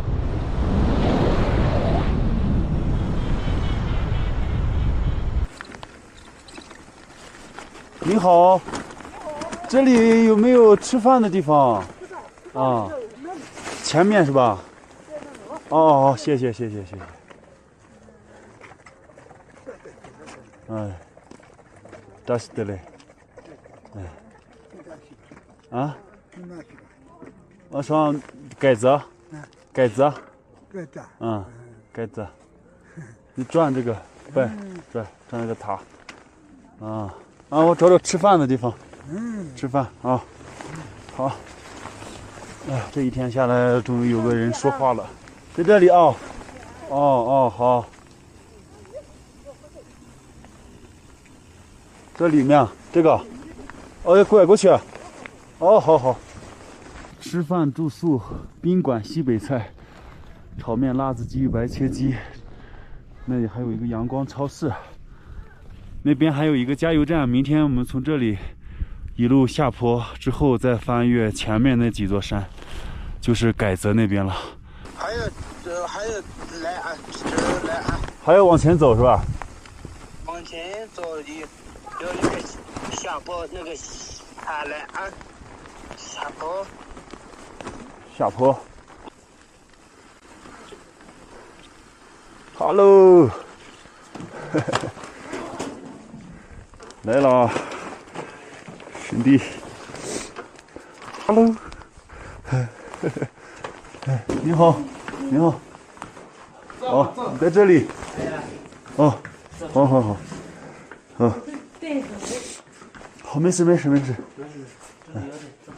没事，我也昨天刚到，啊， 9点左右。你喝酥油茶吧？都可以，都可以。那今天住这了啊。好。你先对着，你先问你说也可以。晚上你自行车放在这里。对，要不然明天不见。嗯。阳光超市买东西。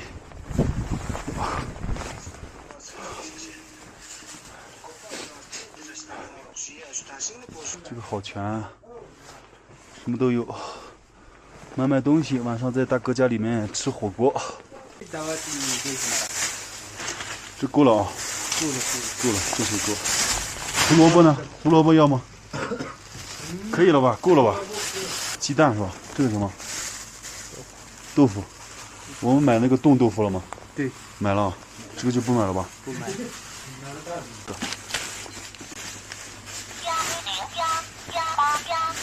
3个玉米。这给孩子买的糖。好了啊，277是吧？这个香油，295。好。过去了。收款295元。这个大袋子装吗？装不下。这个吗？哦，这个。大袋子就。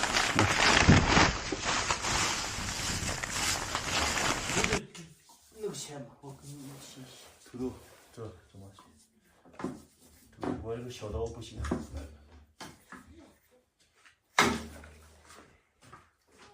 一个就够了吧？啊，土豆啊，一个。昨天刚杀的。对，稍微大一点嘛，小一点。小一点吧。好。那不这么小。大的不太好熟吧？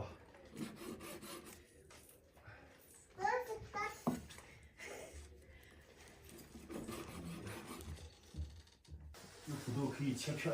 对。都是放在这切。这带的血的，这个晾干了就是牛肉干了啊。土豆，然后这边泡好的腐竹、玉米、金针菇、白菜，还有这种青菜，火锅底料。这边是买的丸子，还有一些肉什么的。今天晚上在吃火锅，还小朋友 ，Hello，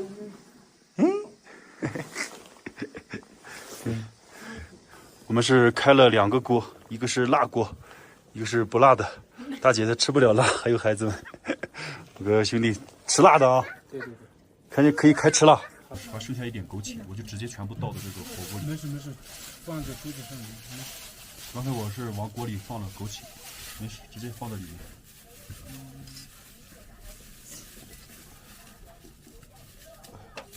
好，这个就当垃圾，放这里。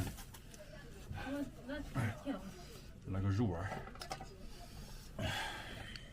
香啊，好吃，真好吃。就在路上火锅，熬一个。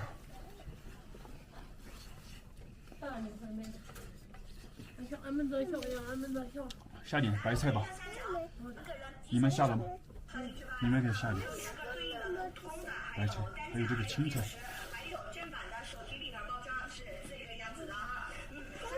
还有这种。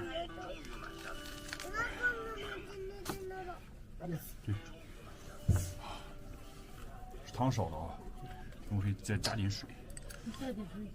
带一下，那个。带一下。对。这个是什么的？这个是哈达嘛。哦。路上一路平安，安全，好好照顾自己。哦，就这样啊。保佑平安，一路顺利。好，兄弟，一路平安。走了，一路平安。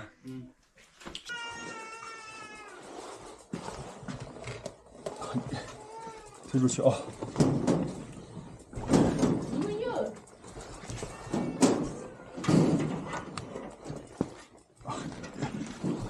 好了。那个东朝乡可以买菜呀？对，东朝乡那里可以买吗？要不然你这里要一点白菜那个带走吧？没有，我说东朝乡去买嘛。对，下个乡。对，那里往这里走。我走了。好。等会你收着啊，我给你转过去啊。可以。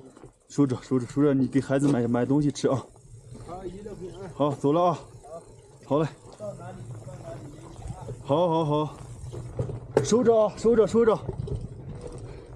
继续出发，今天是60公里，前往洞错乡，下一个乡。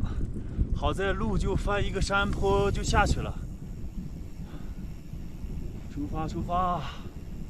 前方这是一个检查站，因为要进入阿里地区了嘛，他们有一些本地人的话会检查。我是算是游客，可以直接过去。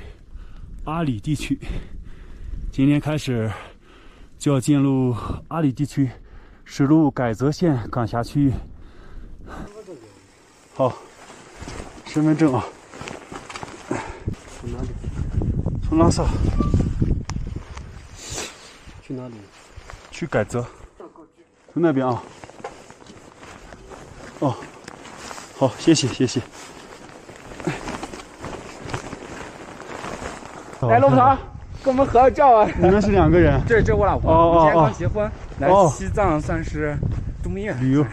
哦，度蜜月。从南县。你好，你好，你好。国内西工大学。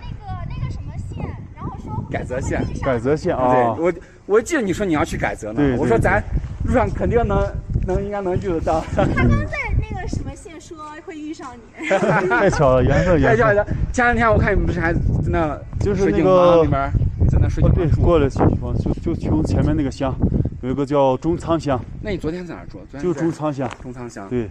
啊，你一天能骑？我今天去那个洞错乡，还有一个乡。刚过来。对对对，还有30公里吧，差不多。真辛苦。你咋最后没有再继续骑行那个？从洞错乡然后再去改则。你之前不是在欧洲一直骑行？对对对，那边签证到了，过年之后再过去。啊，对，等到过年之后。看这好久了，很喜欢你。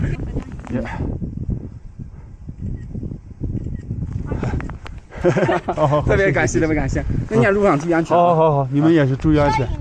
不用，不用，不用，我都有带。你真不缺啥东西？真不缺，真不缺，真不缺。就前回到那个乡了，哥。好，没事啊。这是第一次碰到大神。没有。好了，那我们先走了。我去上个厕所。好，再见。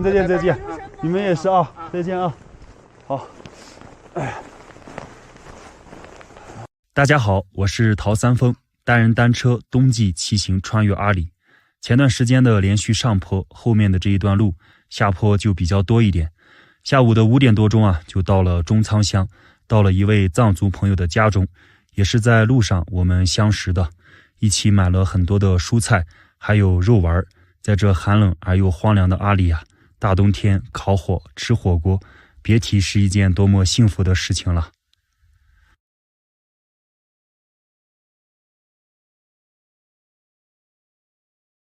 香啊，好吃！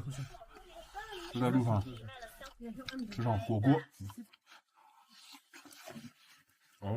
在我骑行这6年时光里，亚洲国家是骑行了2个，非洲是骑行了2个，欧洲呢是骑行了13个，总行程已经记不清是走了8万公里还是10万公里了。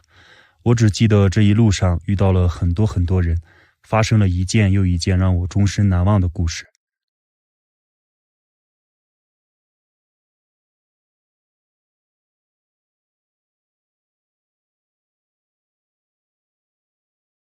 你已进入317国道阿里地区。好，身份证啊。很喜欢你。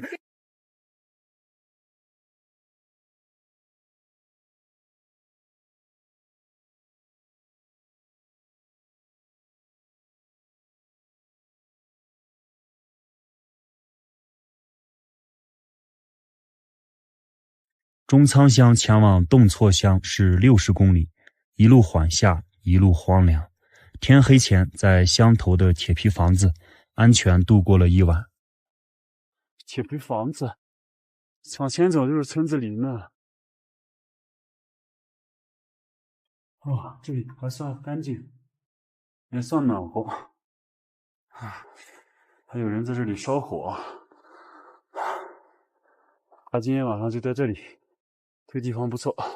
本来是想把这几天的视频以每天的形式分开剪辑、分开发布出来的，剪辑完发现一天下来大多数都是枯燥乏味的，高原、高海拔，整体的感觉都比较荒凉。最后考虑把一些没有意思的镜头都剪辑掉了，以最快的形式跟大家分享前往改泽的行程。第二天是在洞错乡买好了1天的补给，继续出发前往改泽，还有80公里左右。我计划呢分成了2天，从洞错乡出来骑行大约20公里左右的时候，会遇到一个村子。这个村子地图上是不显示的，叫做雀灯村。这个村子目前很多的房子设施都完善的差不多了，旁边会看到一个错，未来应该会发展成景点。现在也有这个错的介绍。离开这个村子之后要看天气情况了，大多数都会遇上逆风。逆风骑行是特别消耗人的精神体力的。我走了大约15公里，我就开始决定寻找今天的露营地了。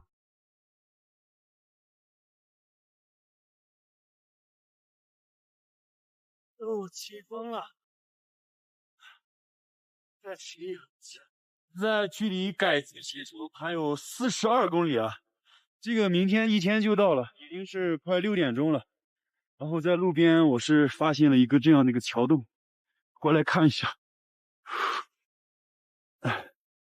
看了几个桥洞，这些都不是很满意，但是很适合桥洞做饭，这些很多朋友应该很喜欢看。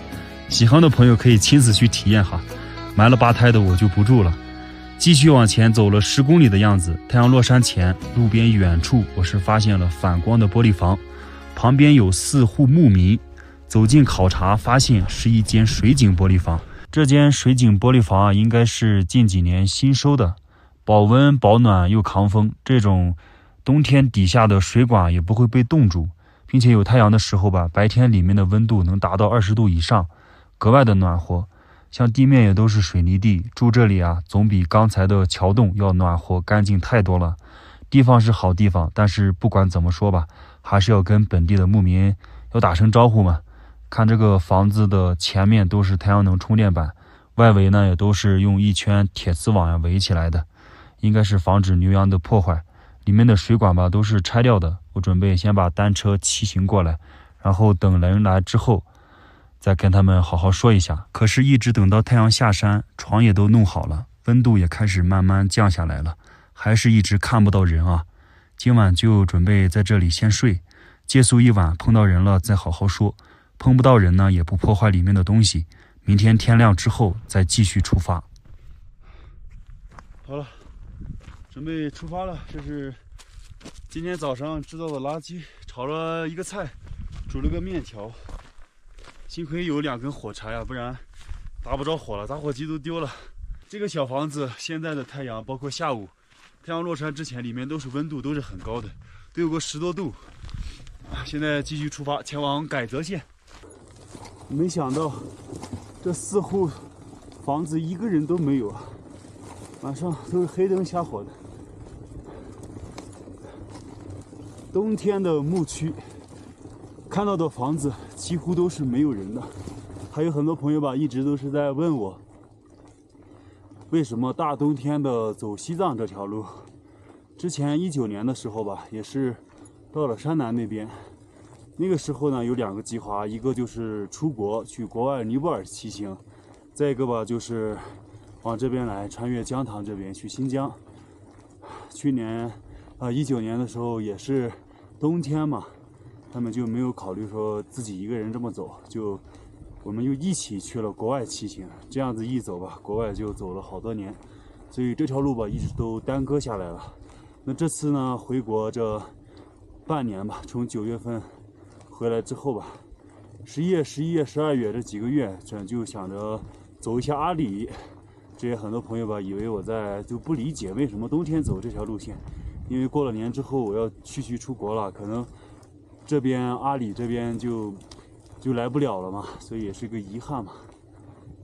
过来走一下，走完这边国内西藏，从南到北，从东到西，差不多就是都走完了。走完了西藏这边就正式结束了，以后就是新疆那边还没走，新疆那边到时候再走一走。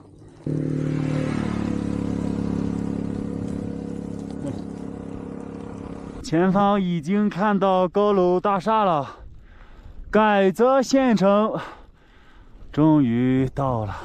前段时间10天之前吧，买了很多的快递，都邮寄到了改则县。现在去邮政啊、中通、申通这些找一找，把快递拿了，然后再去找地方睡觉。好多的一些修车呀，全都是汽修厂啊。这个邮政的话已经到了3天了，不拿就退回去了。这是改则县的一条特别主要的道路啊。路两边呢，很多的一些诊所呀、蔬菜店、水果店，什么店都有，药店也有，还是挺繁华的。这条街道啊，对面这边有一个中国邮政，这边的快递邮政就在这里面了，但是其他的快递还在另一个地方。圆通、中通、申通，他们都是一个快递点。这个就是中通啊、申通、圆通这样一个快递点。这照片，好，拍一下啊。成功还有8个位置。什么玩意儿？这是那个杯子。这边的一些宾馆的价格都是50，不是100到150啊。有一些酒店的话，可能是200的、300、400都有了，就比较贵了。我这个就住宾馆就可以了。朋友们，大家好，我是陶三丰。今天已经是11月25号了，又是7天的时间，1个星期没给大家更新视频。给大家说一下原因啊，这个真的是特殊情况。我已经在改则这边待了有5天的时间了，今天是第5天。刚到改则的第1天，去外面吃了个粉啊，回来之后呢，洗了个澡。这个水吧，可能不是特别热，很凉。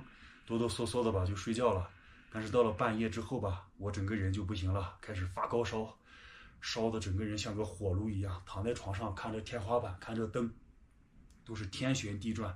当天吃的那个砂锅粉全部都吐了，又吐又泻又拉，整个人像瘫了一样，就躺在床上一躺了1天半2天。下个楼梯走个几十米，旁边就是药店，整个那个汗珠，后背那汗，腿上全身盗汗。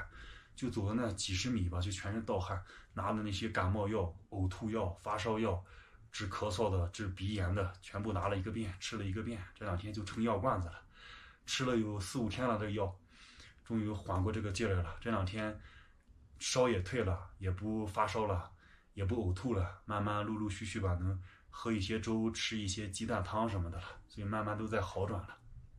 真是没想到呀，从10月中旬吧，到现在的11月中旬，1个月的时间，我从拉萨布达拉宫骑到了西藏阿里地区的改则，2000不到的来公里，病了2场。上一场是在当雄嘛，大家还记得吧？在当雄，当时是2阳嘛，整个腰像断了一样，也是难受，骑不了车，休息了有5、6天吧。说实话是完全没有养好的，继续又翻山。发高山5200，完了晚上又在那个警察的那个厅里面又睡了1宿。当天哆哆嗦嗦5200的海拔，又冷，完了可能又落下病根，一直拖着疲惫的行囊走啊走，翻山越岭，一直到了西藏的改则这边，卸下了疲惫的行囊，准备舒服一下休息一下，结果一下又来了，发烧感冒上吐下拉啊，整个人真是废掉了。所以这2天恢复的还不错，这也是为什么又是5、6天的时间没有更新视频。我这身体一恢复差不多，立马赶紧把视频剪了发送。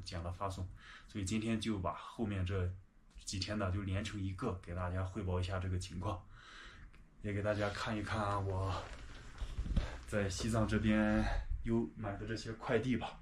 这个桌子上的这些快递啊，一部分是之前在尼玛县城拿了一点点，大部分都是这2天拿的。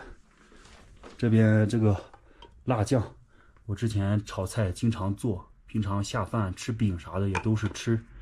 这个吃没了，还剩下3罐，我又买了1箱，这1箱里面有个10来20个，这是1箱也够个吃上一段时间了。这是买的一个支架呀，固定无人机的，以后可以一边骑自行车一边飞飞机。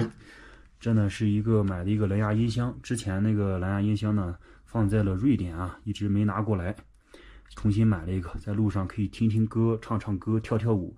因为这2天在这边也是太冷了，这些娱乐环节都没有实施上。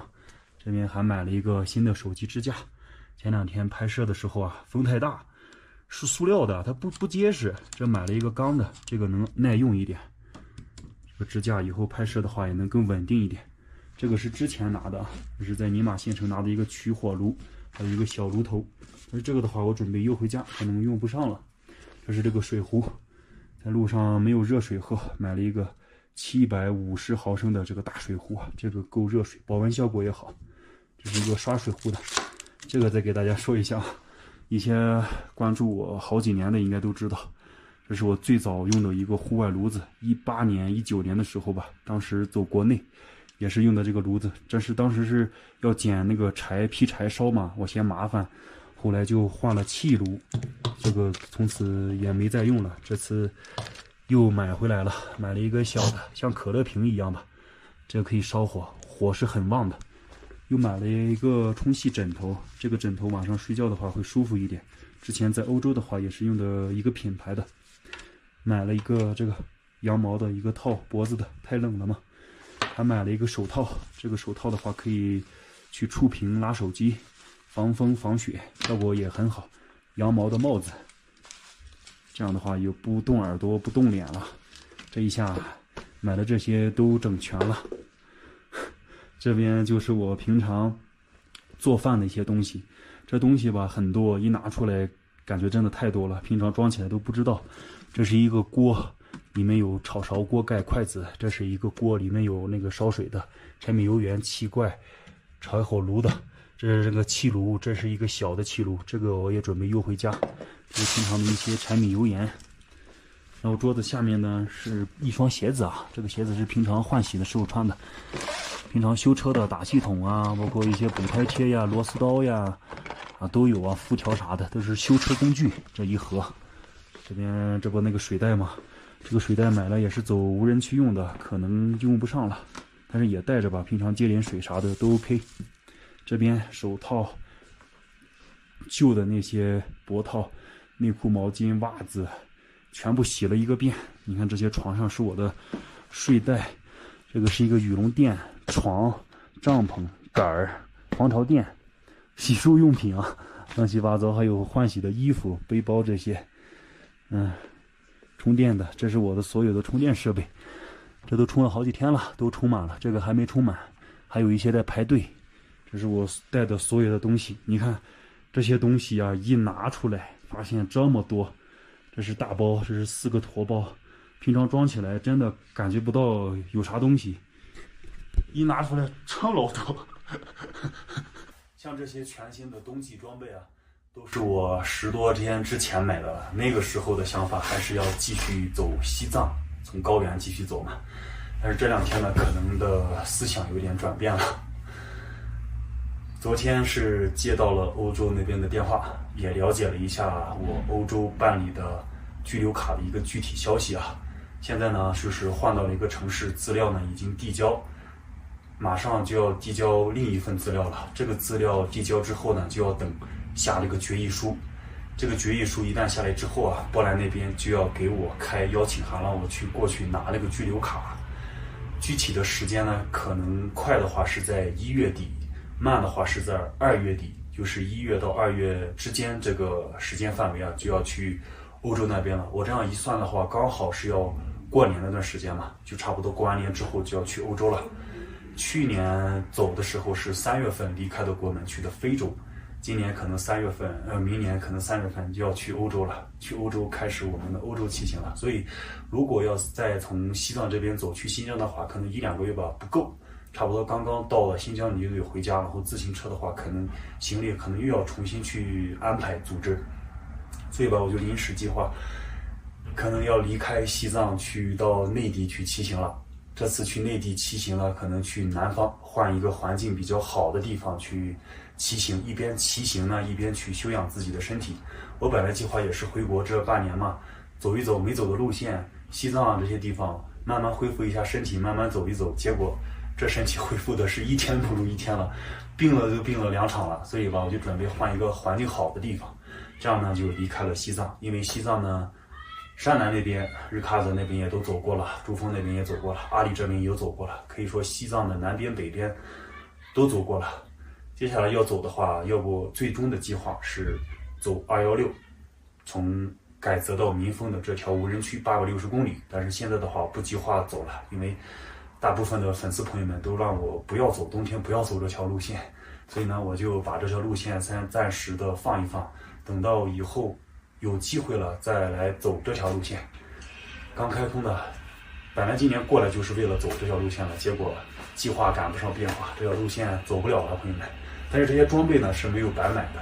3月份的欧洲还是比较冷的，到时候带着我们这些所有的装备，把身体养到最好、最巅峰的一个状态，直接杀到欧洲，开始我们的欧洲的大起义。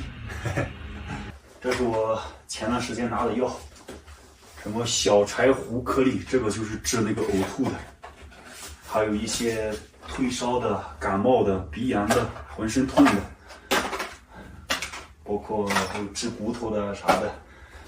这个氧气，这个氧气还是当时在当雄住宿的时候，那个吧台小姐姐说，前面高原拿个氧气送给我的，也没吸几口吧，现在也用不上了。有一些装备吧是要邮回家，有一些装备呢是要邮寄到南方。那我这次的一个骑行计划呢，可能要去到广西吧，直接把快递发到广西那边。可能有很多的朋友们也发现了，我回国的这段时间吧，这个视频发送的可能2-3天一个，3-4天一个，没有那么及时了。因为本身吧，我回国之后就是想着随心所欲的骑一骑，随便的去拍一拍。关于西藏这边的这样一个行程呢，其实也不说有多精彩，也不说不精彩吧。把山川湖海、风景、湖泊、高原上面的错也看了不少了。反正西藏这边我是没啥遗憾了。所以这段路走的我自己来说还是挺满意的，但是也有很多朋友说已经拉了，已经不好了。但是可能大家不知道，我最开始骑行的时候呢，是视频呀都是这种长视频，7-8分钟、10来分钟，点赞的都是10个，好的时候有100来个，照样也是骑了1年半2年的时间，也是在国外才好起来的。所以说在国外呢是吸引了大部分的一些粉丝朋友们，特别喜欢我走国外。但是没办法，你如果一直赖在那边不走的话，你签证到期了，你算那边是黑户嘛？关于在国外骑行都是要有身份的，你不可能说去违法违规的去在那边待着，这样一旦被一些人去举报啊或怎么样的，中国这边一旦遣返，可能一辈子就出不了国。所以还是要以合法合规。主要是我是一个人，没有任何的公司，也没有任何的团队，所以一个人就要处理这些事情吧，是比较麻烦的。你要有资产证明，有公司证明、公司保障，各种的乱七八糟的一些合同什么的，我这些都是没有的，所以我没办法在那边走。如果我这些年一直在路上走，都是情怀在走，不想为我自己的旅行吧增加太多的商业化，感觉有点别扭吧。所以，但是不商业化又不行，你得让自己走下去嘛。所以有的时候也会直播呀，也会去卖一点东西啊，日用品什么的，这样去维持自己的一个生活上面的一个开销。关于为什么别人能在欧洲待你不行，这就是原因。因为我始终都是一个人，没有任何的后援，也没有任何的团队，一个脑袋加个膀子就这么干，所以也是没办法，只能回国等这个消息。还有很多朋友说可以去其他的国家骑行，其他的国家吧，欧洲走了，之前东南亚一些，其实我不太想去那些国家，一旦走了这些国家，就感觉还是想走那些国家吧。关于是这样子的，那我后期的一个骑行路线呢，是要到广西嘛，广西的东兴那边，到东兴那边，因为那边是海岸线的一个终点，反骑的话也是一个起点嘛，219的终点。我想从沿着海岸线，然后一直福建那边，然后浙江，然后一直到山东，差不多2个月的时间嘛，刚好能到山东，刚好回家跟家人嘛一起过一个好年。这样呢，明年就可以安安心心的把家里的一些事情全部处理一下，包括我的驾照也要重新去补办一下，都已经过期了，然后还有一些 Visa 卡、Master 卡这些需要去办理一下。之前走欧洲的话都是没有信用卡，用的都是法国朋友的一张卡嘛，所以这次准备把所有的信用卡全部办好，把家里面所有的一些事情也全部处理好，这样安安心心。这次一旦再去到欧洲骑行的话，可能需要2年到3年的时间，不会回国了。所以啊，接下来就是想着安安心心，开开心心、自由自在的把国内这几个月的骑行吧给结束之后，把身体养好。这边养身体真的是白费，我还以为这边还挺简单的，结果高原这个地方确实让人吧燥的有一点，你看这1个月的时间燥的像个小老头一样，皮肤又差又粗糙，想养身体没法养，只能去一些南方气候比较好的地方。2个月的时间把身体边走边吃一些中药啊，调理一下。这些装备啊，有一部分是不需要的，也有一部分呢是要发到广西的。准备把一些用不上的东西吧，就发到山东老家。一些东西呢，就准备好、打包好之后呢，明天去发快递。怎么想的就怎么干。我觉得还是做自己，一些外在的声音吧，就让他们去说去吧。现在把行李整理整理，明天去发快递。顺便咨询一下这边改则到拉萨的班车，好像1天就只有1辆吧。后天差不多就要踏上我们新的行程了。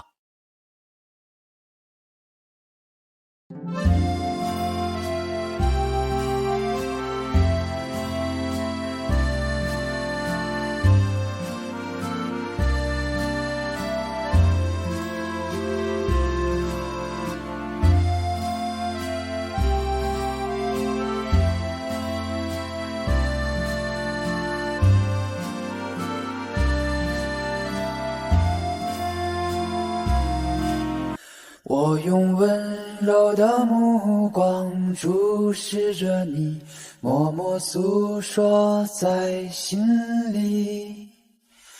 我在梦中醒来的清晨里，侧过脸偷偷地吻了你。如果有一天我们互道别离，我会遥望在你背影里。如果有一天无论相隔千里，我愿乘着清风去。时序倒转与你初时相遇，怦然心动不明所以。如今书信飞来，已无归期，斑驳时光无从寻觅。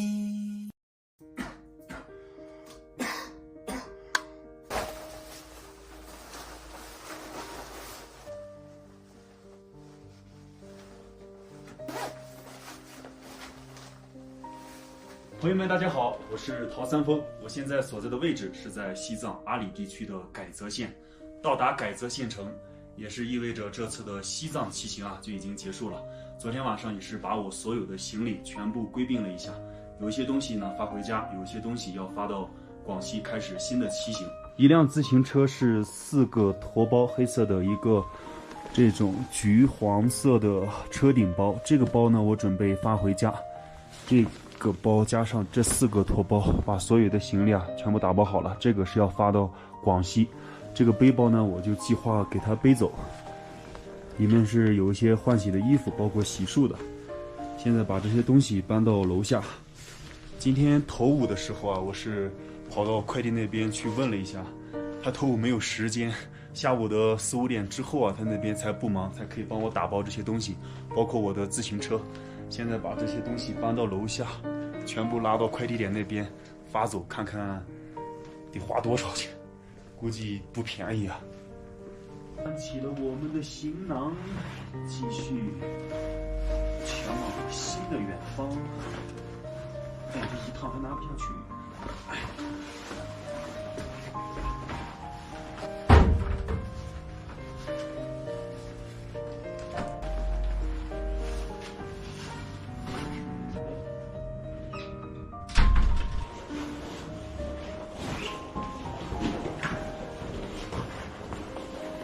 这些天都是住在改泽的这个，住着还不错，那边太阳一出来晒的房间也暖和。自行车就放在对面，这个也是老板的，这个小棚子里面。自行车还好。要发走了，只能这个样子了，因为我是把驮包上面的卡扣啊全部卸掉了，因为我害怕快递运输的时候给卡坏了，不然不好配。就这样拎一个绑一个，后面将就绑上，也不远啊，差不多有个3、4公里，一会儿就到了。现在这孩子都放学了，一路绿灯，往前冲。哎呀，真沉呐！我天哪，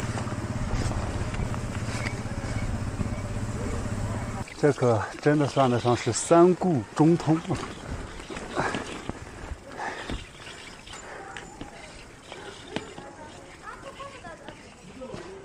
兄弟，忙吗？忙得很。怎么这么忙呀？你不是说4、5点不忙吗？啊？今天是个例外，今天是星期天是吧？孩子都放假了。不是。啊。是那个双11的东西都到了。都到哦，双11。你看这个包，这个包，这个包，还有这个包，还有这个车子。哎。可以吧？包是包可以，自行车我怎么弄啊？自行车你不是说用那个纸壳子？纸壳子包一下。打包吗？这个打包是可以的。嗯。我问一下啊。嗯。包是肯定可以的，你别告诉我不可以啊！我明天就坐车走了，你这不然票都白买了啊！包是没问题，车子老板在问。大家看一下，这些快递都是双11的时候这边人买的，现在都月底了才来呢。也可以，我扫你一下吧。到时候跟那个说也行，我手机是这个。哦，好，我扫一下。我刚才已经发过去了，他没回复，那就先这样子，我先离开，好吧？好的，好的。到时候你有需要啥你就告诉我啊。好的。我给你打个备注，发货。好，你先忙着，我先走了啊，兄弟。好，拜拜。好，拜拜。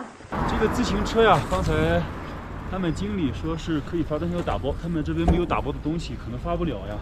我也怕弄坏，然后我就联系了那边的物流，那边可以打架子，然后包括所有的充电宝、电灯，任何的电器这边也发不了，所以都拿出来了。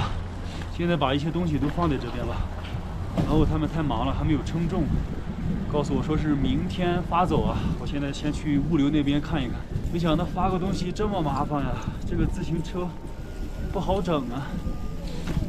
海泽县城这个地方呀，大部分的一些地方地图上你导是导不出来的，比如说这几个快递点都导不出来，包括他们的物流啊也导不出来，你都得问啊。进去看一下。你好，物流是在这里吧？哎，啥事啊？物流，我发快递，发物流这个。发车子吗？啊。发到拉萨吗？发到广西，我刚才打过电话了。我们这方只有发到拉萨，然后给你们中转。发到拉萨中转？哎。什么？费用有点高。费用有点高。哦，多少钱啊？得？先给你问一下。啊。到广西市是吧？到广西的东兴市。东兴市。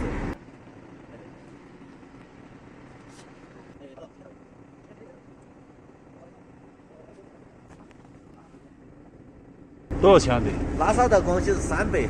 拉下到广西是300，那这里到拉萨呢？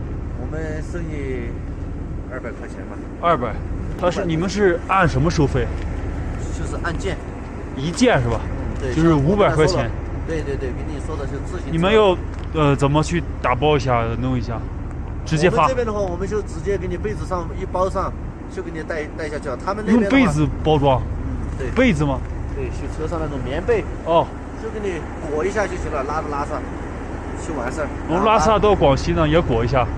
拉萨到广西那边的是具体是怎么运的，我还不太清楚，尽量叫他给你保护一下。它这个零件坏了不好弄，你知道吧？啥坏了？这里面的拦泥片、刹车片斜了，包括这些。我尽量，我觉得你要弄好的话就弄好，因为一旦坏了的话，我这边修还不好修。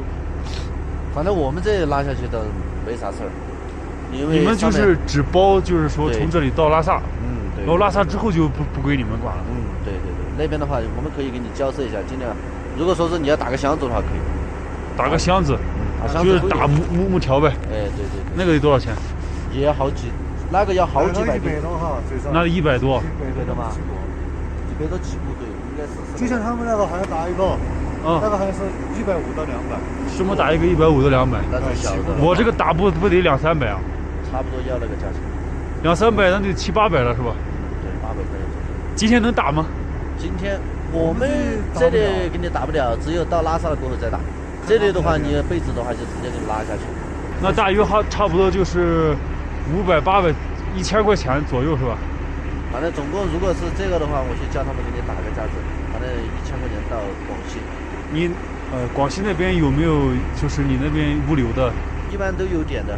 有点是吧？能发到你们那个点了，我打电话我过去拿行吗？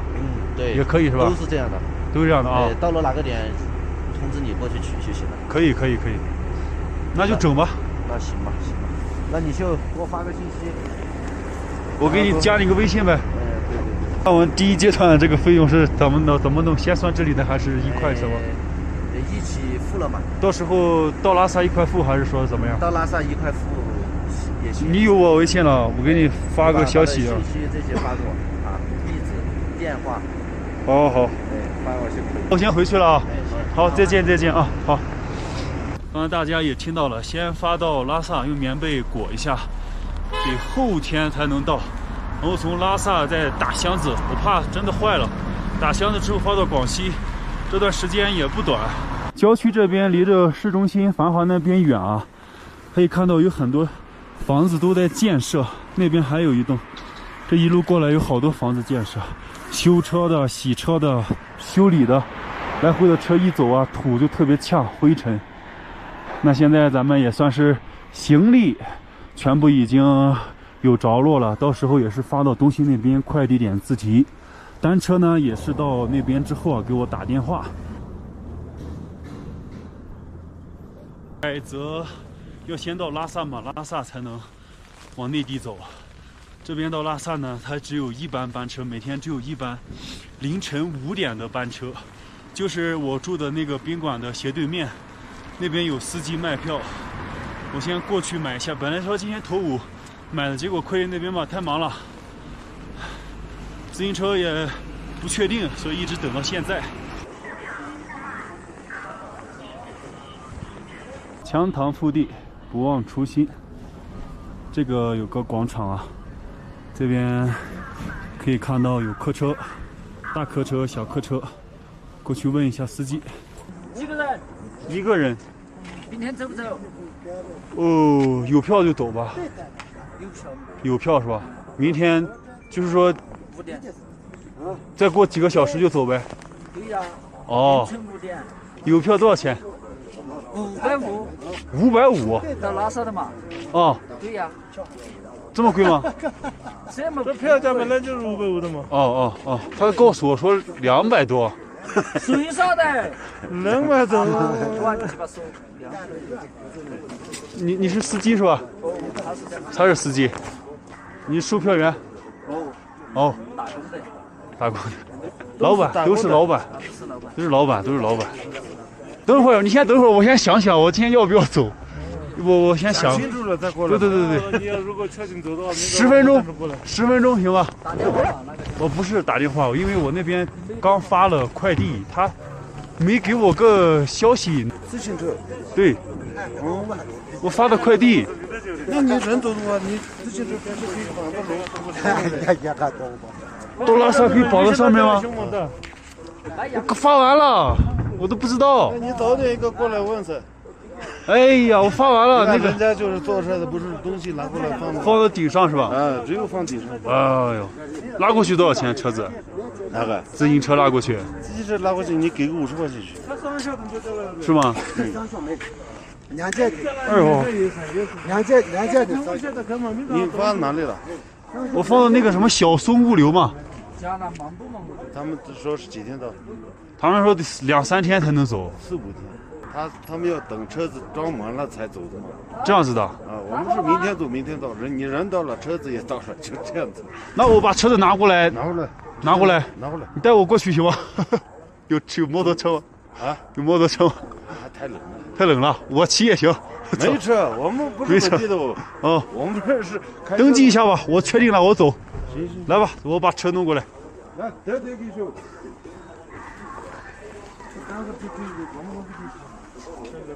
登记一下吧，我写吧。我来写。哦，好，152。一人。你要带车子是吧？带车子。就这样子。有600是吧？嗯。好，我先去把车拿过来，我不让他装车了，我天哪！装的话那就麻烦。嗯，好，过去啊。刚刚给那个兄弟打了电话，车子放在一边了，现在还没有装。这边是50块钱，就当天晚上就能到达拉萨了嘛。那边的话需要200，还要等个2、3天，能省点就省点，时间上也省啊。到拉萨然后再发的话就能快一点了，那边也能稍微便宜一点，又省下钱了。现在赶紧过去把车子骑过去，赶紧装车。凌晨5点的票550，没想到这么贵。可能我没问对人吧，告诉我说200、300，结果是550。加上单车600块，哎，这一下又花了好几千块钱。哎，兄弟，太不好意思了。我什么？要骑走吗？我要骑走。哦。那我今天他那边有个班车嘛？啊。他今天晚上就有票，可以走嘛？啊。他可以帮我把那个车今天晚上就可以到。我想着今天到的话，我早点发，能早点收到。太不好意思了。哎，没事。啊，不好意思，不好意思。行，我先那个骑一下。啊，好，我走了啊！谢谢啊！哎，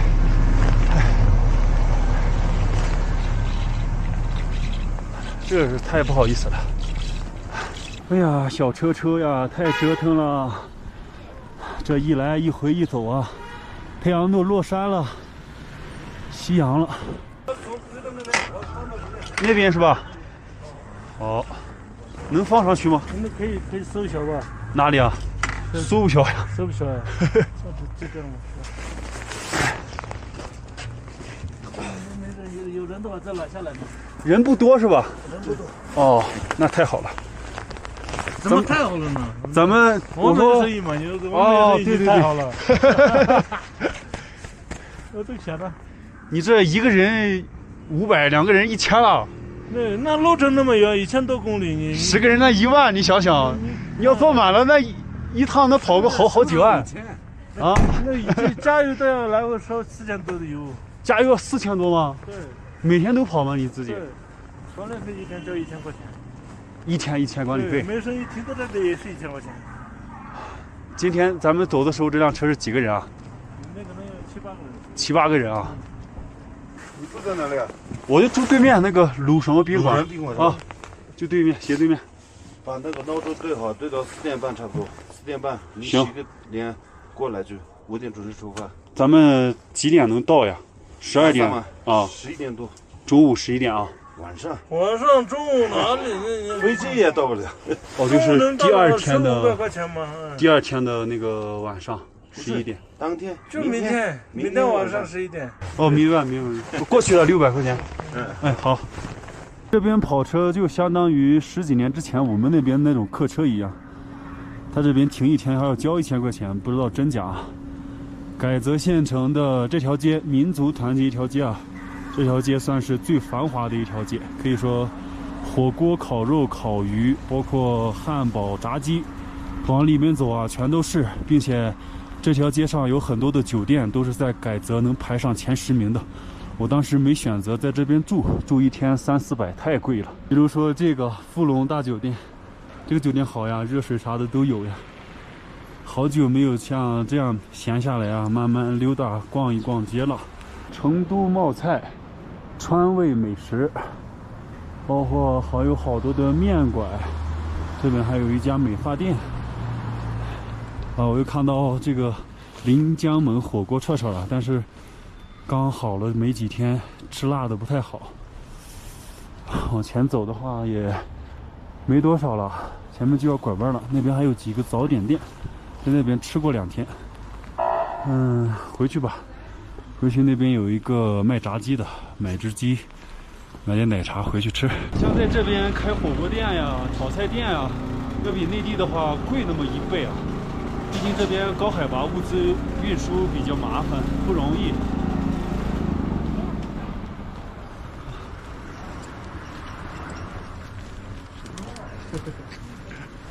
奶茶、炸鸡、披萨、牛排。哎呀，一个肠再加一个2只干肉。你们认识吗？不认识啊。到我了吗？到我了。你不给我来一个那个，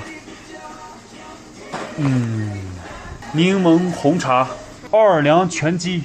全鸡没了。没了吗？整只鸡的都没有了，炸鸡也没有了是吧？只有韩式炸鸡了。鸡翅有吧？有奥尔良烤翅。那来1对。好。再来个小酥肉。好的。再来份薯条，那就这些吧。好。完了，一共多少钱？51。51啊。大爷加份薯条。好，过去了。好。好嘞，还要等一下是吧？好啊。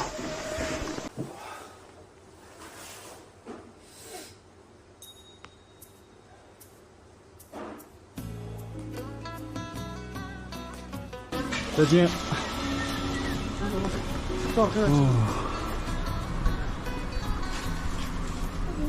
灯火通明。老板，有没有包呀？包啊？啊。你们有黑包吗？手提包。手提包，也是有，你看一下我这里应该是有。哪里？这里。这里吗？对呀。哦，这个多少钱？这个65。还有没有其他的？其他的没了，就一个了吗？这是紫色的，这个有点像小姑娘一样了啊。哎呀，有没有适合我的气质的？可以了，这个没有别的了，这个就这一个颜色了。再来换一个男孩子的颜色嘛。黑的。黑大虎，是这样的。哎，这个怎么感觉像皮子一样？啊，这大小一样的。我看看大小一样吗？一样。这个大，你看这个大，你卖65，你不亏本吗？不亏，一样的，不亏本啊。应该是吧？这个大呀，这个皮质也好呀。那这个吧。啊？那这个。这个好像浅，这个我拿这个吧，小姑娘就小姑娘吧。行吧，65，便宜嘛。便宜嘛，给我60啊。对。 60、50嘛。50多少亏的？50嘛，大哥。大哥，行吧。300也没办法，真50、55。不行，让我10块钱，让我10块钱买2个包子吃。哎呀，55多少亏了，真的。好，60，我扫给你。我门上有。门上有啊。好。从这个超市买一点面包、火腿肠吧，明天一直到晚上11点才到呢。2顿饭在车上吃。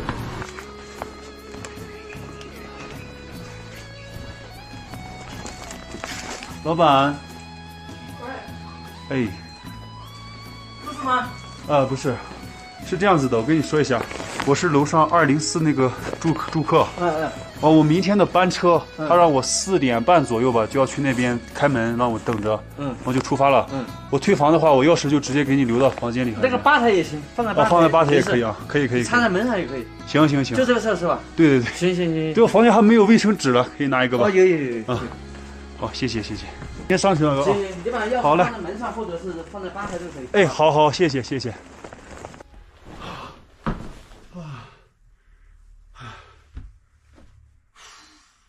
完整的一天，所有的东西真的是全部都处理好了，该交代的事情也全部交代清楚了。晚上还想洗个澡，但是这个水吧不是特别热，因为这边呢它都是用太阳能晒了之后吧，都是下午水热了之后才去洗。吃饭，柚子、红茶。上一次吃这些油炸的东西啊，薯条呀、鸡翅啊，还是在老外那里。回国之后就一次没有吃过了。薯条还是老外那边吃的比较正宗吧，他那边那个薯条炸完之后比较酥脆，就薯条味道特别浓。小鸡腿，香。这个东西吧，感觉也上瘾，但是尤其一些小朋友们还是要少吃，有激素，平常偶尔吃一次解解馋就可以了。等我吃完饭之后呀，把这些零食还有充电设备，包括背包再重新整理一下，背一个包装一个包嘛，装到这里面，然后简单的再洗漱一下，早点休息，睡个5、6个小时吧，差不多到4点半左右起床，然后就直接去斜对面那边等车坐车了。大家看到我这个视频的时候啊，应该还在路上呢，出发了，已经在路上。一路平安，干杯！